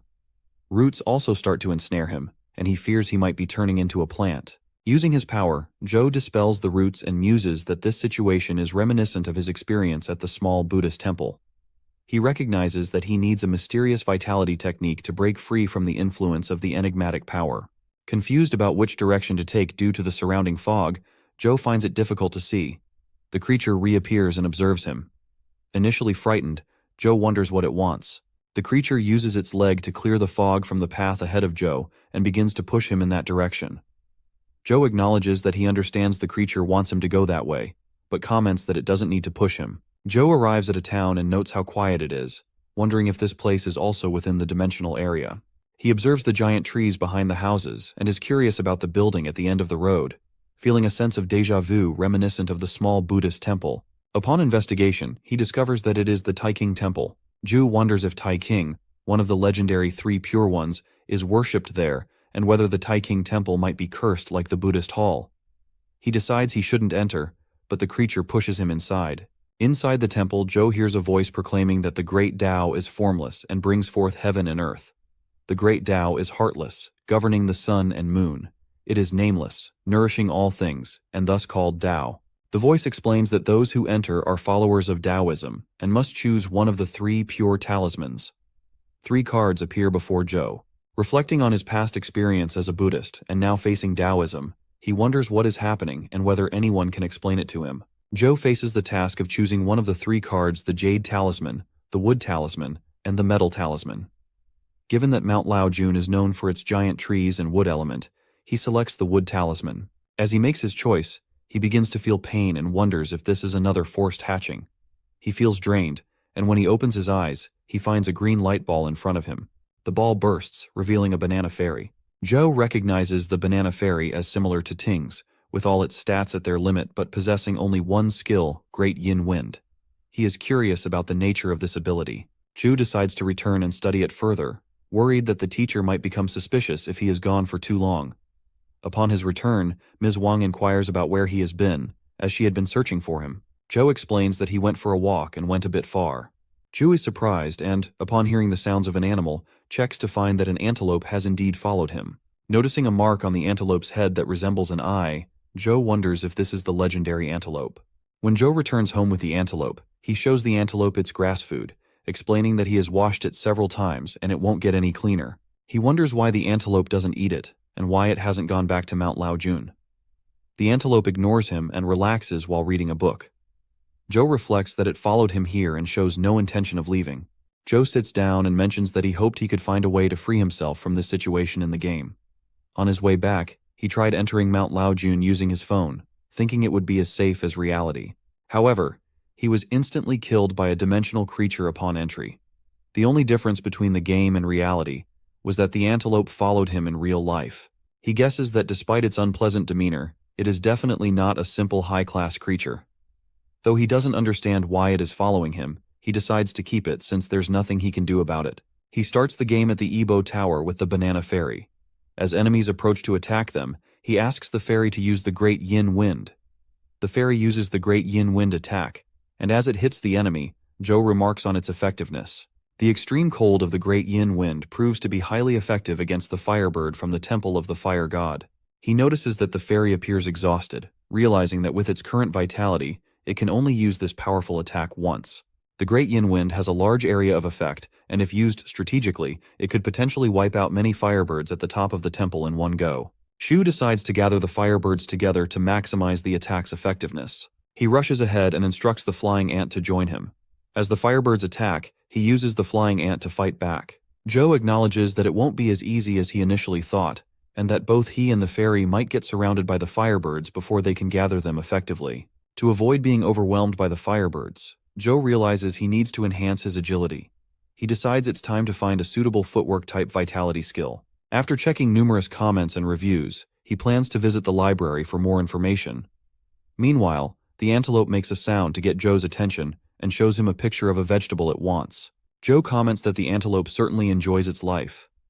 Afterward, Joe heads to the library and starts reading through various books. He discovers that one of the techniques is not suitable for him, while the fish-to-dragon technique, similar to the Sovereign Flash, can accelerate instantly, but consumes a lot of stamina. He crosses off several techniques and concludes that the Dragon's Gate flying technique seems to be the most suitable option. This flying technique, depicted with a goddess in a painting, doesn't allow one to stay in the air for long, but makes the user light and agile, which can be maintained for extended periods. Ju notes that the Dragon's Gate is located in Luoyang and plans to visit it the next day. As he steps out of the library, a dimensional creature suddenly appears by breaking through the floor. Ju wonders why a dimensional creature has appeared in the city.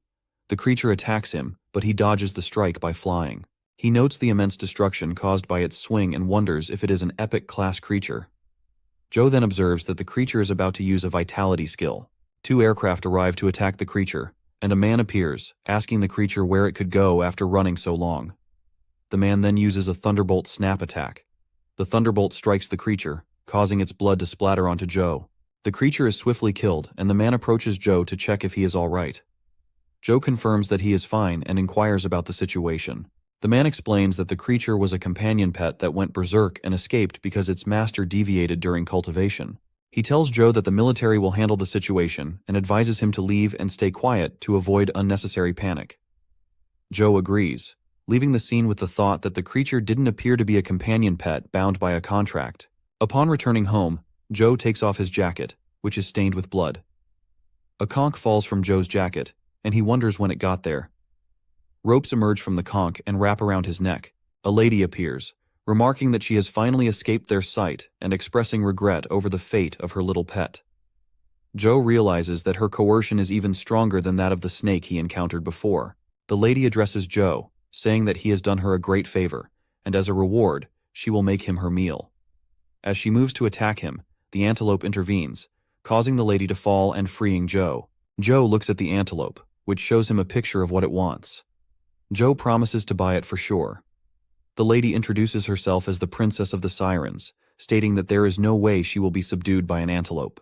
Joe asks the antelope if it intends to kill her and if she might drop something useful.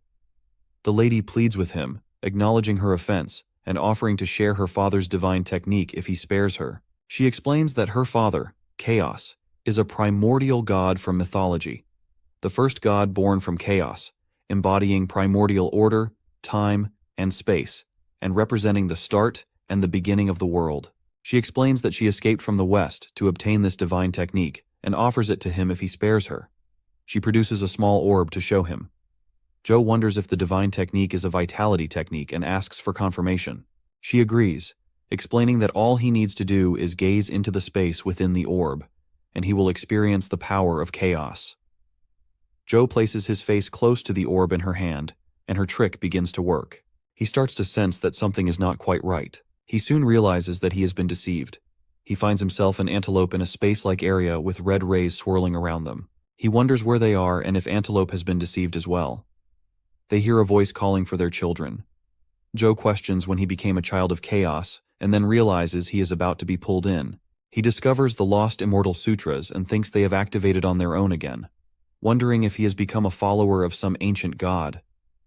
The scene shifts to the lady who was in Joe's room. She had been attacked by something but starts to recover, noting that only the descendants of chaos could control the first order of chaos. The orb glows brightly, and she is shocked to see Joe return, questioning why he was not affected by the power of chaos and even managed to obtain the divine technique. Antelope arrives and collapses at Joe's feet. In anger, Antelope shoots toward her, but the attack is absorbed by his third eye. Joe explains that the siren's orb has become an empty marble after losing the first order of chaos. He then called Antelope, and suddenly it was absorbed into the small orb in Joe's hand. Joe commented that the space still seemed to exist, and speculated that it might function like a real-life game inventory. Antelope emerged and struck Joe. Joe realized that living beings with consciousness couldn't be stored inside. After a while, he brought the vegetables Antelope wanted and told him he was heading out, asking Antelope to stay at home. Antelope responded by kicking him out. Joe checked his phone and saw a wealth of information about the Dragon's Gate grottos on the forum. He read that there were many different caves and considered finding a dungeon mark to identify which cave contained the flying technique. As he was leaving, he encountered Xiao, who greeted him. He greeted her back and asked if he could call her by her name, Xiao. She agreed and inquired where he was going so early. Joe replied that he was heading to the Dragon's Gate grottos. Xiao was pleased to hear this and mentioned that she had been cultivating there recently. She suggested that they go together. He agreed, and she mentioned that she had won a new means of transport from a lottery event on TV, which was very convenient. Joe wondered if it was something like a bicycle. When they stepped outside and Joe saw an aircraft, he asked if she was truly a princess from a country blessed by the Ringasus. She questioned if it was strange to win a helicopter from a lottery. The scene shifts to the dimensional area of the Dragon's Gate grottos. As Joe and Xiao arrive, they observe many people wandering, trying to decide which cave to enter. Some are engaged in bartering. Joe notes the vastness of the Dragon's Gate grottos and wonders if there will be a dungeon mark here. Xiao asks if he is also here for a mission. Zhao replies that he is searching for the Dragon's Gate Apsara technique. Xiao explains that the Dragon's Gate Apsara technique isn't a drop from the dimensional beast in the Lotus Cave, and her target is the best Apsara. She mentions that she is in need of an assistant and proposes a deal to Joe. When Joe asks what the deal is, Xiao explains that she needs to kill an Apsara beast and requests his help in exchange for the Apsara technique crystal that will drop. Joe agrees, thinking that a skill crystal is one of the rarest item drops. He reflects that there is no guarantee it will drop as she hopes, and wonders how she can be so lucky all the time. They reached the Lotus Cave and spotted the Apsara beast, Xiao instructed Zhou to film her battle beautifully and handed him her phone. She launched an attack by flying, and Zhou also took to the air to record. He thought she needed someone to capture the moment. The beast attacked her, but she dodged and slashed at it. While recording, Zhou noticed a dungeon mark in the area. After Xiao defeated the beast, she handed him the crystal containing the Dragon's Gate Apsara technique and asked how long the video was. Zhou replied that it was 1 minute and 5 seconds. Zhu took the crystal, thinking how lucky Xiao was to have a rare skill crystal drop on her first attempt. Xiao remarked that it had taken her a long time. Huang arrived and asked if Xiao was there to break his record. Xiao admitted that she had failed again. Guang introduced a boy who had broken Huang's record in 20 seconds. Xiao inquired if Feng had come to Sunset College and how he was doing. Guang explained that Feng was not continuing and that Feng's legendary life providence as the heavenly king of the quick blade made him a specialist in the field, suggesting there was no point in competing with Feng's speed. She said she was planning to explore other caves to challenge herself, and then asked about Zhou's plans. Zhou replied that he intended to roam around the area. Huang mentioned to Xiao that he wanted to discuss venture capital, referring to their previous conversation. Xiao ignored him and continued on her way.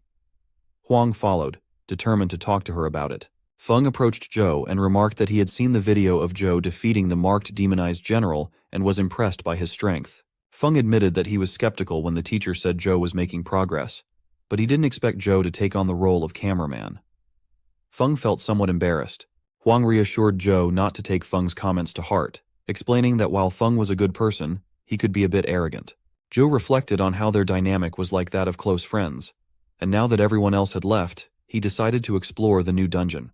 As Zhou examined the area, he realized that the Dragon's Gate Grottos was indeed one of the dungeons. He walked around and saw Huang sitting nearby, calling out for people to sneak a peek and take a glance, emphasizing that they shouldn't miss the opportunity. Zhou called out to him, and Huang recognized him immediately. Zhou asked if Huang was involved in street vending. Huang confirmed and explained that he was selling eggs from the stone Kylan, a legendary class creature. He asked if Zhou was interested. The stone Kylan had impressive stats and a vitality skill called Petrified Skin, which provided strong defense. While its offense was lacking, in rare cases, it could hatch with a divine skill. The Kylan's dominating body could convert its defensive abilities into offensive power, making such stone Kylans top tier among legendary class creatures. Huang offered Zhou a special price of 200,000 dimensional points per egg and asked if Zhou wanted to try his luck. Zhou inquired why Huang assumed he had the money. Huang looked disappointed and explained that since Zhou was with Xiao, he assumed Zhou would be wealthy as well. Zhou scanned an egg and noted that he had examined over 10 companion eggs with his phone, all of which had petrified skin as their skill. He acknowledged that the Kylan's dominating body was indeed rare. Zhu told Huang that if he could break the defense of the stone Kylan, he might obtain many companion eggs, implying that the Kylan was quite powerful. Xiao arrived and commented that it wasn't unusual and that Huang didn't appear to be as he seemed. She mentioned that Huang was currently ranked first in their college's power rankings. Huang, seeing Xiao's return, asked if she wanted any stone Kylan eggs. She declined, stating that she preferred cute pets. Xiao then revealed that Huang was actually the strongest person in the college. Zhou pointed out that if Huang was subsidized by the college, he should have money. He questioned why Huang was selling the companion eggs. Huang explained that he was raising funds to develop a game. As he showed the game to Zhou, Zhou noted that it was quite rough. Huang admitted that was why he needed money, to perfect the game. He added that the game was designed to reflect reality, with maps and monsters based on the real dimensional areas he had explored. Zhou thought that Huang's approach was different, but similar to his own mysterious game. He realized that if Huang's game were fully developed, he might not stand out when playing it in the future. Zhou told Huang that it was a great concept and would be useful for newcomers. He expressed regret about not having the money at the moment, but promised that he would definitely invest in the game once he had the funds. Huang became emotional and asked Xiao if she saw that someone had finally acknowledged his venture. He then asked Zhou to promise to be his collaborator. Zhou agreed, and Huang offered him one of the stone Kylan eggs as a gift. Zhou acknowledged that it was also a gamble. When Zhou returned home, he found that Antelope had eaten everything in sight, resulting in a significantly increased body size. Zhou asked if Antelope had really eaten all that food. He realized that, like Huang, he would also need to work hard to earn money. However, he had acquired the Apsara technique and a rare stone Kylan companion egg from the Dragon's Gate. Holding the egg, Zhou saw Ting rush to grab and eat it. Zhou then examined the crystal he had received and entered the underground lotus pond. There, he saw the blood-patterned Buddha heart lotus and realized he had arrived at the right time. Now he was ready to test out what he had just learned, focusing on the Dragon's Gate Apsara technique. A creature suddenly attacked him, but Joe dodged effortlessly. He thought that by applying some force he could avoid the creature's strikes, which was good since he was using this opportunity to test his skills. He called upon the flying ant and then attacked the creature. He discovered a blood-patterned Buddha heart lotus and learned that it possessed 4 skills, with only one being related to physique. He noticed a mark on his hand, and the system prompted him to merge the companion egg into the skeleton ant. He agreed, knowing that the process had only a 1/3 chance of success. However, considering the skeleton ant had been badly injured by Liz and had potential for evolution, it seemed worth the risk. As the merging process completed, the skeleton ant evolved into the lotus ant. Joe checked its profile and noted that its stats were superb within the legendary class, having inherited all the skills of the blood-patterned Buddha heart lotus. He thought about summoning it now, though he was concerned about its size, as it was as large as the skeleton ant and might overcrowd the room. Next, he headed to the new dungeon he had, eager to test the strength of the lotus ant. As Joe arrived at the Lotus Cave in the Dragon's Gate grottos and observed the monsters, he summoned the lotus ant and commanded it to attack. The monster charged at them, but the lotus ant used a beam attack to bring it down. It then swiftly followed up with a skeleton pierce attack. Joe noted how brutal the lotus ant's combat style was. After defeating the monster, Joe found a companion egg. He assessed its speed and other attributes, deciding to attempt merging it with the lotus ant. He hoped for the possibility of creating a flying lotus ant. The system prompted him to confirm if he really wanted to merge the companion egg into the mutated lotus ant. Joe agreed, feeling a sense of anticipation. He then focused on Ting and observed that it was evolving. He remarked that while the mythic creature was incredibly powerful, it was still considered legendary, yet it had surpassed most creatures in that class. He wondered about the significance of the life providence of hearing the world, and found the explanation somewhat vague.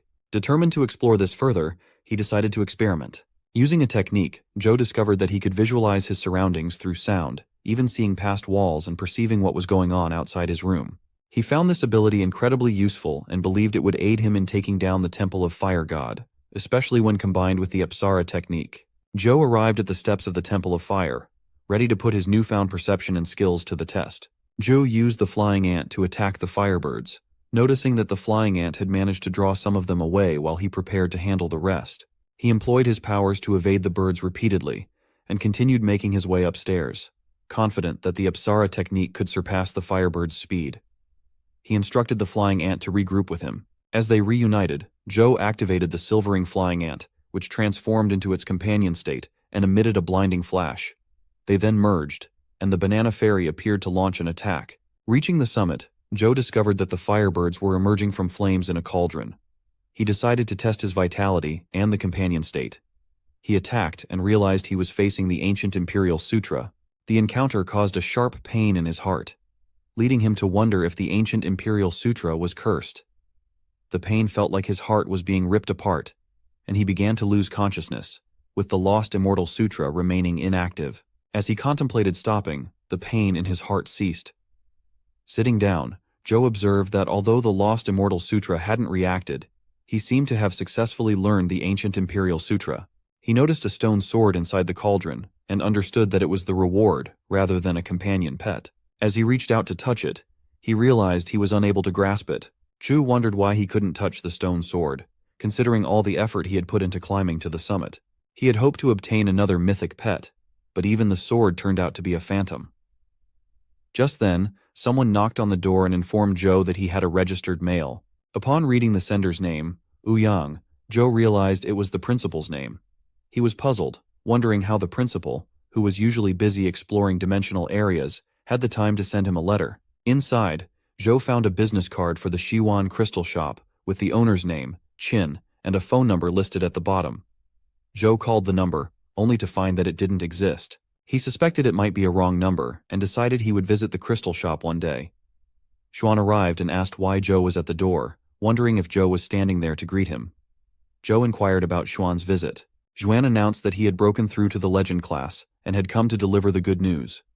Joe expressed his amazement. Xuan pointed out that Joe was the first person he was telling and expected him to act surprised. Xuan then explained that Joe should understand the significance of advancing to the legend class. He noted that while Legend class was above the Mortal class, it represented a crucial turning point in life classes. Xuan explained all of this to Zhou, who then asked about the life providence Xuan had awakened. Xuan, eager to share, revealed that he had awakened the immortal form for combat. This life providence granted him maximum buffs to his life force and defense, making his injuries self-heal as long as he wasn't killed outright. It brought him infinitely close to having an undying body. Excited, Xuan playfully placed his leg on Antelope, who responded by attacking Xuan and knocking him down. Zhou rushed over to check on Xuan, asking if he was okay. Xuan, still in shock, remarked that despite his new providence, he could still be hurt, and wondered what kind of creature Antelope was to have broken his defense with a single kick. An ambulance arrived to take Xuan away. As he left, Xuan told Zhou that with his strength, breaking through to the Legend class should be within reach if he worked harder. He urged Zhou to stop isolating himself, questioning how anyone could suddenly advance to the Legend class while being a shut-in. Zhou realized that if someone who gamed all day suddenly became stronger, people would definitely be suspicious. To avoid drawing attention, he decided he needed to train regularly. He set his training mode to normal and prepared to show his face at the gym before returning to his game. As he started training, he used his keen listener ability to sense and perceive even the slightest adjustments in the pitching machine's trajectory. By catching the subtle changes, he could swing his bat precisely at the programmed spot. Zhou began hitting the balls, practicing with intense focus. Feng, who was also at the gym, noticed Zhou's exceptional performance and checked to see who was there. Seeing Zhou, Feng commented on how Zhou seemed to be showing off by hitting balls while closing his eyes. Feng saw this as a rare opportunity to demonstrate the importance of training and decided to show Zhou the gap in their strengths. As Feng prepared to hit the ball, Zhou struck the ball faster and more accurately, surprising Feng with his skill. Feng thought it was impossible and assumed that Zhou's previous hit was a fluke. When another ball came, Feng was determined not to miss it. As he prepared to strike, Zhou quickly intercepted the ball. This pattern continued several more times, leaving Feng bewildered.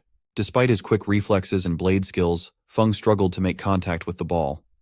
When Zhou started to move away, Feng asked him to wait, explaining that there was still another ball to hit. Zhou managed to hit that ball as well. Feng couldn't help but think that Zhou seemed to anticipate where the ball would land, even with his eyes closed. Feng felt a deep sense of shame and frustration. Zhou, believing the machine had stopped, prepared to leave and resume his game. However, Feng dropped to his knees in front of Zhou, addressing him as coach. Zhou was puzzled by Feng's behavior, and after a brief conversation, Zhou explained that he didn't have the time to be Feng's coach. Feng responded by acknowledging his shortcomings and expressing that he had learned a lot from their brief encounter. He firmly believed that with Zhou's guidance, he would greatly benefit. Feng promised to compensate Zhou appropriately and pleaded with him not to refuse his request. Zhou just received a message informing him that he had received a payment of 50,000 yuan. He wondered if Feng truly did not understand what refuse meant. Realizing that the amount was substantial, Zhou reconsidered his initial decision. Although he had already decided to invest in Huang's game, he decided that he could still find time to guide Feng. Zhou agreed to Feng's request, but made it clear that he couldn't promise that Feng would achieve enlightenment or anything of the sort. Feng acknowledged Zhou's point, understanding that personal growth requires raising one's own comprehension. He agreed that discoveries made independently are the most valuable. Afterward, Zhou returned home and reflected on how he had unexpectedly become Feng's coach. He appreciated that Feng was paying him well for his time. While playing the game, Zhou contemplated the concept of the rock-paper-scissors analogy. He thought that, according to this concept, the star-slashing knife aura, which represents scissors, should be able to significantly damage the paper-demonized general. However, he knew that using the star-slashing knife aura would deplete all his vitality. He continued battling, curious to see what would happen next. The enemy, despite having fought Zhou and his allies for so long, was still able to launch attacks. Zhou instructed the lotus ant to draw the enemy's attention away from him. As the lotus ant engaged the enemy, Zhou observed that the poisonous fog was absorbed by the black ball. He recalled that the cloth general's ability was telekinetic the last time he encountered it. The resulting explosion was immense. The general enemy noticed the star-slashing knife aura and prepared to counterattack. Zhou quickly raised his shield to protect himself, realizing he had finally caught the general off guard. Zhou concluded that the cloth general's ability was not limited to telekinesis, but also involved manipulating the space between two black balls. Fortunately, the Lotus Buddha brother could defend against the poisonous fog, which was also connected to the blood lotus. Zhou knew he would have been doomed if that protection had not been in place. Then, he noticed the companion egg. He reviewed the description of the companion egg and was prompted by the system to decide whether he wanted to hatch it. He agreed, and the hatching process began. He felt a surge of power and realized that he needed to endure this process. His physique and vitality had already surpassed the mortal limits and could not be further reinforced. Fortunately, the List Immortal Sutra would help recover his vitality, so he was confident he could hatch the egg without any problems. The process was successful. Meanwhile, the general was attacking his own subordinates and moving away from the scene. Joe remarked that it was expected of top-tier legendary class characters to eliminate troublesome monsters with ease. Now he could continue grinding to his heart's content. Arriving at his class, Joe opened the door and apologized to Ms. Wang for being late. He realized he had completely forgotten he needed to attend her class. Ms. Wang asked him to come in. Xuan greeted Joe and commented that it was no surprise he was late for their esteemed teacher's class. Ms. Wang asked everyone to be quiet and announced that the class would focus on the upcoming annual unified examination at the college. She explained the details of the exam. It would consist of several challenges. The first challenge involved retrieving oil, which would test their defense. The second challenge required flying across a paper bridge, assessing their agility and speed. The third challenge was devour mountains and rivers, designed to test their vitality. The final challenge involved lifting a stone cauldron, which would gauge their strength. Xuan and Zhu noted that these challenges seemed far removed from acrobatic performances of the past. Ms. Wang continued, stating that to pass the exam, they needed to clear at least 2 of the challenges. Their performance would be evaluated based on their time and the number of tests they completed. Those who ranked within the top 10 would have the chance to enter the Ziwei Palace. The announcement shocked the class, with many wondering if this was the rumored place where countless treasures could be found. Wang confirmed that the Ziwei Palace was indeed rumored to offer numerous opportunities within the jurisdiction of Sunset College. As the class ended, Zhou walked out with Xuan. Xuan commented that it would be amazing if he could get the chance to explore the Ziwei Palace and see what it had to offer. Zhou asked Xuan if, as the third young master of the Li family, he wouldn't be able to secure a spot in the top 10. Xuan replied that it was quite challenging, given the presence of many strong competitors and only 10 openings. While it was understandable that seniors like Huang and Hui would be in the top 10, there were also formidable freshmen like Feng, Zhou's stepsister, and Lu from the Wang family. Chu inquired if his sister would also be among the top 10. Xuan advised against underestimating her and went on to praise her extensively, highlighting her impressive abilities. Zhou was struck by how strong his sister Xiao was. As they parted ways, Xuan told Zhou to call him if he needed anything. Zhou considered the ranking system, acknowledging that while it wasn't the most crucial factor, the Ziwei Palace was indeed tempting. He wondered if there might be a vitality technique in the palace that could elevate his last stat to 11, and if the Ziwei Palace had a dungeon mark, which could mean many opportunities to find treasures. At that moment, the man who had been with Tian earlier approached Zhou, saying it was fortunate he had found him. Zhou recognized him as Sheng, Tian's adjutant. Zhou asked Sheng what Tian wanted from him. Sheng reassured him not to be nervous, explaining that Tian was not a bad person and was not currently inviting Zhou, but it was Lan who sought him out. Sheng then guided Zhou to Lan, who thanked him for coming. Zhou asked Lan why she was looking for him. Lan invited him inside to talk. As Zhou followed her, he noticed a shop called Siwan Crystal and recalled that the principal had mailed him a business card for this shop. As Zhou entered the shop, he asked again why Lan had called him. She explained that Jing's birthday was approaching, and Lan wanted to select a companion egg for him. However, she wasn't familiar with the preferences of young people and wanted Zhou's opinion, as he was someone Jing was particularly concerned about. Zhou thought that Jing didn't seem particularly concerned with him, but he agreed to help. As Zhou looked around, he noted that there were no customers in such a large shop. Lan explained that the shop was owned by Uncle Qin Xiyuan, who was a close friend of her father. When Lan was younger, her father used to bring her here, and whenever Uncle Qin received a new collection he was proud of, he would close the shop so they could view it first. Zhou realized that the shop had been specially closed for Lan's visit. Lan continued, saying that although Uncle Qin's shop in Luoyang wasn't the largest, it boasted the most exquisite goods. The shop was divided into 2 levels. The upper level, which Zhou could see, was filled with high-priced crystals and dimensional skill stones. Zhou recognized that this must be the place mentioned on the business card he had received from the principal. Lan continued, saying that the companion eggs they were looking for were located on the lower floor. They took the elevator down to the lower level. Upon arriving, Zhou was amazed by the vast space beneath and the numerous companion eggs displayed. Lan began describing the options. She noted that the Ice Moon Fox was elegant and might appeal to Jing, but the Flower Fairy also seemed like a suitable choice. She asked for Zhou's opinion. Zhou responded that the companion egg of the venomous caterpillar was an excellent choice. When Lan asked if girls liked it, Zhou explained that in terms of strength, it was at the peak of the legend class, and could evolve into the even stronger venomous queen butterfly after metamorphosis. Lan remarked on Zhou's unique taste, but agreed that if she told Jing that the companion egg was the black jade butterfly, it would indeed make for an interesting birthday present. Zhou mentioned that his father had never remembered his birthday since he was young. Lan said she would ask Sheng to wrap the present and noted that they still had time. She suggested they continue exploring the shop. He asked if there was another lower floor. Lan answered that there was indeed a lower level where very special companion eggs were kept. This level could only be accessed when Uncle Qin was present, but Lan also had a key. She wondered if the special eggs were still there. As they descended, Zhou saw a massive and powerful companion pet inside a cage. Lan explained that most of these pets were fighters who had battled alongside veterans during the dimensional storm period. Over time, they developed bonds with their owners, who could not bear to see them die. Therefore, these pets were placed here, waiting for a chosen person. The gate opened, revealing someone bound with chains. Zhou asked if this was a companion pet. Lan admitted she didn't know either. Every time she visited with her father, he always watched over it, and she had not expected it to remain there after so many years.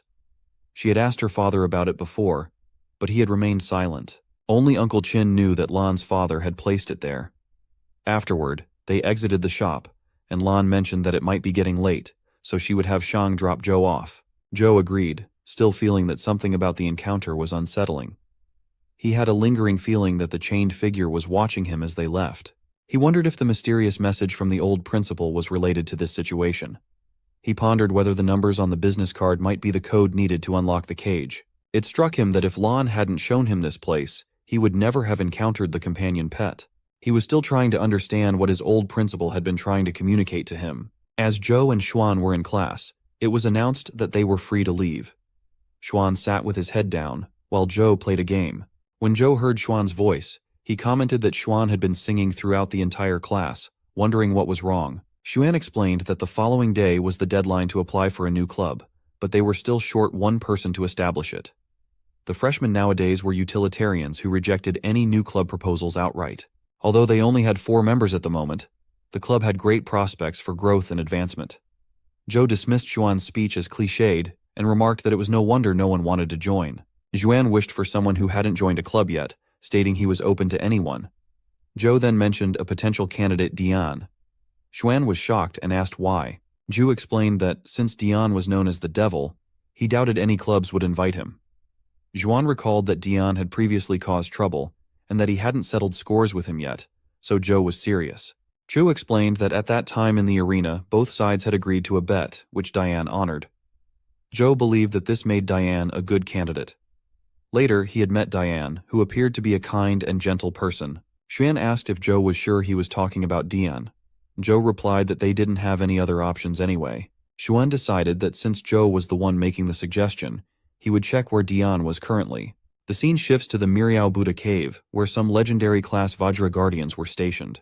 As Zhou and Xuan arrived, Xuan pointed out that these were all Vajra Guardians and questioned if Dian had really come here for training. Zhou reassured him not to worry, explaining that the Guardians moved very slowly and rarely attacked people, so they should be safe. An hour later, as they continued searching for Dian, Xuan asked if Zhou had found him. Zhou admitted that he had not. Xuan wondered where Dian could be, as they were unable to locate him. While Xuan was touching a Buddha statue, the Guardians activated, and one of them leaped to attack him. Xuan barely managed to dodge the attack and wondered why they were suddenly aggressive. Zhou explained that touching the Buddha statue might have caused them to go berserk. As Zhou also placed his hand on the statue, Xuan warned him not to touch it. The Guardians began to advance on them, and they both prepared for battle. Despite using their powers to attack the Guardians, Zhou realized they were in a dire situation, as more Guardians appeared. He also noticed that Xuan was being overwhelmed and, despite Xuan's immortality through the life providence of an immortal god, he was struck by a Guardian and fell near Zhou. Xuan exclaimed that there were too many Guardians and they were too fierce. Zhou instructed him to hold on tight. As the Guardians closed in, Zhou lifted Xuan and jumped onto the statue. Xuan protested, questioning how Zhou dared to step on the Buddha statue. After a while, They noticed that the guardians began to calm down, and Zhou put Xuan down. However, after a short time, the guardians became active again. Zhou lifted Xuan once more, and Xuan wondered why the guardians seemed to tolerate Zhou. Zhou speculated that it was because they were in the Buddha cave and Zhou was currently a Buddhist. Dian had likely summoned them to follow him. Zhou and Xuan jumped onto the Buddha statue, and Dian instructed them to move behind it, where the guardians could not reach. Once they were safely positioned, the guardians stopped their advance. Xuan taunted the guardians, noting that they couldn't follow them behind the statue. Dian assured them that they would be able to leave after an hour and return to their normal state. Zhou realized there was a cave behind the Buddha statue. Xuan explained that they had come to find Dian with the intention of establishing a club and inviting him to join. Dian, however, easily declined, expressing disinterest. Xuan urged him not to reject so quickly, highlighting the club's benefits, including a generous monthly allowance for each member. Xuan was confident that Dian, who was known to appreciate commissions, might be persuaded. Dian asked for 100,000 per month to join. Xuan was taken aback by this amount. Zhou then proposed that they only needed Dian to fill the quota to establish the club and that he would not be required to participate in any club activities. He inquired how much Dian would charge under these conditions. Dian responded that it would be 10,000.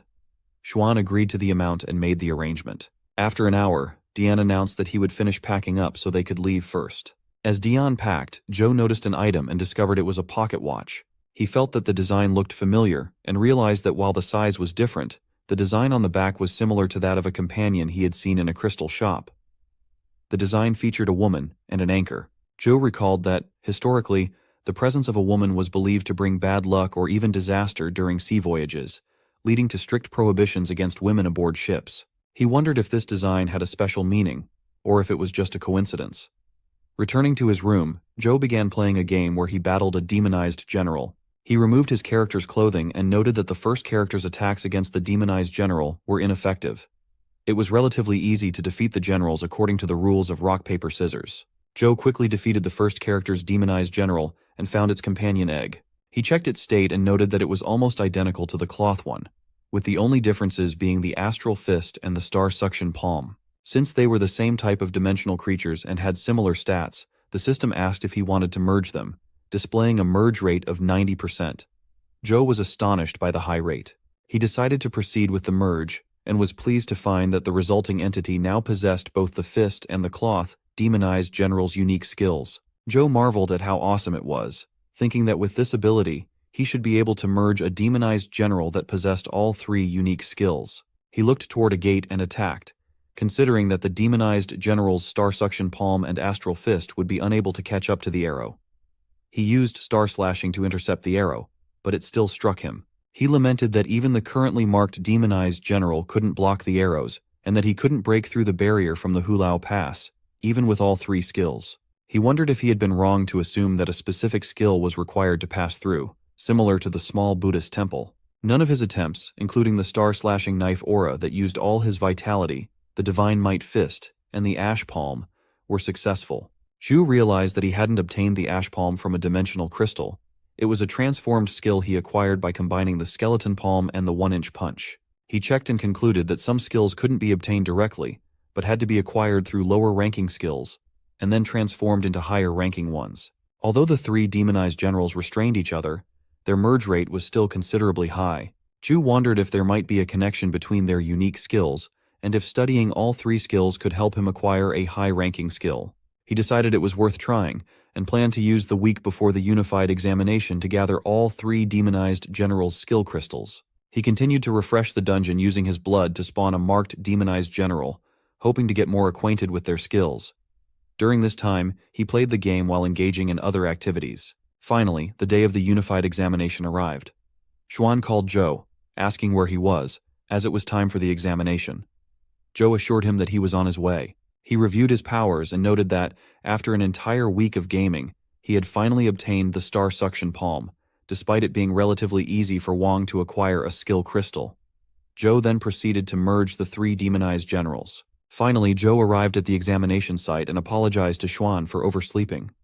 Xuan asked if Zhou was feeling nervous. Meanwhile, the student council president, Wei, observed them from his office window and inquired of a girl whether that was Zhou. She confirmed that Zhou had participated in killing and defeating the marked demonized general at the Hulao Pass. She added that, although Zhou was still in the mortal class, they had not found any significant background on him, other than his minor association with the playboy young master of the Li family. Wei commented that, unfortunately, the unified examination tested one's strength, so regardless of how powerful a mortal class technique was, Zhou's ranking would likely only be around 100. As a result, Zhou was placed on the student council's waiting list. Wei then noticed that the genius Jing, Xiao from the Wang family, Feng, and Huang had all arrived. When Huang approached Zhou, Wei hid and wondered how Huang could be so close to Zhou. The lady accompanying Wei mentioned that Huang was the one who did not get along with Zhou. Before she could finish her sentence, Wei questioned her, pointing out that she had previously said Zhou had no background, so how did he know so many people? She replied that Zhou was merely a student. Wei noted that with Zhou's connections, if they could recruit him into the student council, they might gain access to Zhou's entire network. He instructed the lady to reinvestigate Zhou's background in detail. Remembering that she was responsible for setting up the examination site, he told her to follow his instructions. She agreed. One by one, students took their turn in the test, which involved lifting a heavy object. Most struggled and could barely move it. When it was Zhou's turn, he lifted the object effortlessly with a single hand, scoring full marks. He thought to himself that the cauldron felt unusually light. After all the students completed their exams, the grades were finally posted. Zhou looked at the results and noted that the top scores were achieved by the most exceptional students, with full marks. He thought that this was to be expected. To his surprise, Zhou's name appeared in the top 10, which left others wondering about him. Feng commented that it was as expected of his coach. Wang was astonished to see Zhou's name among the top 10 and wondered if a mortal class student could truly be such an exceptional genius. Xuan was equally surprised and remarked that Zhou's lifting score was higher than his own. Zhou admitted that he had no idea how this happened. He felt that not only the cauldron but also the difficulty of the other tests seemed unusually easy for him, leading him to suspect something was amiss with his grade. At that moment, Wei approached Zhou and introduced himself as the student council president of Sunset College. He asked if he could speak with Zhou privately. Xuan asked when Zhou had become acquainted with the student council president. Zhou replied that he had never met Wei before. Zhou followed Wei into a room. Wei began by congratulating him for making it into the top 10, and mentioned that Zhou would have the chance to visit Ziwei Palace. He noted that it was exceptionally rare for a mortal class student to achieve such a high ranking. Zhou asked if Wei had lowered the difficulty of his exam, questioning why he would do that for a stranger. Wei responded that he believed Zhou had great potential. He emphasized that Ziwei Palace was a significant opportunity for a new student, and that it would be a shame for Zhou to miss out on it. Zhou urged Wei to be straightforward. Wei then revealed that the position of vice president was currently vacant and offered to nominate Zhou for the role. Zhou stood up, declining the offer, and stated that he had no interest in joining the student council. Wei was surprised, as the student council controlled many aspects of the college and student life, and many students aspired to be vice president. It was unusual for someone to turn down such an opportunity. Zhou explained that his friend was still waiting for him and asked if he could leave if Wei had nothing else to discuss. Wei agreed and told Zhou that the doors of the student council would always be open for him. If Zhou ever changed his mind, he should definitely come to see Wei. Zhou then left, and the girl asked Wei how Zhou could reject such a significant opportunity. Wei replied that it was fine. Winning someone over couldn't be done overnight. Zhou was not an ordinary person, so doing him a favor posed no harm. The girl then presented some documents that the college had passed to Wei for review. Wei asked what they were. As he examined them, he wondered about the exchange student from Covenant College. The scene shifted to a building where Liz was fuming and told John to leave. Another lady, concerned, asked Liz if she needed to recuperate. John remarked that it was surprising a mortal class student could cause Liz such distress. Liz retorted that it was John's fault. John continued, explaining that he had applied to be an exchange student at Sunset College, specifically to meet the person who had caused the AN family to offend their Cape family without hesitation. He then asked if that person was Zhou. All 10 of the top students gathered near the gate of the Ziwei Palace. They were given arrow-shaped tokens, which the college had found from there, and they needed to use these tokens to access the treasures within the palace. We explained that all kinds of items were mixed together, so they might receive anything from a secret skill or a companion egg to ordinary antiques or jewelry. As they heard a ringing sound, the gate finally opened. They were instructed to pick a light ball, pierce it with their token, and the item inside would be their treasure. Feng remarked that there were so many options, making it difficult to choose. One of the boys threw his token to select an item and suggested relying on luck, as it was impossible to distinguish the value of the items based solely on their appearance. He received a treasure, and Xiao, excited, asked if he wasn't going to open it. The boy replied that opportunity makes the thief. Zhu thought that he actually had only one chance, and considered that if he could find the dungeon mark, all the treasures would be easily accessible to him. He continued searching, but despite his efforts, he couldn't find the small hand symbol. He found a gate and wondered if it was behind it. Xing warned him not to go any further, stating that the gate had devoured countless experts who had attempted to enter. Xing advised that if Zhou wanted to avoid death, he should stay away from the gate. Zhou decided to give up on finding the mark and instead opted to pick a treasure. Xiao approached and asked if Zhou wanted her to choose one for him. He agreed and asked if she had picked one for herself. She confirmed that she had and showed him a large treasure box. He said he was going to pick randomly and was now relying on Xiao. Xiao took his arrow, tossed it without checking, and retrieved a box. She mentioned that she didn't know what was inside, but since she had chosen it, it would surely be good. As Zhou opened it, he discovered an ancient lamp and wondered if he might get a genie if he rubbed it. When he rubbed the lamp, a small flame appeared, and he felt his body being controlled by an unreasonably strong force. He realized that the power was coming from the lamp. He began to dance involuntarily as the lamp compelled him to do so. It felt strange, and he thought the dance steps were deliberately channeling all his vitality to create a new flow, which suggested it was a vitality technique. Zhou then saw a lady commanding her army to slay the gods if they opposed, and to cut down the immortals if they defied her. She declared that she would neither converse with gods nor side with immortals. Chu wondered what he was witnessing and realized that when he returned, it would be the end for the immortals. He woke up to find himself in his room, and both Banana Fairy and Ting were delighted to see him awake. He realized that they had come out on their own again and noted that it had been a long time since he had a good sleep. He had been plagued by endless nightmares before, but they had finally disappeared. He attempted to get up, but the force was so great that he broke through the ceiling and crashed into the floor above. He was shocked by how strong he had become. A girl in a towel, visibly angry, struck him. Afterward, Zhou called the workers to reconstruct the area. He examined his profile and thought that he must have broken through to the legendary class. He felt incredibly lucky but was curious about the Life Providence King's Sai and what kind of riddle it contained. He found it strange that he couldn't see his stats like he could in a game. Although everyone should be able to feel the power of their life providence to some extent, he only sensed its existence without any clear guidance. He was unsure of its effects but felt confident that he could continue to improve his stats and no longer had to worry about dying when he hatched legendary class creatures. He then reviewed the other vitality techniques he possessed. As he began his assessment, he discovered that he could access all of them except for the King's Sai. Besides the First Order of Chaos, each vitality technique that had been copied from the Immortal Sutra had formed an independent name and life providence. It was time for him to explore more places. He ventured into a dungeon, deep within a cave, and with the help of his pets, he battled the enemies. He instructed his pets to provide cover while he fought. When he noticed a swarm of flying enemies approaching, he summoned the demonized general to aid in the battle.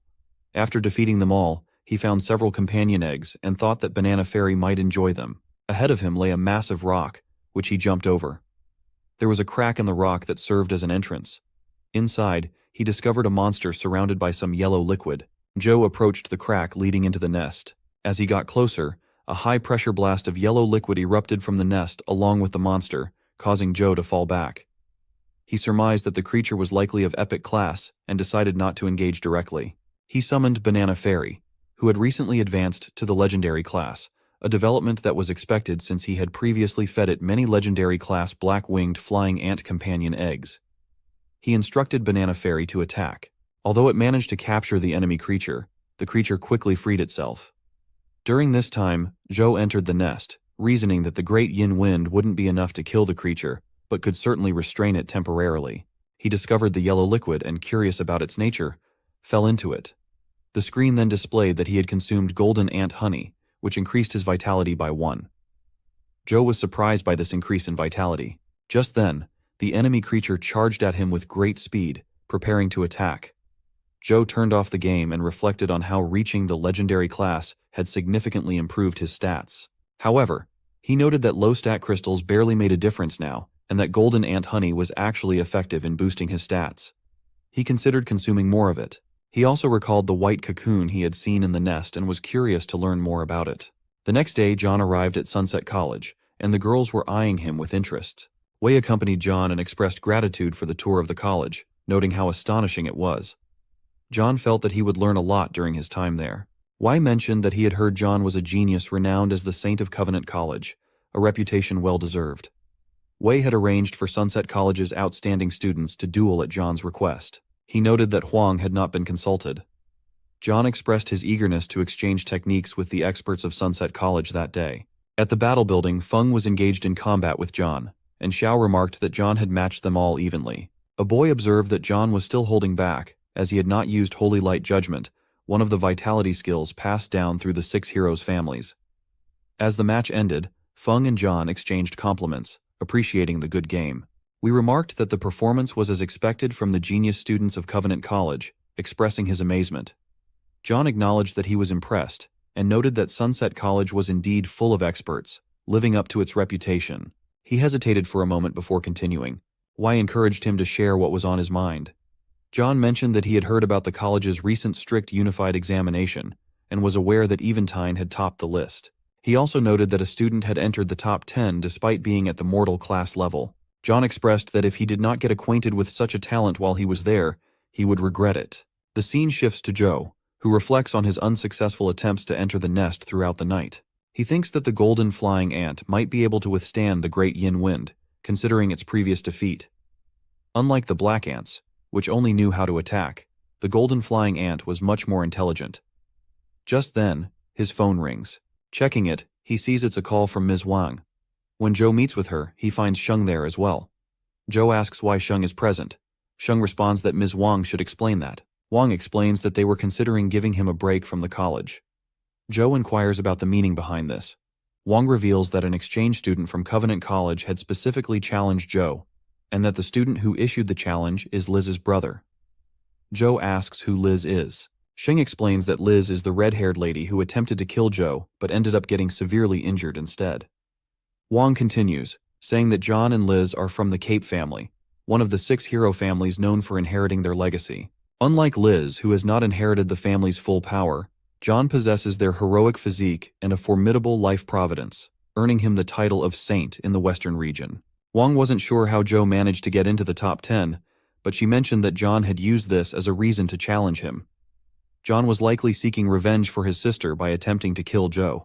The college had doubts about Zhou's ranking, but they didn't investigate further due to their commitment to the AN family. If Zhou's strength didn't reflect the college's peak level, it would be a disgrace to the institution. Therefore, it was best for Zhou to remain under the protection of the AN family. Meanwhile, some girls surrounded John, expressing their suspicions about Zhou. They then invited John to lunch. Just then, Jing arrived and, as if by accident, kicked John in the face. John asked what that was about. Jing asserted that he knew very well what she meant. John explained that there had been a misunderstanding and clarified that since Zhou was on her college's list of experts, he wished to duel with him. Jing then asked if John dared to fight her. John responded by questioning whether Jing was trying to defend her college's reputation, or if she believed Zhou lacked the corresponding strength. He accused her of attempting to protect Zhou because he had seized the chance to pick a treasure unfairly. Others present also expressed their support for John, blaming Zhou. John told Jing that if Zhou hadn't cheated, he wouldn't be hiding behind her. He looked forward to the duel in 3 days. Zhou then approached, suggesting they hold the duel immediately. Jing asked Sheng why Zhou had come. Wang, also present, decided to watch with anticipation, since Zhou had chosen to proceed. The duel was broadcast on a large screen for other students to watch. John remarked that since the battle was to defend Zhou's college reputation, it should be witnessed by everyone. He asked if Zhou minded this. Zhou replied that John could do as he wished. Shen commented that it was a dirty trick, while Feng confidently assured that Zhou would win. Feng then prepared 2 lightning sticks to cheer for Zhou. John told Zhou that he wouldn't make it too difficult. He explained that if Zhou could withstand his companion pet for 10 minutes, he would be declared the winner. John summoned his pet and Zhou responded by setting the challenge to 1 minute instead. John agreed, thinking he could still cripple Zhou within that time. As John's pet moved in to attack, Zhou declared that he would end it all within that 1 minute. He then summoned his own pet.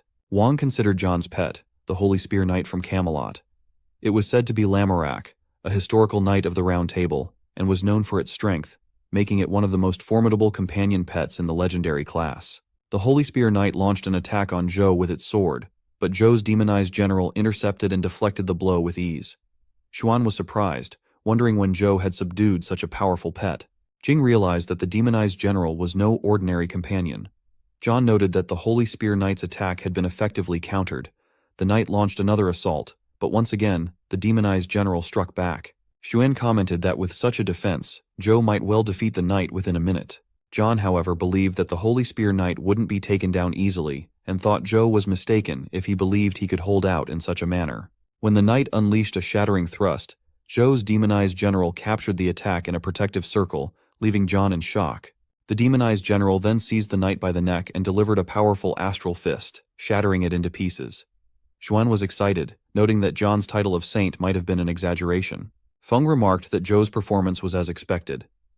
Ying observed that the demonized general was capable of utilizing two unique vitality skills. John, utilizing his Holy Emperor physique, acknowledged Zhou's strength and requested a real duel. Zhao responded that there was no need to continue. John bet on the honor of the Cape family and offered a companion egg of the rebellious knight, which was said to inherit Lancelot's power. Zhou inquired about the rules. John explained that it was straightforward: face the inherited unique skill of the Cape family and deal with his attack. As the duel began, Zhou executed a single attack, encasing John in ice. Shu declared that John had lost. Zhou broke the ice to free John and took the rebellious knight egg as well. Ms. Wang instructed others to check on John. Jing wondered if Zhou had been concealing his true abilities. Back in his room, Zhou examined the rebellious knight egg and found its stats to be exceptionally high. He noted that the companion pet had 4 skills, and all its stats were at 19, making it nearly as powerful as his demonized general. Zhou found it odd that the rebellious knight was so much stronger than the Holy Spear Knight. He wondered why John hadn't hatched the rebellious knight, and instead used the Holy Spear Knight's egg as a bet. Shu read the full description of the rebellious knight, Lancelot, and learned that it carried the providence of a main character. Lancelot had taken Queen Guinevere, whom King Arthur, his master, cherished. Zhou realized that John had likely avoided hatching the rebellious knight because its life providence could cause significant backlash to its owner. That night, Ms. Wang was on a call, discussing Zhou's impressive performance. She remarked that Zhou was truly a remarkable student, consistently delivering surprising results. She mentioned that if he was indeed a raw gemstone, the person she was speaking to was the only one capable of refining him. The person on the other end of the call was lowering a chain into a well and mentioned that Zhou sounded like another tricky student who could be tested. They noted that Zhou's strong companion pets played a significant role in defeating John, and said they would make arrangements based on the advice of the person they were speaking with. The call ended, and the man jumped into the well. The scene shifted to Zhou, who received a call from Xuan. Xuan informed him that Ms. Wang had posted their assignment and urged him to stop sleeping. Zhou checked the assignment and saw that it required them to kill 10 bronze auspicious beasts in the restricted city. Zhou asked Xuan if he was certain that the restricted city wasn't some sort of dangerous dimensional area. Xuan replied that he had already been there and confirmed it was not particularly dangerous. The restricted city was one of the furthest underground cities in Luoyang's underground network and was filled with various bronze dimensional creatures. Currently, the highest class dimensional creatures found there were only at the legend class. The city was called the Restricted City because it had mysterious powers that disrupted companion contracts, preventing the summoning of any dimensional creatures within its boundaries. As Zhou and Xuan arrived at the Restricted City, they encountered the bronze auspicious beast of the legend class, and they had to keep dodging its attacks. Xuan noticed that none of their attacks were succeeding. When he finally managed to strike, he found that the beast used its defense to force him to retreat. Zhou then launched an attack with his star-slashing knife aura, which had some effect on the beast. Xuan urged Zhou to continue using that technique, but Zhou revealed that he had already exhausted all his mana for the attack. Shocked, Xuan and Zhou pressed on. During a brief rest, Xuan mentioned that Ms. Wang's information indicated that the bronze auspicious beast was supposed to be a normal opponent, but this one turned out to be a massive metal block that wouldn't budge. Zhou noticed a dungeon mark and thought it was not difficult to locate. Xuan asked if Zhou had been listening and pointed out that the assignment seemed quite challenging, especially since they couldn't use their companion pets. Zhou considered that not all pets were unusable. Although he couldn't feel the connection with his companion pets upon entering, Banana Fairy and Ting were exceptions, and he could still hear them. To avoid unnecessary trouble, Zhou decided it was best to keep their presence a secret and adhere to the city's restrictions. Zhou explained that the beast had a strong defense, but wasn't invincible. Since there was room for maneuver, it was possible to find its weak points. Zhuan added that, despite receiving inaccurate information, it was still feasible to fight the bronze auspicious beast. However, if their mortal-class classmates made a mistake, it could be fatal. Zhou reassured Zhuan not to worry, and promised to find a solution that would allow all their classmates to succeed. Zhuan remarked on Zhou's kindness. Zhou mentioned that the beast's defeat would likely yield valuable rewards, which he could use to support Huang. After returning home, Zhou tried various strategies and eventually came up with a rough plan. While battling a similar beast in the game, he discovered that the creature's movements required energy. As it moved, energy would flow and gather in specific parts of its body, leaving other areas temporarily weak. Zhou observed that these weak points shifted according to the beast's actions. To defeat the bronze auspicious beast, Zhou would need to record its weak points during various actions, providing a detailed strategy for the mortal class fighters. Finally, Zhou sent a file to Xuan. Xuan wondered what it contained. Sometime later, while Zhou was sleeping, Xuan called to inform him that he had followed the instructions. Zhou congratulated him, and Xuan continued, saying that he could defeat the large beast on his own by following Zhou's detailed walkthrough. He then asked how Zhou had come up with such a detailed guide. Zhou explained that he had been grinding through countless scenarios over the past few nights to the point of exhaustion. He advised Xuan not to worry too much about it and mentioned that, although the mortal class fighters would face more challenges, they could still defeat the bronze auspicious beast. Xuan agreed and said he would help Zhou sell the information to make a profit. While discussing with a girl, she pointed out that they might not have needed a walkthrough for their assignment, since it was simply to kill 10 bronze beasts, and a mortal class bronze rabbit would count as one of those beasts. They realized that it wasn't the legend class bronze auspicious beast they had been dealing with. As Zhou checked his phone, he realized that his and Chan's assignment was different from the others. Xuan remarked that it was strange and wondered why Ms. Wang had assigned them a different task. Zhou worried that this might mean no one would buy his walkthrough. Huang arrived and informed them that, in fact, the special admission class of Zhou's year also had the task of killing the bronze auspicious beast. Huang noted that he hadn't even considered that, and it was impressive how thoroughly they had analyzed every move of the bronze auspicious beast. The mechanism could even be implemented in the game. Zhou asked Huang if he thought the specially admitted students would purchase the walkthrough for their assignment. Huang replied that they probably would not. He explained that admitted students usually took pride in their abilities, and using someone else's walkthrough would imply that they were inferior. Xuan and Zhou prepared to leave, with Xuan expressing that the effort seemed futile. Zhou added that he would view it as training and planned to invest the money he earned into Guang's game. Huang suggested that they let him finish his point first. Although it was unlikely that the specially admitted students would buy the walkthrough for the assignment, it could help many of them break Huang's record in the restricted city. Some students with big egos would certainly purchase it in secret to surpass his record. Zhou recalled that Feng and Wang had previously attempted to break the record at the Lotus Cave. Just then, Feng approached from behind Zhou and hugged him, saying he had found himself. He then pulled Zhou along, declaring it was time for their lesson. As Feng dragged Zhou, his pants began to fall. Huang told Zhou to leave the sales to him. Feng took Zhou to a room and informed him that he had acquired the mind's eye, if Zhou had taught him. Zhou wondered if he had ever mentioned this. Feng asked Zhou to inspect him, then swiftly slashed his sword towards Zhou. Zhou dodged the attack and thought it was incredibly fast.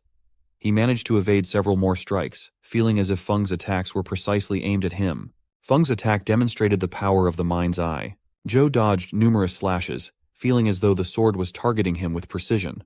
After a while, Feng stopped and explained that any moving object would disrupt the airflow. Even without using his eyes, his sword would be swifter and more accurate as long as he trained his perception to sense subtle changes in the air. However, Feng's current level of movement perception was far from Zhou's ability to predict his next move. Feng expressed that he wanted to reach the same level of understanding that Zhou had achieved. Zhou thought that while Feng's mind's eye was similar to the keen listener ability, it was distinct and represented a unique realm of perception. Zhou then told Feng that there was nothing he had taught him about the mind's eye. It was something Feng had developed on his own. Therefore, Zhou suggested that he should return Feng's money. Feng insisted that Zhou wait. He acknowledged that Zhou had made remarkable progress every day and was very strict with his own cultivation. Feng felt it would be selfish of him to hold Zhou back. Zhou clarified that this was not what he meant. Feng assured Zhou that there was no need for him to be perplexed. He was perfectly fine with self-study and would do his best to assist Zhou whenever needed. Zhou told Feng to proceed as he wished. Feng agreed and expressed a desire to know more about Zhou. If Zhou didn't mind, Feng would like to apply to live with him. Zhou hesitated, wondering how he would manage to play the game under those circumstances. He told Feng that it might even risk his life. Feng, visibly emotional, revealed that Coach had been conducting strict and harsh training in secret. Zhao returned home and informed Antelope that he had bought the vegetables as well, and headed to the kitchen. Antelope was looking at photos of Zhou holding a carrot and mentioned Zhou's father's name. Zhou was surprised and wondered why he had heard someone say his father's name. Later, Zhou ventured into the dungeon, deep within the ant cave, where he was battling the golden flying ant. He knew that even a silver-winged flying ant would struggle to match its speed. The golden flying ant struck him, causing him to fall, and then the demonized general attacked the golden flying ant. Zhou asked for a moment to regroup. As Zhou entered the golden honey again, the golden flying ant came after him. He thought that, as expected of an epic class creature, the gap in their abilities was significant. Zhou used the banana fairy to attack the golden flying ant, but it managed to dodge the attack. Zhou wondered what was happening and why the ant had turned back. He then realized that the golden flying ant was protecting a cocoon. Determined, Zhou immersed himself in the honey, which significantly increased his vitality. After a while, as the golden flying ant came to attack him again, Zhou turned off the game. He realized that the ant would rather protect the cocoon than pursue him. He had finally figured out the trick to harvesting the ant honey. Xuan then called him, suggesting they start on the restricted city assignment the next day. Zhou agreed, noting that they needed to get the walkthrough and that the deadline was approaching. Xuan mentioned that they had promised Xuan's sister they would work with her club on the mission and other activities. Since they were planning to incorporate their club activities into the restricted city assignment, Xuan assured Zhou that they could handle both. Zhou agreed to this plan. Then Xuan's sister arrived, calling him Xuani. Xuan, feeling embarrassed, asked her to stop using that nickname.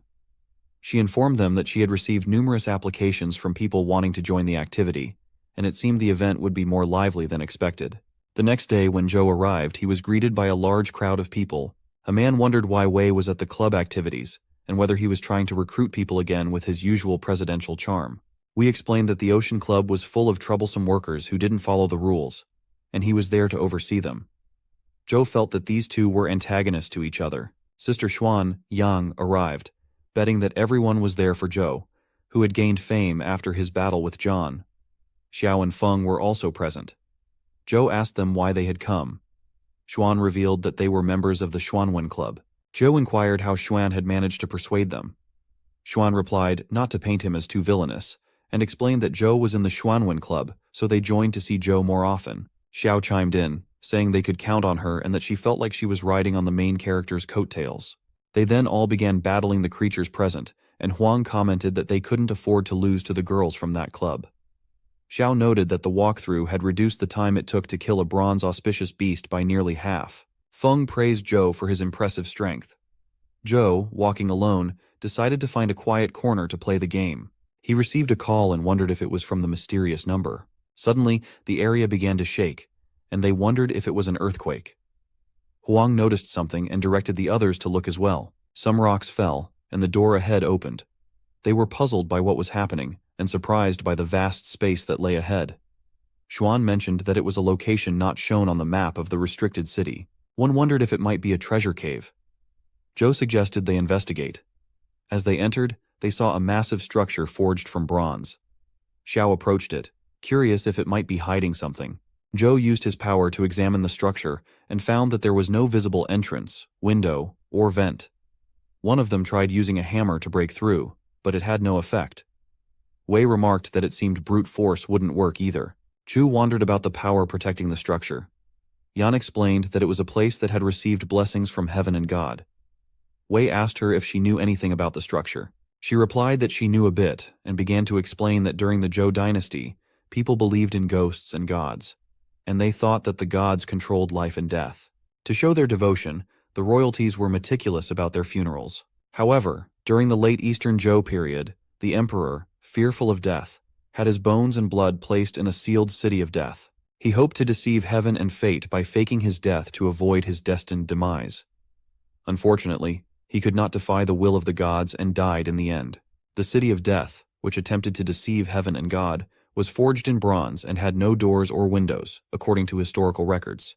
Xuan urged them not to leave him hanging, and since Yan seemed to know so much, he bet she would know how to enter. Yan confirmed that it was indeed a death city from the Eastern Zhou period and suggested that Feng should try digging around the southern wall of the city. While outside, Yan mentioned that the others had been inside for a long time and wondered if they had encountered any dangerous situations. Feng reassured her that it would be fine as long as Zhou was with them. Upon entering the City of Death, they found nothing but a dead tree.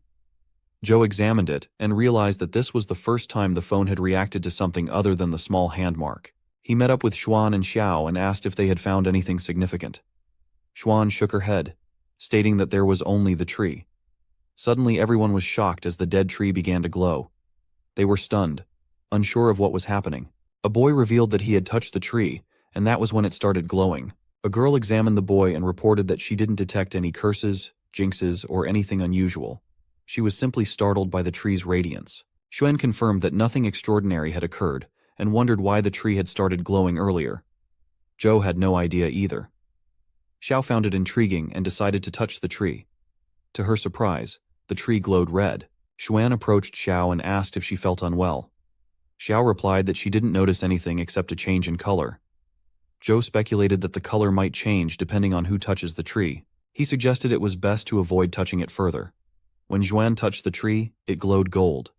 Curious, others wanted to try touching it to see what color it would produce. Zhu noticed that the details of the tree were still downloading on his phone. When he returned home, he found that the download was still ongoing despite his extended absence, and his phone didn't respond to his touch while it was downloading. He guessed he would need to wait until the download finished. He decided to go to bed early, allowing the phone to continue downloading the information. The scene shifts to Lan and Tian. Lan expressed concern about the upcoming fight for the right to the Holy Land, and her worry about Zhou going alone. She asked Tian to send Sheng to accompany Zhou. Tian questioned whether she was being unreasonable, stating that he had faith in Jing. Lan responded that it was a foregone decision and acknowledged that Tian loved his sister dearly. However, she pointed out that Tian should be aware of Jing's condition. Unlike Tian, Jing was born with the cold factor physique, and its actual cause had yet to be uncovered. The cold factor syndrome that accompanied this condition was unstable and made it more painful for her to cultivate. This was why Lan had not supported Jing in cultivating the sun-shooting technique. Even if Jing were to obtain the right, Lan feared that if something were to happen to her during the inheritance process, no matter how slim the chances, she didn't want to lose someone important again. Meanwhile, as it rained outside, Zhou woke up to find that the details of the dead tree had finally downloaded. The name was shocking. He realized it was the Black Tree in the Death City, but wondered why a single tree would be classified as a dungeon in the game. He was intrigued by the secrets the tree might hold. Just then, someone knocked on the door. When Zhou opened it, he saw Jing, who was drenched from the rain. She asked for a showdown, as they had promised. Zhou handed her a towel to dry off and told her he didn't recall agreeing to any showdown. He mentioned that her room was upstairs and suggested she go back after she dried herself. Jing pointed out that Zhou had progressed to the legend class and had a powerful companion pet, so why was he hesitating? Zhou replied that he knew Jing had come because of the right to the Holy Land, but he had no interest in it. He told her that if she wanted it so badly, he would go to Lan and pressure her to return it to Jing. Jing admitted that defeating Zhou wouldn't prove anything, but she couldn't accept that. She began to cry, explaining that she had risked her life to prove she was qualified for the right to the Holy Land. Yet Zhou had easily obtained and waived it, and despite being able to cultivate the sun-shooting technique, he wouldn't treasure it. Jing found it unfair that he could avoid the pain from the cold factor physique while she had to endure it, even though she wanted to cultivate it. Just then, Zhou received a call from Xuan, who informed him that some of the people who had gone to the Death City with them, including Xiao, had been found dead that morning. Upon hearing the news, Zhou and Jing rushed to meet Xuan, who was surprised to see Jing there as well. Zhou asked if it was true that some of the people who had gone with them to the dimensional area had died. Xuan confirmed that it was true. They had suffered sudden cardiac arrests. He had seen the list, and all 5 of them had touched the Black Tree. Zhou pointed out that Xuan had also touched the tree, and if its power was indeed responsible, Xuan might be in danger as well. Xuan explained that he had informed the college about the tree, but according to the investigation team, they had found no traces of the tree in the Bronze Death City. Zhou asked if that meant the tree had disappeared. The case was so serious and unusual that even the army had taken over, making it difficult for the college to intervene. Zhou wondered if this meant they couldn't even check on Wang and the others. Jing offered to take them. Xuan admitted that he had completely forgotten about Jing being from the An family. Jing asked Zhou to owe her a favor. Zhou inquired what the favor would be. Jing replied that she hadn't decided yet but would let him know once she had figured it out. As they were leaving, Zhou told Xuan to call him if he sensed anything unusual since Xuan had also touched the tree. After that, Jing called Sheng. While sitting, Zhou contemplated the tree, noting that it was different from the morning. The things on the beaches resembled flower buds. He counted and realized there were 5 buds, matching the number of students who had touched the tree, confirming that the tree was likely involved. Zhou found something strange. The dungeons were based on reality, but their existence shouldn't affect each other. Yet the effects of the black tree were showing up on his phone. He speculated that the dungeon might be reacting to reality, and it wasn't truly a dungeon but more likely uploading information from reality to the phone, similar to how companion eggs worked. Jing snatched the phone from Zhou, telling him to stop playing around and get moving. Inside, a man was angrily confronting another boy who was wearing a mask. The man told him not to think too much about the situation, as it was still unclear. The masked man suggested dissecting the students who had touched the tree. The masked man explained that they had no clue about the situation, and that he wanted to gain a deeper understanding of it. Since the students' psychological functions had stopped, they were effectively dead. The man replied that they knew nothing about the situation and questioned whether the masked man intended to dissect them, considering the involvement of Dr. Yan. He noted that the father of the Wang family and Xiao were among the deceased students. The masked man requested that the man keep 1 student while he took the other 4. The man refused, stating that he wouldn't give up any of them. He pointed out that the masked man had always sought soldiers who died in battle as experimental subjects. The masked man clarified that he only wanted 4 and that they were currently in a state between life and death. He wanted to discover the source of the fascinating power they possessed, and argued that the man had no choice. As a general, he could only provide them with a lifeline, making it a favorable deal for the man. The man grabbed the masked man by the neck and asked if he was threatening him. The masked man calmly replied that he was merely speaking the truth. Just then, the gate opened, and the man shouted for everyone to stay out, as he had ordered no one to enter. When he saw Jing, she approached and asked Uncle Qin if she could introduce someone who might be able to help. After a brief discussion, Qin acknowledged that he was aware of the situation. The son of the Li family had reported it, but they hadn't discovered the tree in the restricted city. Zhu insisted that the tree definitely existed, and that everyone who entered the Death City had seen it. It wasn't an illusion, and he didn't believe the students were dead. The tree they had touched was located in the Eastern Zhou's Death City, which was originally used to feign death and deceive heaven. The disappearing tree might be the core of this deception. Wang and the others might just be in suspended animation after coming into contact with the tree, and once the tree's effect faded, they could potentially be revived. The masked man remarked that this was all speculation. Zhou responded that it meant it wasn't entirely impossible. The masked man said he would only wait 1 night. On stated that he had never agreed to let the masked man act as he pleased after a single night. The masked man had suggested that it was also an opportunity for Qin to reconsider his recent proposal. The lives of those students were being drained by an unknown power, with their last breaths dissipating like sand. Even the masked man was powerless to save them.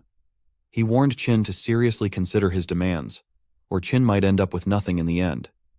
Zhou reiterated the masked man's claim that the students' lives were being drained. Jing mentioned that the forensic examiner Yan was a registered epic member of the military, with his vitality techniques and life providence closely related to life and soul. Yan could sense and distinguish one's state of life within his domain. King asked Zhou what his next move was. Zhou replied that he was going to the bathroom. Once in the bathroom, Zhou checked his phone and realized he needed to act quickly before the medical examiner coerced Qin into something irreversible, which would be beyond repair if they were indeed dissected. He opened the gate and found that the buds on the tree had started to bloom. He thought that if he associated this with what Yan had said, the growth of the 5 flowers might represent the life force being extracted from the 5 students. He decided to risk destroying the buds. As he attacked one, Xiao suddenly opened her eyes. Jing noted this development. When the masked man and Yan checked, they wondered how it was possible, as she should still be in a state of death. Qin remarked that something was clearly amiss, and Zhou's guess about suspended animation seemed increasingly likely to be correct. Yan stated that their condition was not improving, so there was no cause for celebration yet. Zhou asserted that he could indeed destroy the buds with the star-slashing knife aura at full power, and then instructed his pets to attack the tree together. Ting made contact with the tree, prompting Zhou to ask why Ting had come alone. Ying then plucked the buds. Zhou emerged, shouting in anger at their audacity, and saw Xiao waking up and rubbing her eyes. Qin mentioned that he had instructed them to examine the daughter of the Wang family, but she appeared to be fine. Since Xiao was recovering, it was likely that the other students might wake up soon as well. It seemed Zhou was right. Yan wouldn't get his way now. Zhou said it was merely a stroke of luck, and that he was leaving. Qin expressed his appreciation for Zhou's intervention. Zhou thought he needed to make Ting pluck the other buds as well. Jing was on the phone with Zhou and informed him that Qin had called to say that the other students had been saved as well. Zhou agreed and ended the call. Ting was ecstatic about receiving the 5 flowers. Zhou wondered what to do with them, considering the buds had become items, but he wasn't sure of their use. He told Ting that he could eat them if he wanted, as Zhou himself didn't know what to do with them. As Ting was about to place one in his mouth, Zhou noticed another bud growing on the tree. He recognized a golden aura around it, indicating that it might be Xuan. Zhou called out to Xuan, but Xuan was unconscious and lying on the floor. Zhou realized that something had happened to him. He instructed Ting to pluck the new bud as well. Once the bud was removed, Xuan woke up and, calling out to Zhou, said he was fine before suddenly falling back to sleep. Zhou speculated that their lives might be drained if they touched the tree and noted that this bud was just a dead flower that hadn't bloomed yet. He wondered what might happen if it did bloom, fearing that someone might die in the process. He then noticed another bud and pondered how many people had touched that cursed tree. The scene shifts to the restricted city, where Xuan took a picture of a beast and, by uploading it, completed his mission. He then asked Zhou why he looked so pale in recent days. Zhou explained that he had been preoccupied with monitoring that troublesome tree with Ting, which had finally stopped producing new buds. He hoped that God wouldn't burden him with such mandatory tasks again. The scene shifts to Ms. Wang, who saw that Zhou had completed his task. She decided it was time to discuss his next steps. She called him and, after their conversation, Zhou wondered what he would study under a new mentor. Ms. Wang told him that he was exceptionally talented and that this new mentor would be better suited to develop his skills than she could. The mentor's name was Ming, who had been ranked in the middle tier in past assessments of strength. However, Ming was unmatched in terms of academic achievements and theories in the college. Ms. Wang believed that studying under Ming would be highly beneficial for Zhou. Zhou agreed and thanked her for her support up to this point. As he was leaving, Ms. Wang mentioned that it looked like they would be fellow mentees from now on. Then Yan and a boy arrived, and the boy mentioned that their mentor had said he would be getting another mentee. He wondered what kind of problematic student was coming now, but everything made sense when he realized it was Zhou. Yan greeted Zhou warmly. Ms. Wang explained that these two were Zhou's senior mentees. The boy took Zhou to the old dragon cave and informed Zia that they had returned. Yan explained that this was the place where their teacher had been conducting research, but he had gone down the dragon well to inspect something at that moment. Zia noted that they had returned sooner than expected, and mentioned that if he hadn't been on duty that day, he would have gone to pick up their junior himself. The boy referred to Liza as the lazy one, noting that Liza was also a senior to Zhou. Zia expressed some irritation at being called lazy and remarked that with Zhou's arrival, he was finally free from his duties and that Zhou would now be responsible for pulling up the freaking chain. The boy showed the chain to Zhou and explained that it was part of an entry-level task from their mentor. Zhou was instructed to pull up the chain. As he observed the chain extending into the depths, he asked what it was for. The boy replied that it was connected to the dragon well below, and it was used to draw up a dragon. He mentioned that storage light and dragon roars occasionally emanated from the cave, and this special chain had been crafted by their mentor for that purpose. Zhou wondered if the dragon was something from Legends. Zia clarified that it was their mentor's guess based on dimensional mutations, and even if there was something down there, it would just be another dimensional creature. As Zhou touched the chain, he felt a sharp cold sensation and experienced some pain. Zia laughed, explaining that the dragon well was extremely cold, so the chain would also be cold when hanging down there. He added that Zhou wasn't allowed to use any vitality skills to pull up the chain, as this was another rule set by their mentor. Zhou agreed and continued pulling the chain despite the cold and pain. Yan remarked on how many times Zhou had pulled the chain and noted that he was still using such a genuine method to lift it. The boy mentioned that while the damage from the extreme cold to someone of legend-class strength was limited, it still wasn't pleasant. Finally, the mentor, Ming, arrived and noted that it seemed everyone had already gotten along with the new junior. Ting made a bonfire, and Ming prepared hot soup for Zhou, explaining that it was very effective against frostbite and coldness. Zhou thanked him for the thoughtful gesture. As Zhou enjoyed the soup, Ming mentioned that he had heard from Haifeng about Zhou's numerous attempts to pull the cold chain. Zhou admitted that he hadn't figured out a solution yet, but that was probably the case. Ming inquired why Joe hadn't considered an alternative method, given the number of times he had pulled the chain. He explained that Haifeng had used full power and amplitude to pull the chain with the help of inertia, minimizing the time his hands were in contact with the chain to avoid freezing. Yan had taken note of when the coldness diminished and then pulled the end of the chain that was least affected by the cold, managing to bring it up successfully. Zia added that while Joe had followed the rules, people often found flexible solutions within those constraints.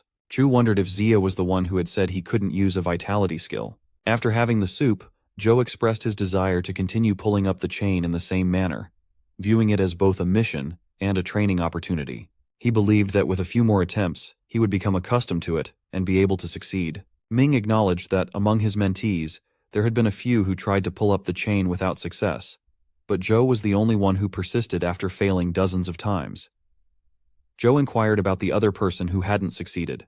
Ming explained that the other mentee had graduated, but the rules were the rules, and Joe could only rest after he had pulled the chain up. Joe resumed pulling the chain and eventually discovered a giant anchor. Its shape resembled the one he had seen earlier, though it appeared to be a polished version. Curious, Joe asked about the anchor. Ming explained that it was a fishhook designed to catch dragons, which were known for their voracious appetites, especially when it came to food. He entrusted the chain to Joe and instructed him to return the fishhook to the well before resting. Joe agreed, and once alone he thought about the dragon. Using his flying power, he rushed to investigate and reach the dragon's gate grottos, the old dragon cave. Joe continued his descent, wondering how deep it was and acknowledging that it was unbearably frigid down there. He activated the Lotus Buddha body, hoping it would help. As he went deeper, the cold intensified, and he realized that even with his enhanced physique and power, he might freeze to death if he ventured any further. He considered practical solutions like wearing a down jacket or lighting a fire, but then thought about what he could do within the game. Remembering the mysterious vitality technique from the Temple of the Fire God, he decided to use his firepower. The vitality technique, specifically the flaming stele, proved to be effective, providing high resistance against the cold. Joe pressed on, and after some time, the fire skill eventually expired. He estimated that he was nearing the bottom, so he used his flying ability to deploy the demonic light needle. As the attack went deeper, he activated the keen listener skill to sense his surroundings and discovered a break in the depth. To his shock, he found a dragon. The dragon roared so loudly that it made Joe feel incredibly cold, prompting him to turn off the game. He wondered if the roar, powerful enough to kill someone from 100 meters away, was truly the roar of a legendary dragon. He also noted the presence of a cocoon in the dragon well, which made him think of the white cocoon protected by the golden flying ant. He decided to ponder that later, and resolved to return to rest after pulling up the chain. Suddenly he found himself in a dark, unfamiliar place and wondered where he was. Then Zhen, the masked man, spoke up, revealing that he had used his life soul to interfere with the senses of nearby life forms so that no one could detect his domain. Zhen said he had finally found a suitable moment to meet with Joe again. Joe realized that Zhen was the medical examiner. Joe asked what Zhen wanted, given that all the students were saved and Qin had not issued any orders for an investigation. Zhen replied that he merely had a few questions for Joe and that there was no need to be nervous. Joe inquired if Zhen was implying that it was pointless for him to be nervous. Zhen confirmed this, and then immobilized Joe. As he approached, Zhen mentioned that he disliked playing cat and mouse games and had temporarily blocked the connection between Joe and his body. He indicated that the matter at hand was the tree, which was the reason for his visit to Joe. Joe asked if Zhen was searching for the tree that had disappeared. Zhen confirmed that he was, as he wanted to acquire the tree's powers. Zhu inquired about the nature of these powers. Zhen then asked if Joe was familiar with the ship of Theseus, an unsolvable paradox. He explained that it describes a ship that could sail for 100 years because its parts were constantly maintained and replaced. If a plank rotted, it would be replaced, and eventually, every part of the ship would be new. The question then arose, was the ship still the ship of Theseus? Or was it no longer the same after certain planks had been replaced? Zhen concluded that the answer was simple. It was not the ship of Theseus itself that determined whether it remained the same, but rather its ruler. He then proceeded to explain many concepts to Joe. Joe admitted that he did not fully understand and wondered if Zhen was a genius or a madman. Zhen explained that he had dedicated his life to researching life, providence, and the concept of souls. His goal was to explore these abstract concepts and expand their possibilities. However, no matter how carefully he attempted to separate the soul consciousness from the body, the soul would always become detached and life force would disappear, every single time.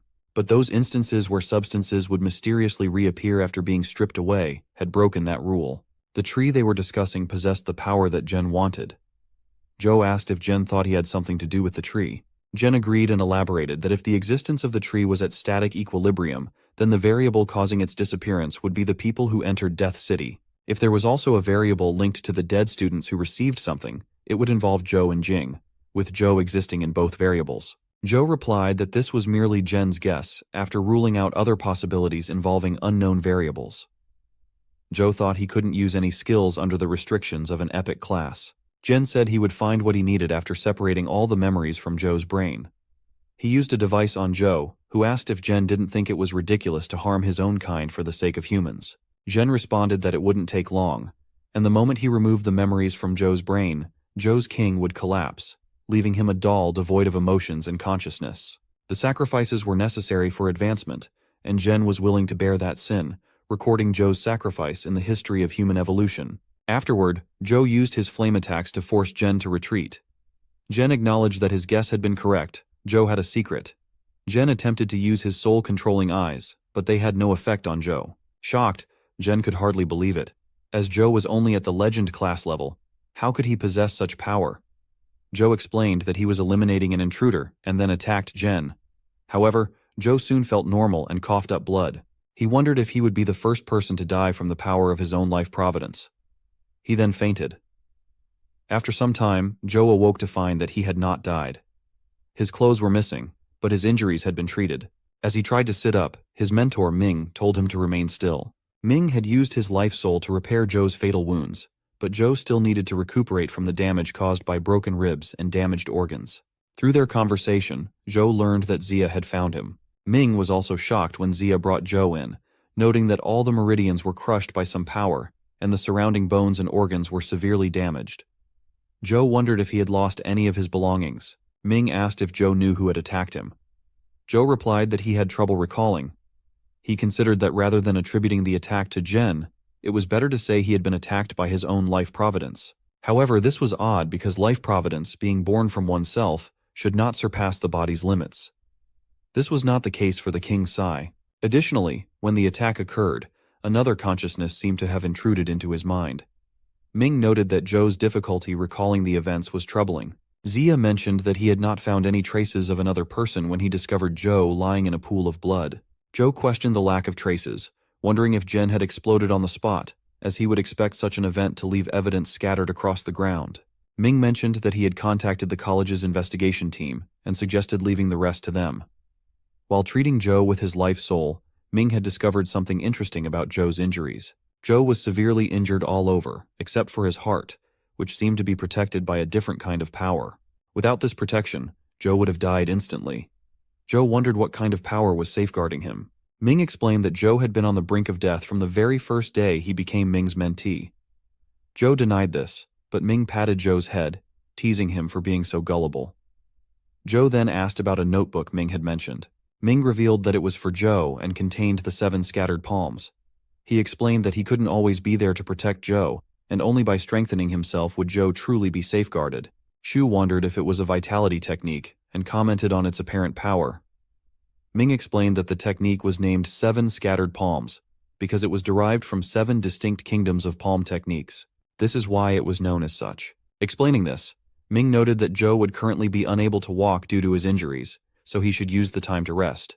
Ming talked with Xuan about an antelope, but Xuan mentioned experiencing phantom pain in his chest just from hearing the name. Joe admitted he couldn't move at the moment and warned that if he didn't avoid thinking about the antelope for a few days, it might cause significant damage to the dorm. He asked Xuan for help, and Xuan agreed, wishing Joe a speedy recovery. After ending the call, Joe was relieved to find that he could still use his hands, allowing him to play the game and practice the 7 scattered palms within it. While playing, Joe wondered if Jen had done something similar for the tree. Checking the game, he saw a number under the tree icon and went to the tree within the game. He found another bud on the tree, but the tree itself had disappeared. No one should have been able to make contact with it. Joe then thought about Jen's disappearance and felt a sense of foreboding. He then practiced battling and reflected that instead of calling the 7 scattered palms a vitality technique, it was more accurate to describe it as a skill, similar to the 1-inch punch. The 7 moves of the 7 scattered palms were each unique in style and precisely documented. However, mastering them would require more training. He wondered what would happen once the flower ripened. As he ventured into the deeper parts of the ant cave, he recognized the difficulty the gray yin wind had in affecting it. While descending, he encountered a cocoon. As he approached it, a golden flying ant intervened to stop him and defeated him in the process. Ju noted that both the golden protector of the cocoon and the dragon's will, as well as the ant nest, contained cocoon-like structures, suggesting there might be a hidden secret within them. He also realized that the Aodara technique wasn't truly a flying technique after all. The silvering aspect was slower compared to epic class techniques and was limited in altitude. It would be beneficial if he had a better flying vitality skill. A man was feeding soup to Joe, who remarked that it was quite bitter. The boy serving the soup told him not to complain. Joe expressed his gratitude for the medicine provided by their mentor, noting that he was recovering well but still needed more time to fully recuperate. Joe asked where Ming was, as he had some questions for him. The boy replied that Ming had gone to study the dragon with Zia, but would be back soon. He encouraged Joe to ask his questions, as he himself was knowledgeable. Joe considered that since Yan knew about Death City, he must be an erudite person as well. He explained that he had previously learned the Dragon's Gate Apsara technique, but found it was more about agility than true flying. He was interested in finding out if there were other, faster flying skills within the Legend class. The boy informed him that the Apsara technique was indeed an outstanding footwork skill within the Legend class, and that a faster vitality skill was the sun-chasing technique. Among the birds around Sunset City, the sun-chasing technique was likely the fastest. Joe asked if this was related to Sunset College. Yan agreed and explained that Sunset College did not have the complex connotations it holds today when it was first established. Originally, it simply meant a place from which one could view Sunset City. Zia arrived and mentioned that it was essentially impossible to kill the chasing sunbirds. He didn't want to dampen Joe's enthusiasm, but he knew where Sunset City was located. Joe replied that he would see it from Sunset College. Zia explained that it was situated above them. Sunset City was a phantom city that only appeared within the rays of sunlight. The chasing sunbirds lacked legs and thus never landed. They spent their lives pursuing Sunset City. They were incredibly fast, making it more practical to try to kill a fairy instead. Joe was curious about the fairy. Yan added that Joe had not inquired about Legend-class flying skills, which was why he had not mentioned it. He explained that there was indeed a stronger flying vitality skill within the Dragon's Gate grottos, known as the Dragon's Gate Fairy. This skill was superior to the Apsara technique Joe currently possessed, and was associated with an epic class creature. Zia explained that the Apsara beast possessed the Apsara technique because it was a follower of the fairy. The fairy itself, however, was more powerful and could truly fly. Joe admitted that he was currently unable to defeat an epic class creature and could only manage to kill an Apsara monkey. Zia inquired if Joe was holding back anything, assuring him that once he recovered, they would all help him obtain what he needed. With that decision made, Zia quickly left to scout for a fairy for Joe. Chu wondered if Zia would be safe and if the epic class creature would be a serious threat. Yan reassured him, saying that Zia was capable and that a fairy could not kill him. At most, it would only give him a tough time. Yan then made Joe drink the soup again, which Joe complained was still bitter. Yin emphasized that Joe's current mission was simply to recover as soon as possible. As Joe was recovering, Ming commented that Joe had made good progress, but questioned why they were taking the day off. Zia explained that they planned to take Joe out to get closer to their goal. Ming granted them leave to go. Zia informed Joe that he had been tracking the fairy for a few days and was eager to confront it. Today was finally the day. Joe asked if they had a chance to stand against the fairy. He had hoped to encounter one in the Dragon's Gate Grotto's dungeon, but hadn't come across any. Zia admitted he had no idea about that. Haifeng remarked that it was more interesting when there was a twist of fate, and if they had no chance against the fairy, they wouldn't all be there. Joe reflected on how his mentor was mature and steady, while the mentees were all very unique. They arrived at the Lotus Cave, where the Apsara beast was sitting on a lotus rock. Joe wondered if that was an Apsara beast. Zia pointed out the mark on its head, indicating it was the first follower of a fairy. He explained that while fairies didn't frequently cross dimensional cracks, the presence of a first follower suggested that a fairy had indeed come through. Joe thought that now he understood why he hadn't encountered any in the game. Haifeng pointed out that killing the beast could lure out its master. He asked Joe if he wanted to warm up after resting for so long. Joe agreed, stepped forward, and faced the beast alone. When the beast attacked, Joe dodged effortlessly, having become very familiar with Apsara beast attacks through the game. He then launched a clear conscience attack at the beast. Yan commented on how quickly Zhou had mastered their mentor's 7 scattered palms. Haifeng noticed that Zia seemed disinterested and asked if something was wrong. Zia replied that the mask on the monkey's head appeared different from the one he had been tracking. Suddenly the whole area darkened, and the fairy appeared, glowing. Zhu noted that the fairy, dressed in black cloth and white silk ribbon, looked different from the colorful fairies depicted in the mural. As Zia attacked the fairy, Haifeng advised them to wait, revealing that it was a mutant fairy. Zia confirmed that, as expected of an epic-class creature, his oscillation crystal bullets weren't effective, and they were at a disadvantage in its domain. As Zia suggested retreating, he was struck by something and fell. They soon discovered a barrier blocking their exit. The fairy moved closer, prompting Zia to draw his gun and suggest that everyone get ready, stay alert, and fight with all their strength, or TB would die. Haifeng urged him not to speak such dire words. As the 4 of them prepared to attack, the fairy struck first. They managed to dodge the initial assault and rushed forward to counterattack. Zhou attempted to use the Great Yin Wind by throwing a leaf, but the fairy blocked it and fired a shot at Zhou. Zia stepped in front to intercept the attack, then told Zhou not to die in their first battle. Zhou responded that he wouldn't, and noted that the banana fairy's life class was too low. He explained that if they were in the same life class, the fairy would have been frozen, despite its wind abilities. The fairy attacked Zhou again, but he managed to dodge, noticing that, while still fast, the fairy's speed had been somewhat reduced. Haifeng asked Zia to cover him while Zhou blocked the fairy's attacks to create an opening for Haifeng to strike. Zhou finally grabbed the fairy's leg and pulled it in to land a punch. However, the fairy counterattacked, causing Zhou to stagger back. Haifeng, who was injured, revealed that he had received blood from his mother. Zhou remarked that the creature was formidable and that Haifeng didn't seem like the type to be so reckless. Haifeng retorted that he didn't get hurt for nothing. Meanwhile, Yan used his skill to grab the fairy's leg. Zia attacked the fairy with a moon slash, but the fairy retaliated, aiming for his neck and causing him to fall. Zhao remarked that Tenny had finally inflicted some real damage on the fairy, signaling that it was now a battle of attrition. The group continued to assault the fairy with their powers, and Zia seized an opportunity to strike again. He observed that it seemed Hung had done his part, but suddenly, yellow tendrils appeared to capture Zia. They realized that the fairy was gathering all its energy for a massive explosion. Haifeng recognized that the fairy was about to explode. Zia was trapped and couldn't free himself, so Zhou intervened, grabbing the yellow tendrils. The others questioned why Zhou had returned and if he too wanted to die. Zhou believed that ash palm was a form of hidden force, so he focused all his energy on the silk to break it and free Zia. They managed to escape just as the blast occurred. Zia commented that they had finally killed the fairy and noticed the skill crystal left behind. He felt fortunate that the fairy had dropped something valuable. Zhou offered to pay for the crystal, but Zia insisted it wasn't necessary. However, Zhou couldn't resist the urge to challenge more dimensional creatures. He agreed and took the crystal, wondering if a legend-class being could absorb the skill crystal of an epic-class creature. As they all gathered around, Minim used life-soul materialization and applied a few drops to Zhou's injuries. Zhou felt the pain dissipating and his wounds healing rapidly. This was the power of the mentor's life-soul. Minim remarked that, as Zhou's seniors, they shouldn't have put him at risk right after his recovery. He then reminded Zhou of the question he had asked earlier about absorbing an epic-class skill crystal.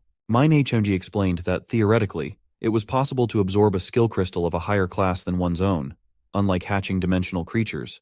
However, it wasn't straightforward. Skill crystals were essentially mediums that channeled vitality into different forms, which didn't directly correlate with life classes. Some skills required more than just vitality. They needed a certain minimum of fundamental stats to maintain activation. Since such conditions were often only available in higher classes, the process was inherently risky. Minhemg added that it was rare to see all his comrades so injured, so they should celebrate with a feast that night. Zia saw Zhou and asked what he was looking at.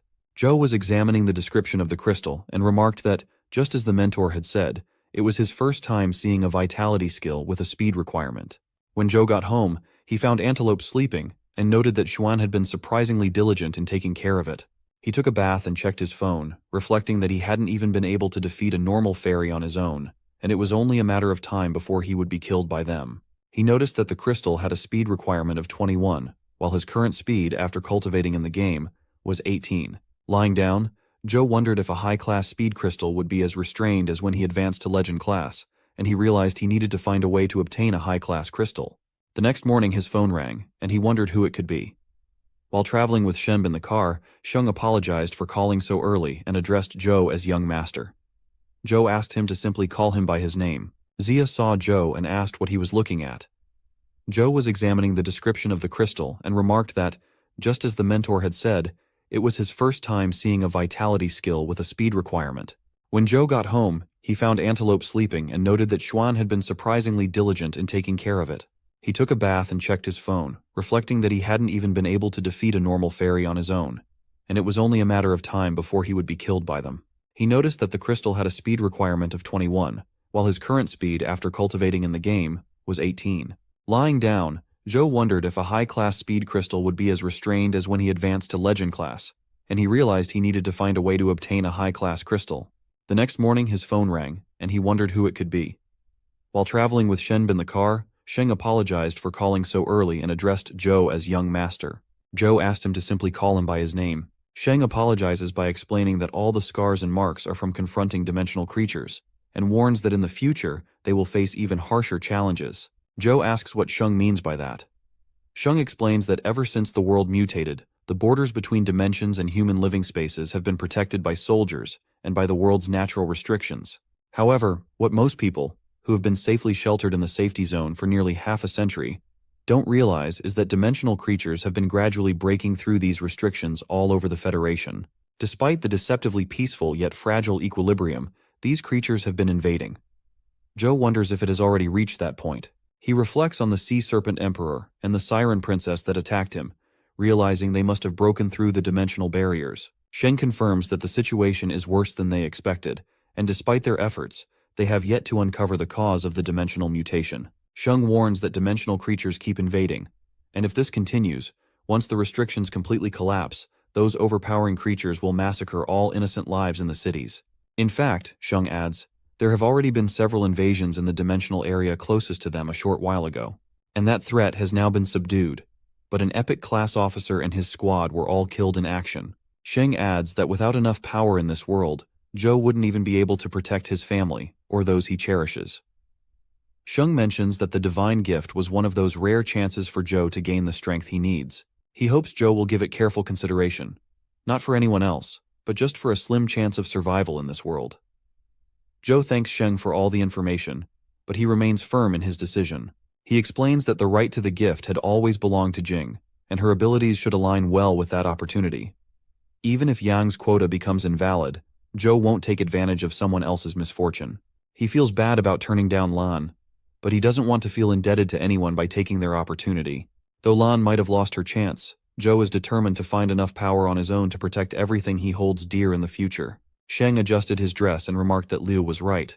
Zhou wasn't actually brothers with Tian, but their temperaments were strikingly similar.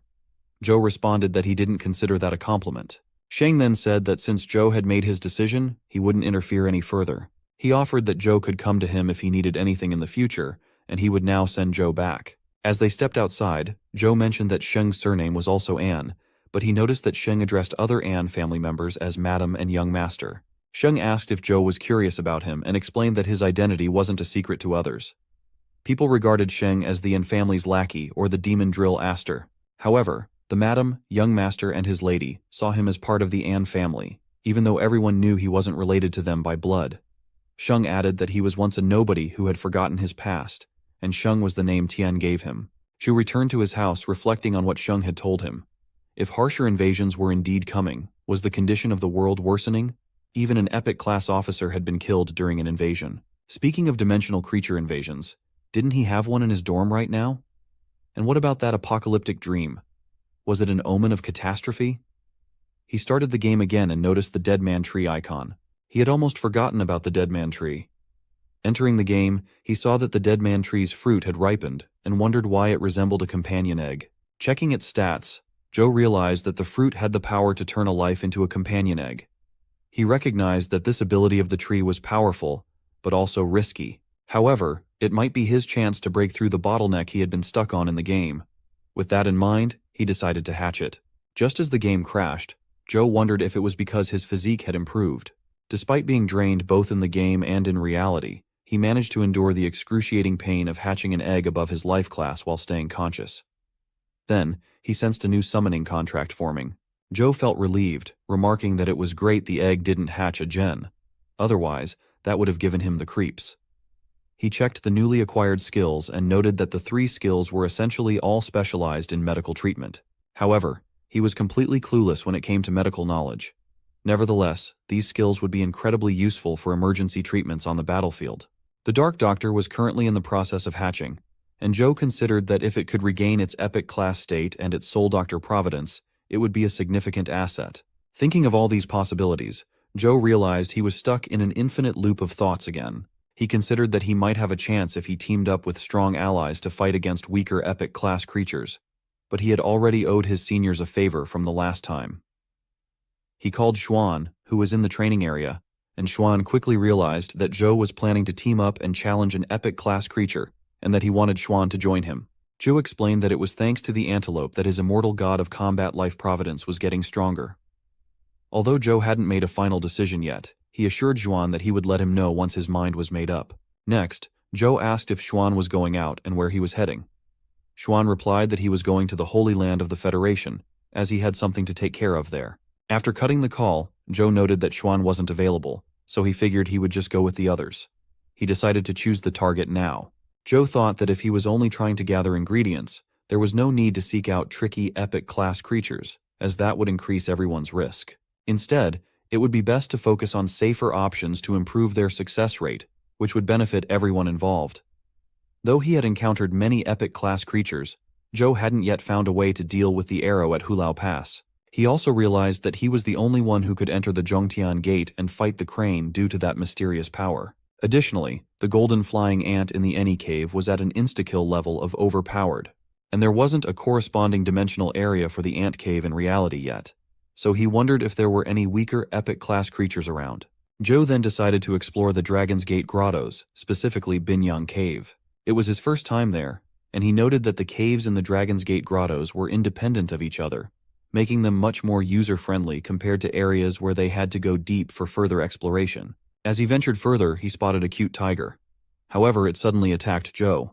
He quickly dodged and realized that it was indeed an epic-class creature. He was blocking the tiger's attacks when he retaliated with the star-slashing knife aura, but the tiger dodged it. Even when Joe managed to trap it in ice, the tiger quickly broke free. Joe remarked that this was the true meaning of power that breaks through all spells, and it managed to escape using just its epic-class attributes. He realized that while he had moments where he was drained of vitality, the tiger showed no signs of tiring anytime soon.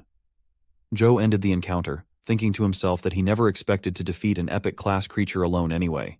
However, if that was all the tiger had to offer, it would be an excellent option to take on as a team. Reflecting on this, nightfall arrived, and before dawn, he engaged in battle with the tiger again and was attacked by it.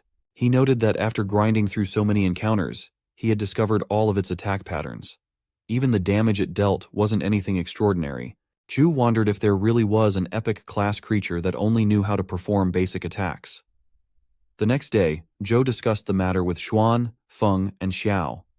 Xuan was shocked to hear about the tiger. Joe explained that he didn't think it was necessary to choose a dangerous target for their first mission, and asked if there was anything wrong. Xuan denied any issues but mentioned that the tiger was a protected species, a protected dimensional creature. He then gathered some information about the tiger from the Federation Forum. Its life providence was quite metaphysical, referred to as a lucky little tiger. While it didn't seem to enhance any particular attribute, some research suggested that bringing the tiger along to dimensional areas could increase the chances of obtaining something valuable, like a companion egg with desirable attributes. Some people believe that the life providence of this tiger was connected to a Buddhist story, in which a bodhisattva sacrificed himself to feed starving tigers, making it lucky for those tigers to eat a Buddha. Although the little tiger was known as the weakest epic-class creature, gang wars occasionally erupted due to its unique characteristics and scarcity. Eventually, it became so well known that the Federation took control of Binyang Cave, implementing strict and crafty rules regarding access to the cave, especially concerning the timing and entry. The scene shifts to the Dragon's Gate grottos, specifically Binyang Cave, where a man announces the entry rules. He explains that it costs 10,000 per draw, with a 1% chance of winning the right to enter the cave. There's also a time limit for entry. A 99% chance of winning allows for 1 to 5 hours of access, while the 1% chance of winning a special prize grants 72 hours. He warns that no one can cheat within his range of detection, so such attempts are futile. Xiao agreed with these terms.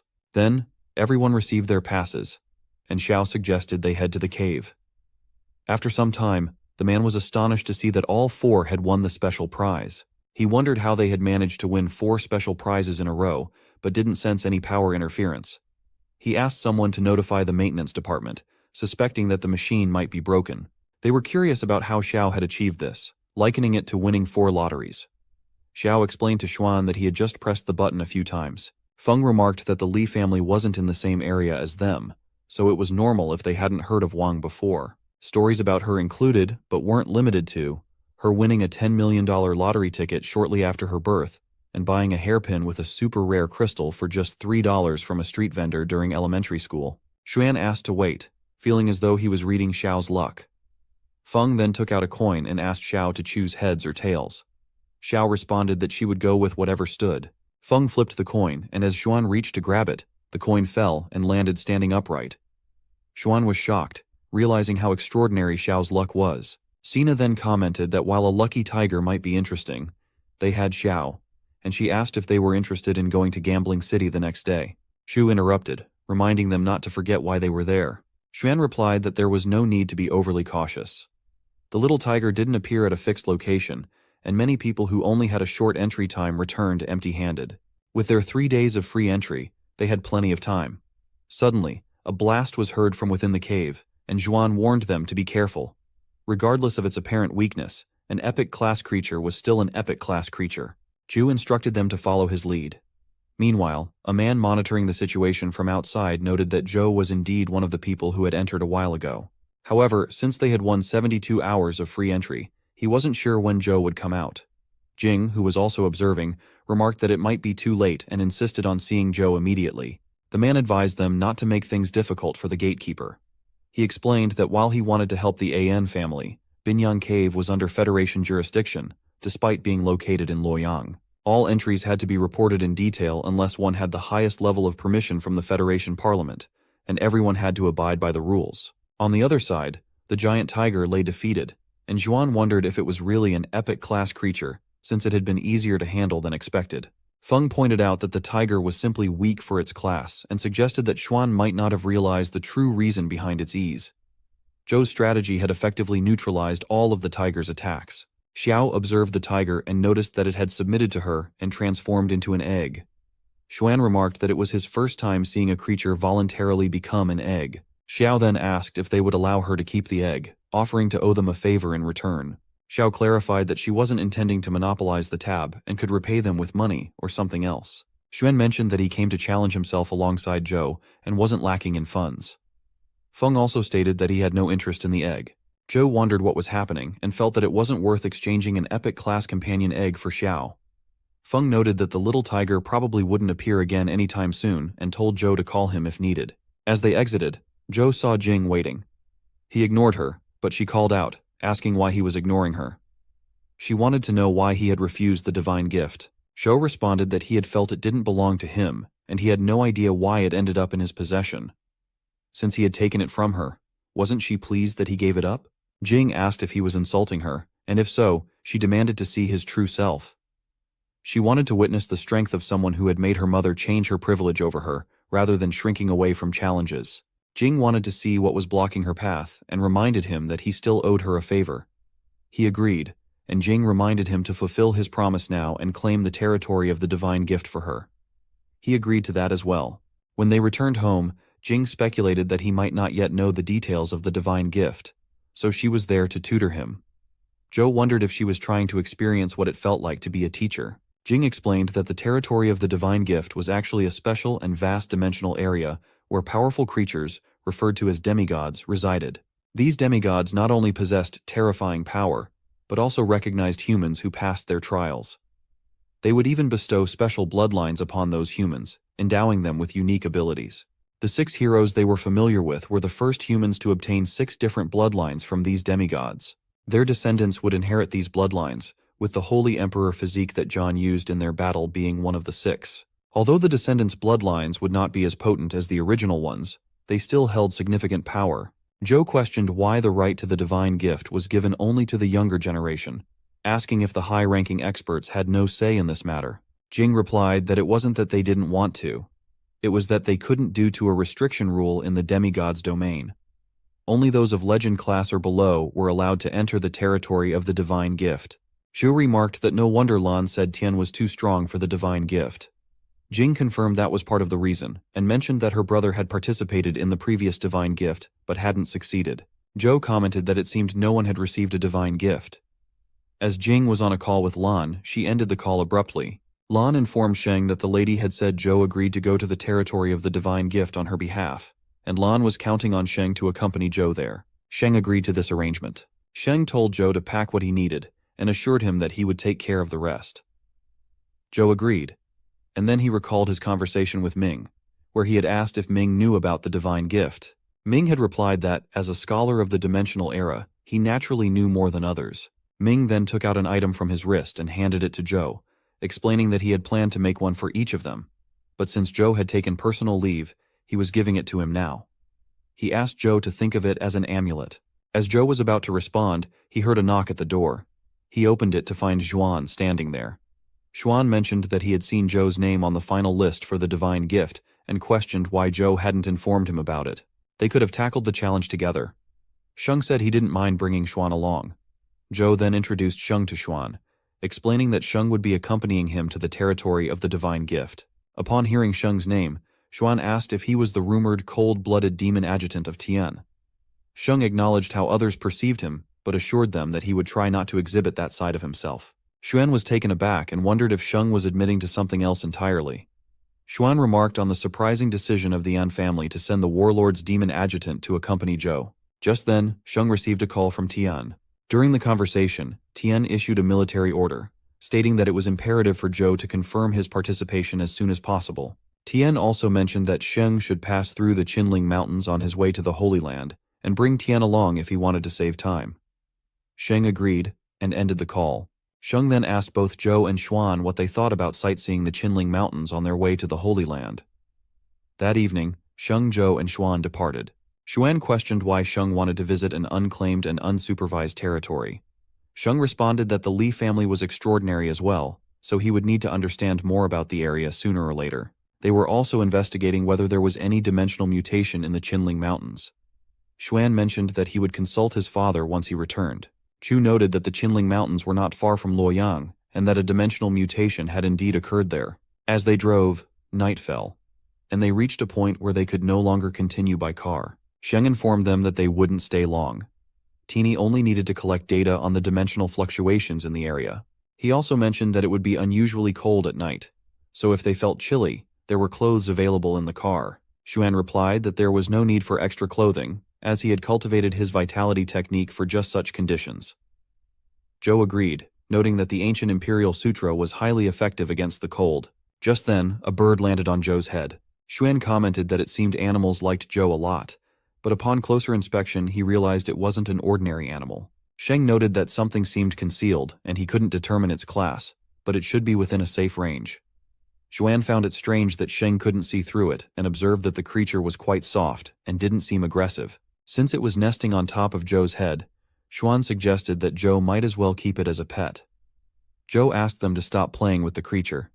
He thought to himself that he already had a bunch of gold-eating creatures at home. When he set the creature down, it crawled into his shirt, making Zhou wonder if it was afraid of the cold.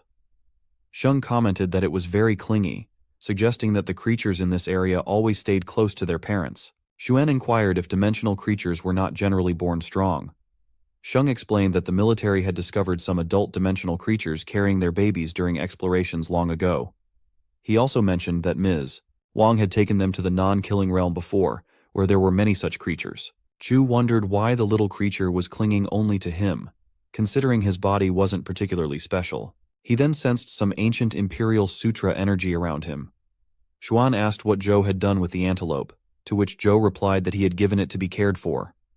Xuan commented that Xiao would surely regret that decision. Sheng noted that it wasn't safe to enter the dimensional area at night, so they would wait until they had rested and the morning light before proceeding. The next morning, they continued their journey on foot, with Sheng using a device to detect things in the area.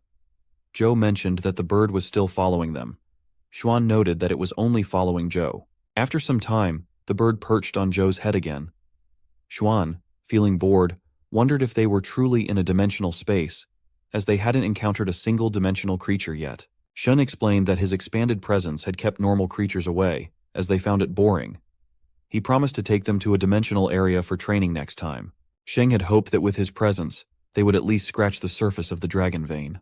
Chu pondered the dragon vein, considering that the Qinling Mountains were linked to Kunlun mythology. Xuan noted that Zhou needed to understand this, and while it wasn't absolutely necessary, many dimensional creatures appeared in areas most compatible with them, especially in regions associated with Kunlun dragon veins. Xuan questioned if Zhou thought dimensional mutations had any impact on this.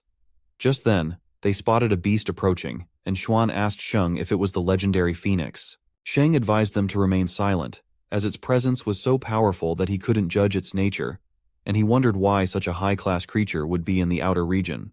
The small bird on Zhou's head made a sound, causing the phoenix to turn towards them. As Zhou looked at the phoenix, he noticed that some of the birds around it resembled the one perched on his head. As the small bird approached the phoenix, Xuan quipped that they shouldn't assume the phoenix was treating them as humans, but rather as bird traffickers. The phoenix then flew away, and Xuan felt relieved that it left without attacking them. Sheng remarked that the phoenix knew they meant no harm, but if it had come to a fight, the outcome would have been different. Xuan acknowledged Sheng's military prowess but noted that even he might struggle against such a creature. Sheng shook his head and asked if Xuan was okay after seeing a divine beast. Zhu noticed that the small bird was still present, leading Xuan to wonder why it hadn't followed its mother and whether it might have been abandoned. Zhou and Sheng explained that the phoenix was likely searching for the bird in another region. Zhou speculated that the bird might be trying to lead them somewhere.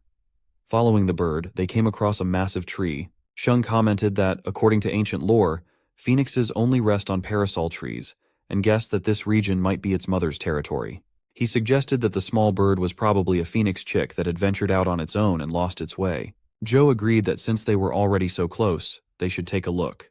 Xuan was shocked and wondered if Zhou was serious about being in the territory of a legendary divine beast, noting that it was too dangerous. Zhu reassured him that it should be fine since they had already entered the territory with the bird, which hadn't attacked or chased them away.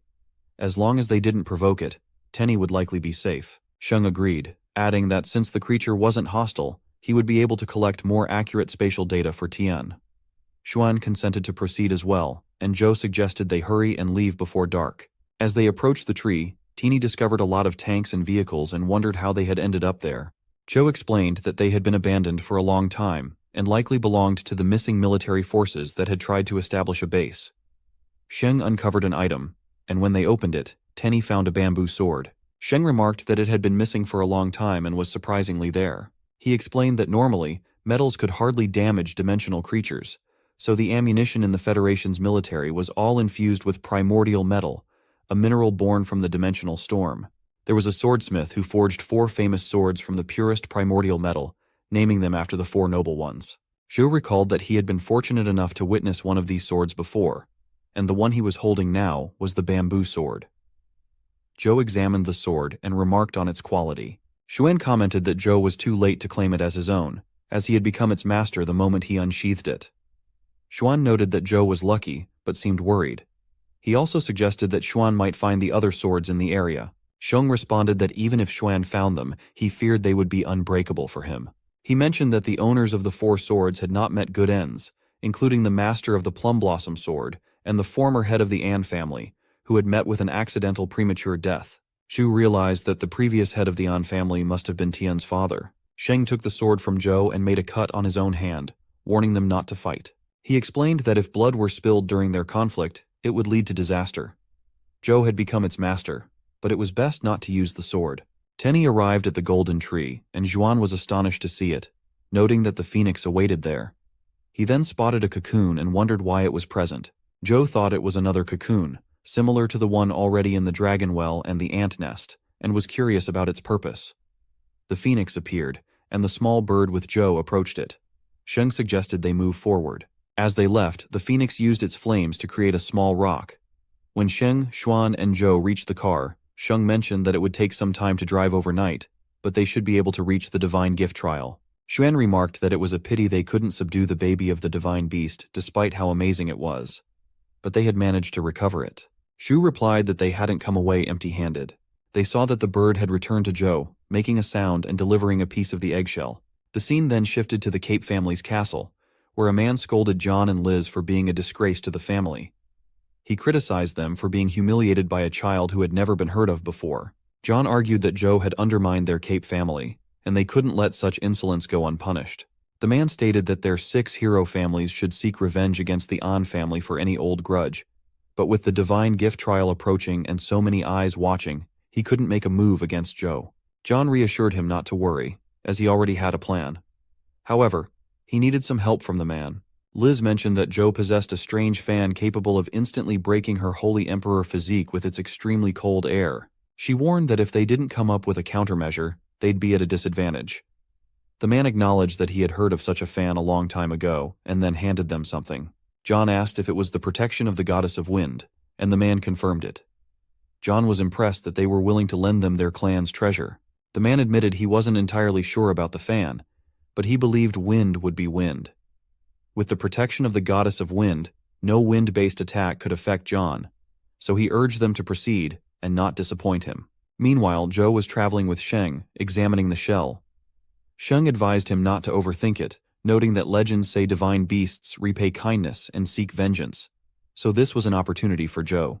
They had already arrived at the holy city. As they approached, the students gathered in front of them, recognizing Sheng and speculating about the person the An family had chosen for the trial. Shen explained that this was where the participants would stay, and that he had already made the arrangements. Zhu would head to the land of trial the next morning.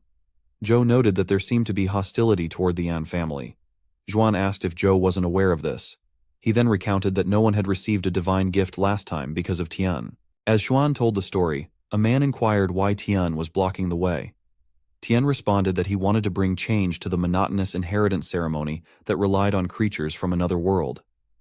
Zhou asked Xuan what had happened afterward. Xuan replied that Tian had crippled all the participants of that generation and did nothing until the end of the trial. The divine gift even altered its rules due to this, now teleporting everyone to random locations in the trial to avoid Tian's interference from the previous time. Zhou recalled a girl from that period. A man then asked a lady how the An family could do such things.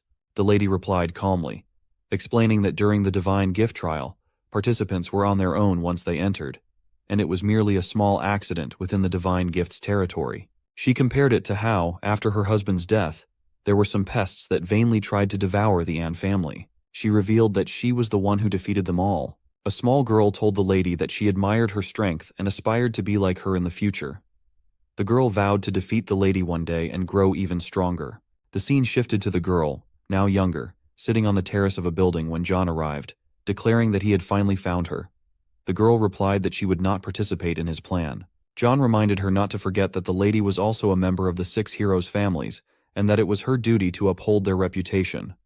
Before he could finish, the lady slashed at his face, warning him not to repeat such remarks. She asked if he truly believed he had the power to instruct her. Sheng handed an egg to Zhou, explaining that Lan had asked him to give it to Zhou. Lan had insisted that Zhou could refuse other companion eggs, but he must accept this one. She had obtained it herself from a dimensional area, and Zhou was to accept it regardless of his preference.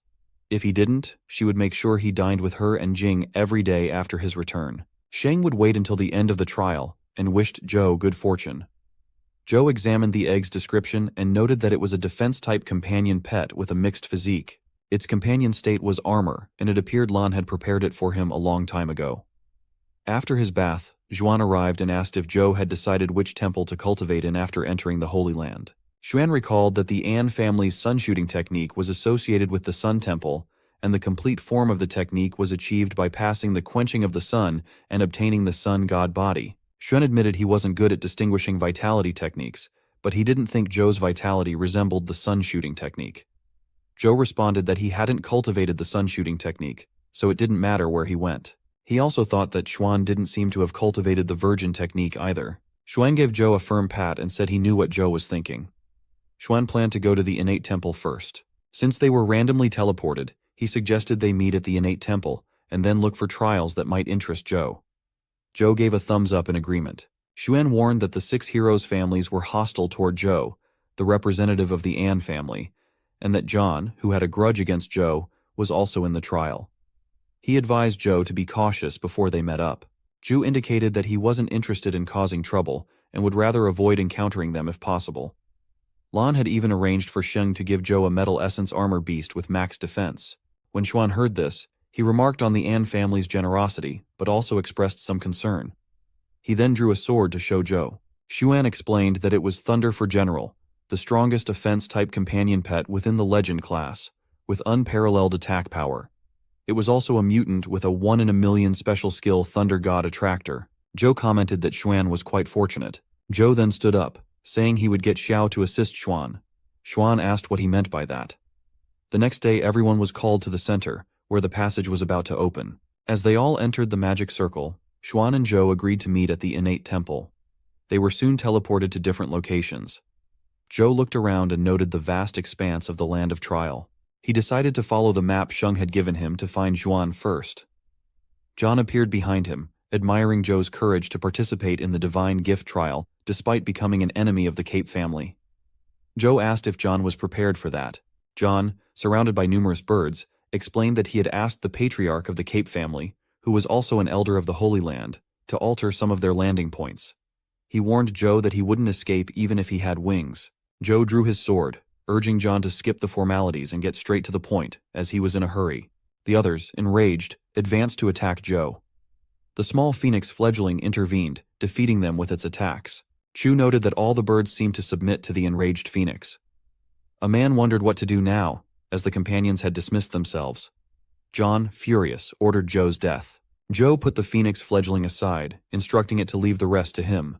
He then took out the leaf fan and created a massive tornado. John used the device given to him to counteract the wind, contemplating how Zhou would fare without the tower of the fan. As they prepared to attack Zhou again, he wielded his sword skillfully, killing several opponents. John was shocked, questioning how Zhou could still possess such strength after using an air vitality skill. John's men attacked with fire, creating a blast, but Zhou dodged all the flames and continued to kill a few more. John demanded that they stop Zhou. A man summoned a tetragonal shield to block Zhou's advance, but Zhou easily shattered it with his sword. At that moment, John unleashed a powerful attack, declaring that it was time for Zhou to die. The attack, enveloped in black energy, struck Zhou. John felt that Zhou was finished, believing it was the end. But Zhou had already dodged the attack and asked John what end he was referring to. John fell back, astonished to see that Zhou was still unharmed. John exclaimed in disbelief, questioning how someone could withstand the holy light judgment with their body. Zhou had used the life providence of the ancient emperor, and he cracked his fingers in a menacing display that made John fearfully regard him as a monster. After killing John, Zhou took the device that had been blocking the wind attacks. Since John had come to Zhou willingly, Zhou felt justified in claiming it.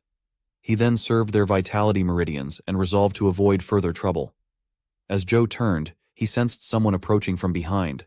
He addressed the hidden individual, noting that since they hadn't attacked, he would assume they were not his enemy.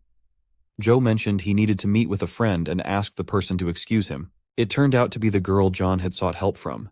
She admitted she thought she had been hiding well. The girl remarked on Zhou's impressive strength, expressing that although she had been teleported against her will, she was fortunate to witness such a brilliant fight. She then asked for his name, and Zhou simply told her. And that's exactly how this story ended for now.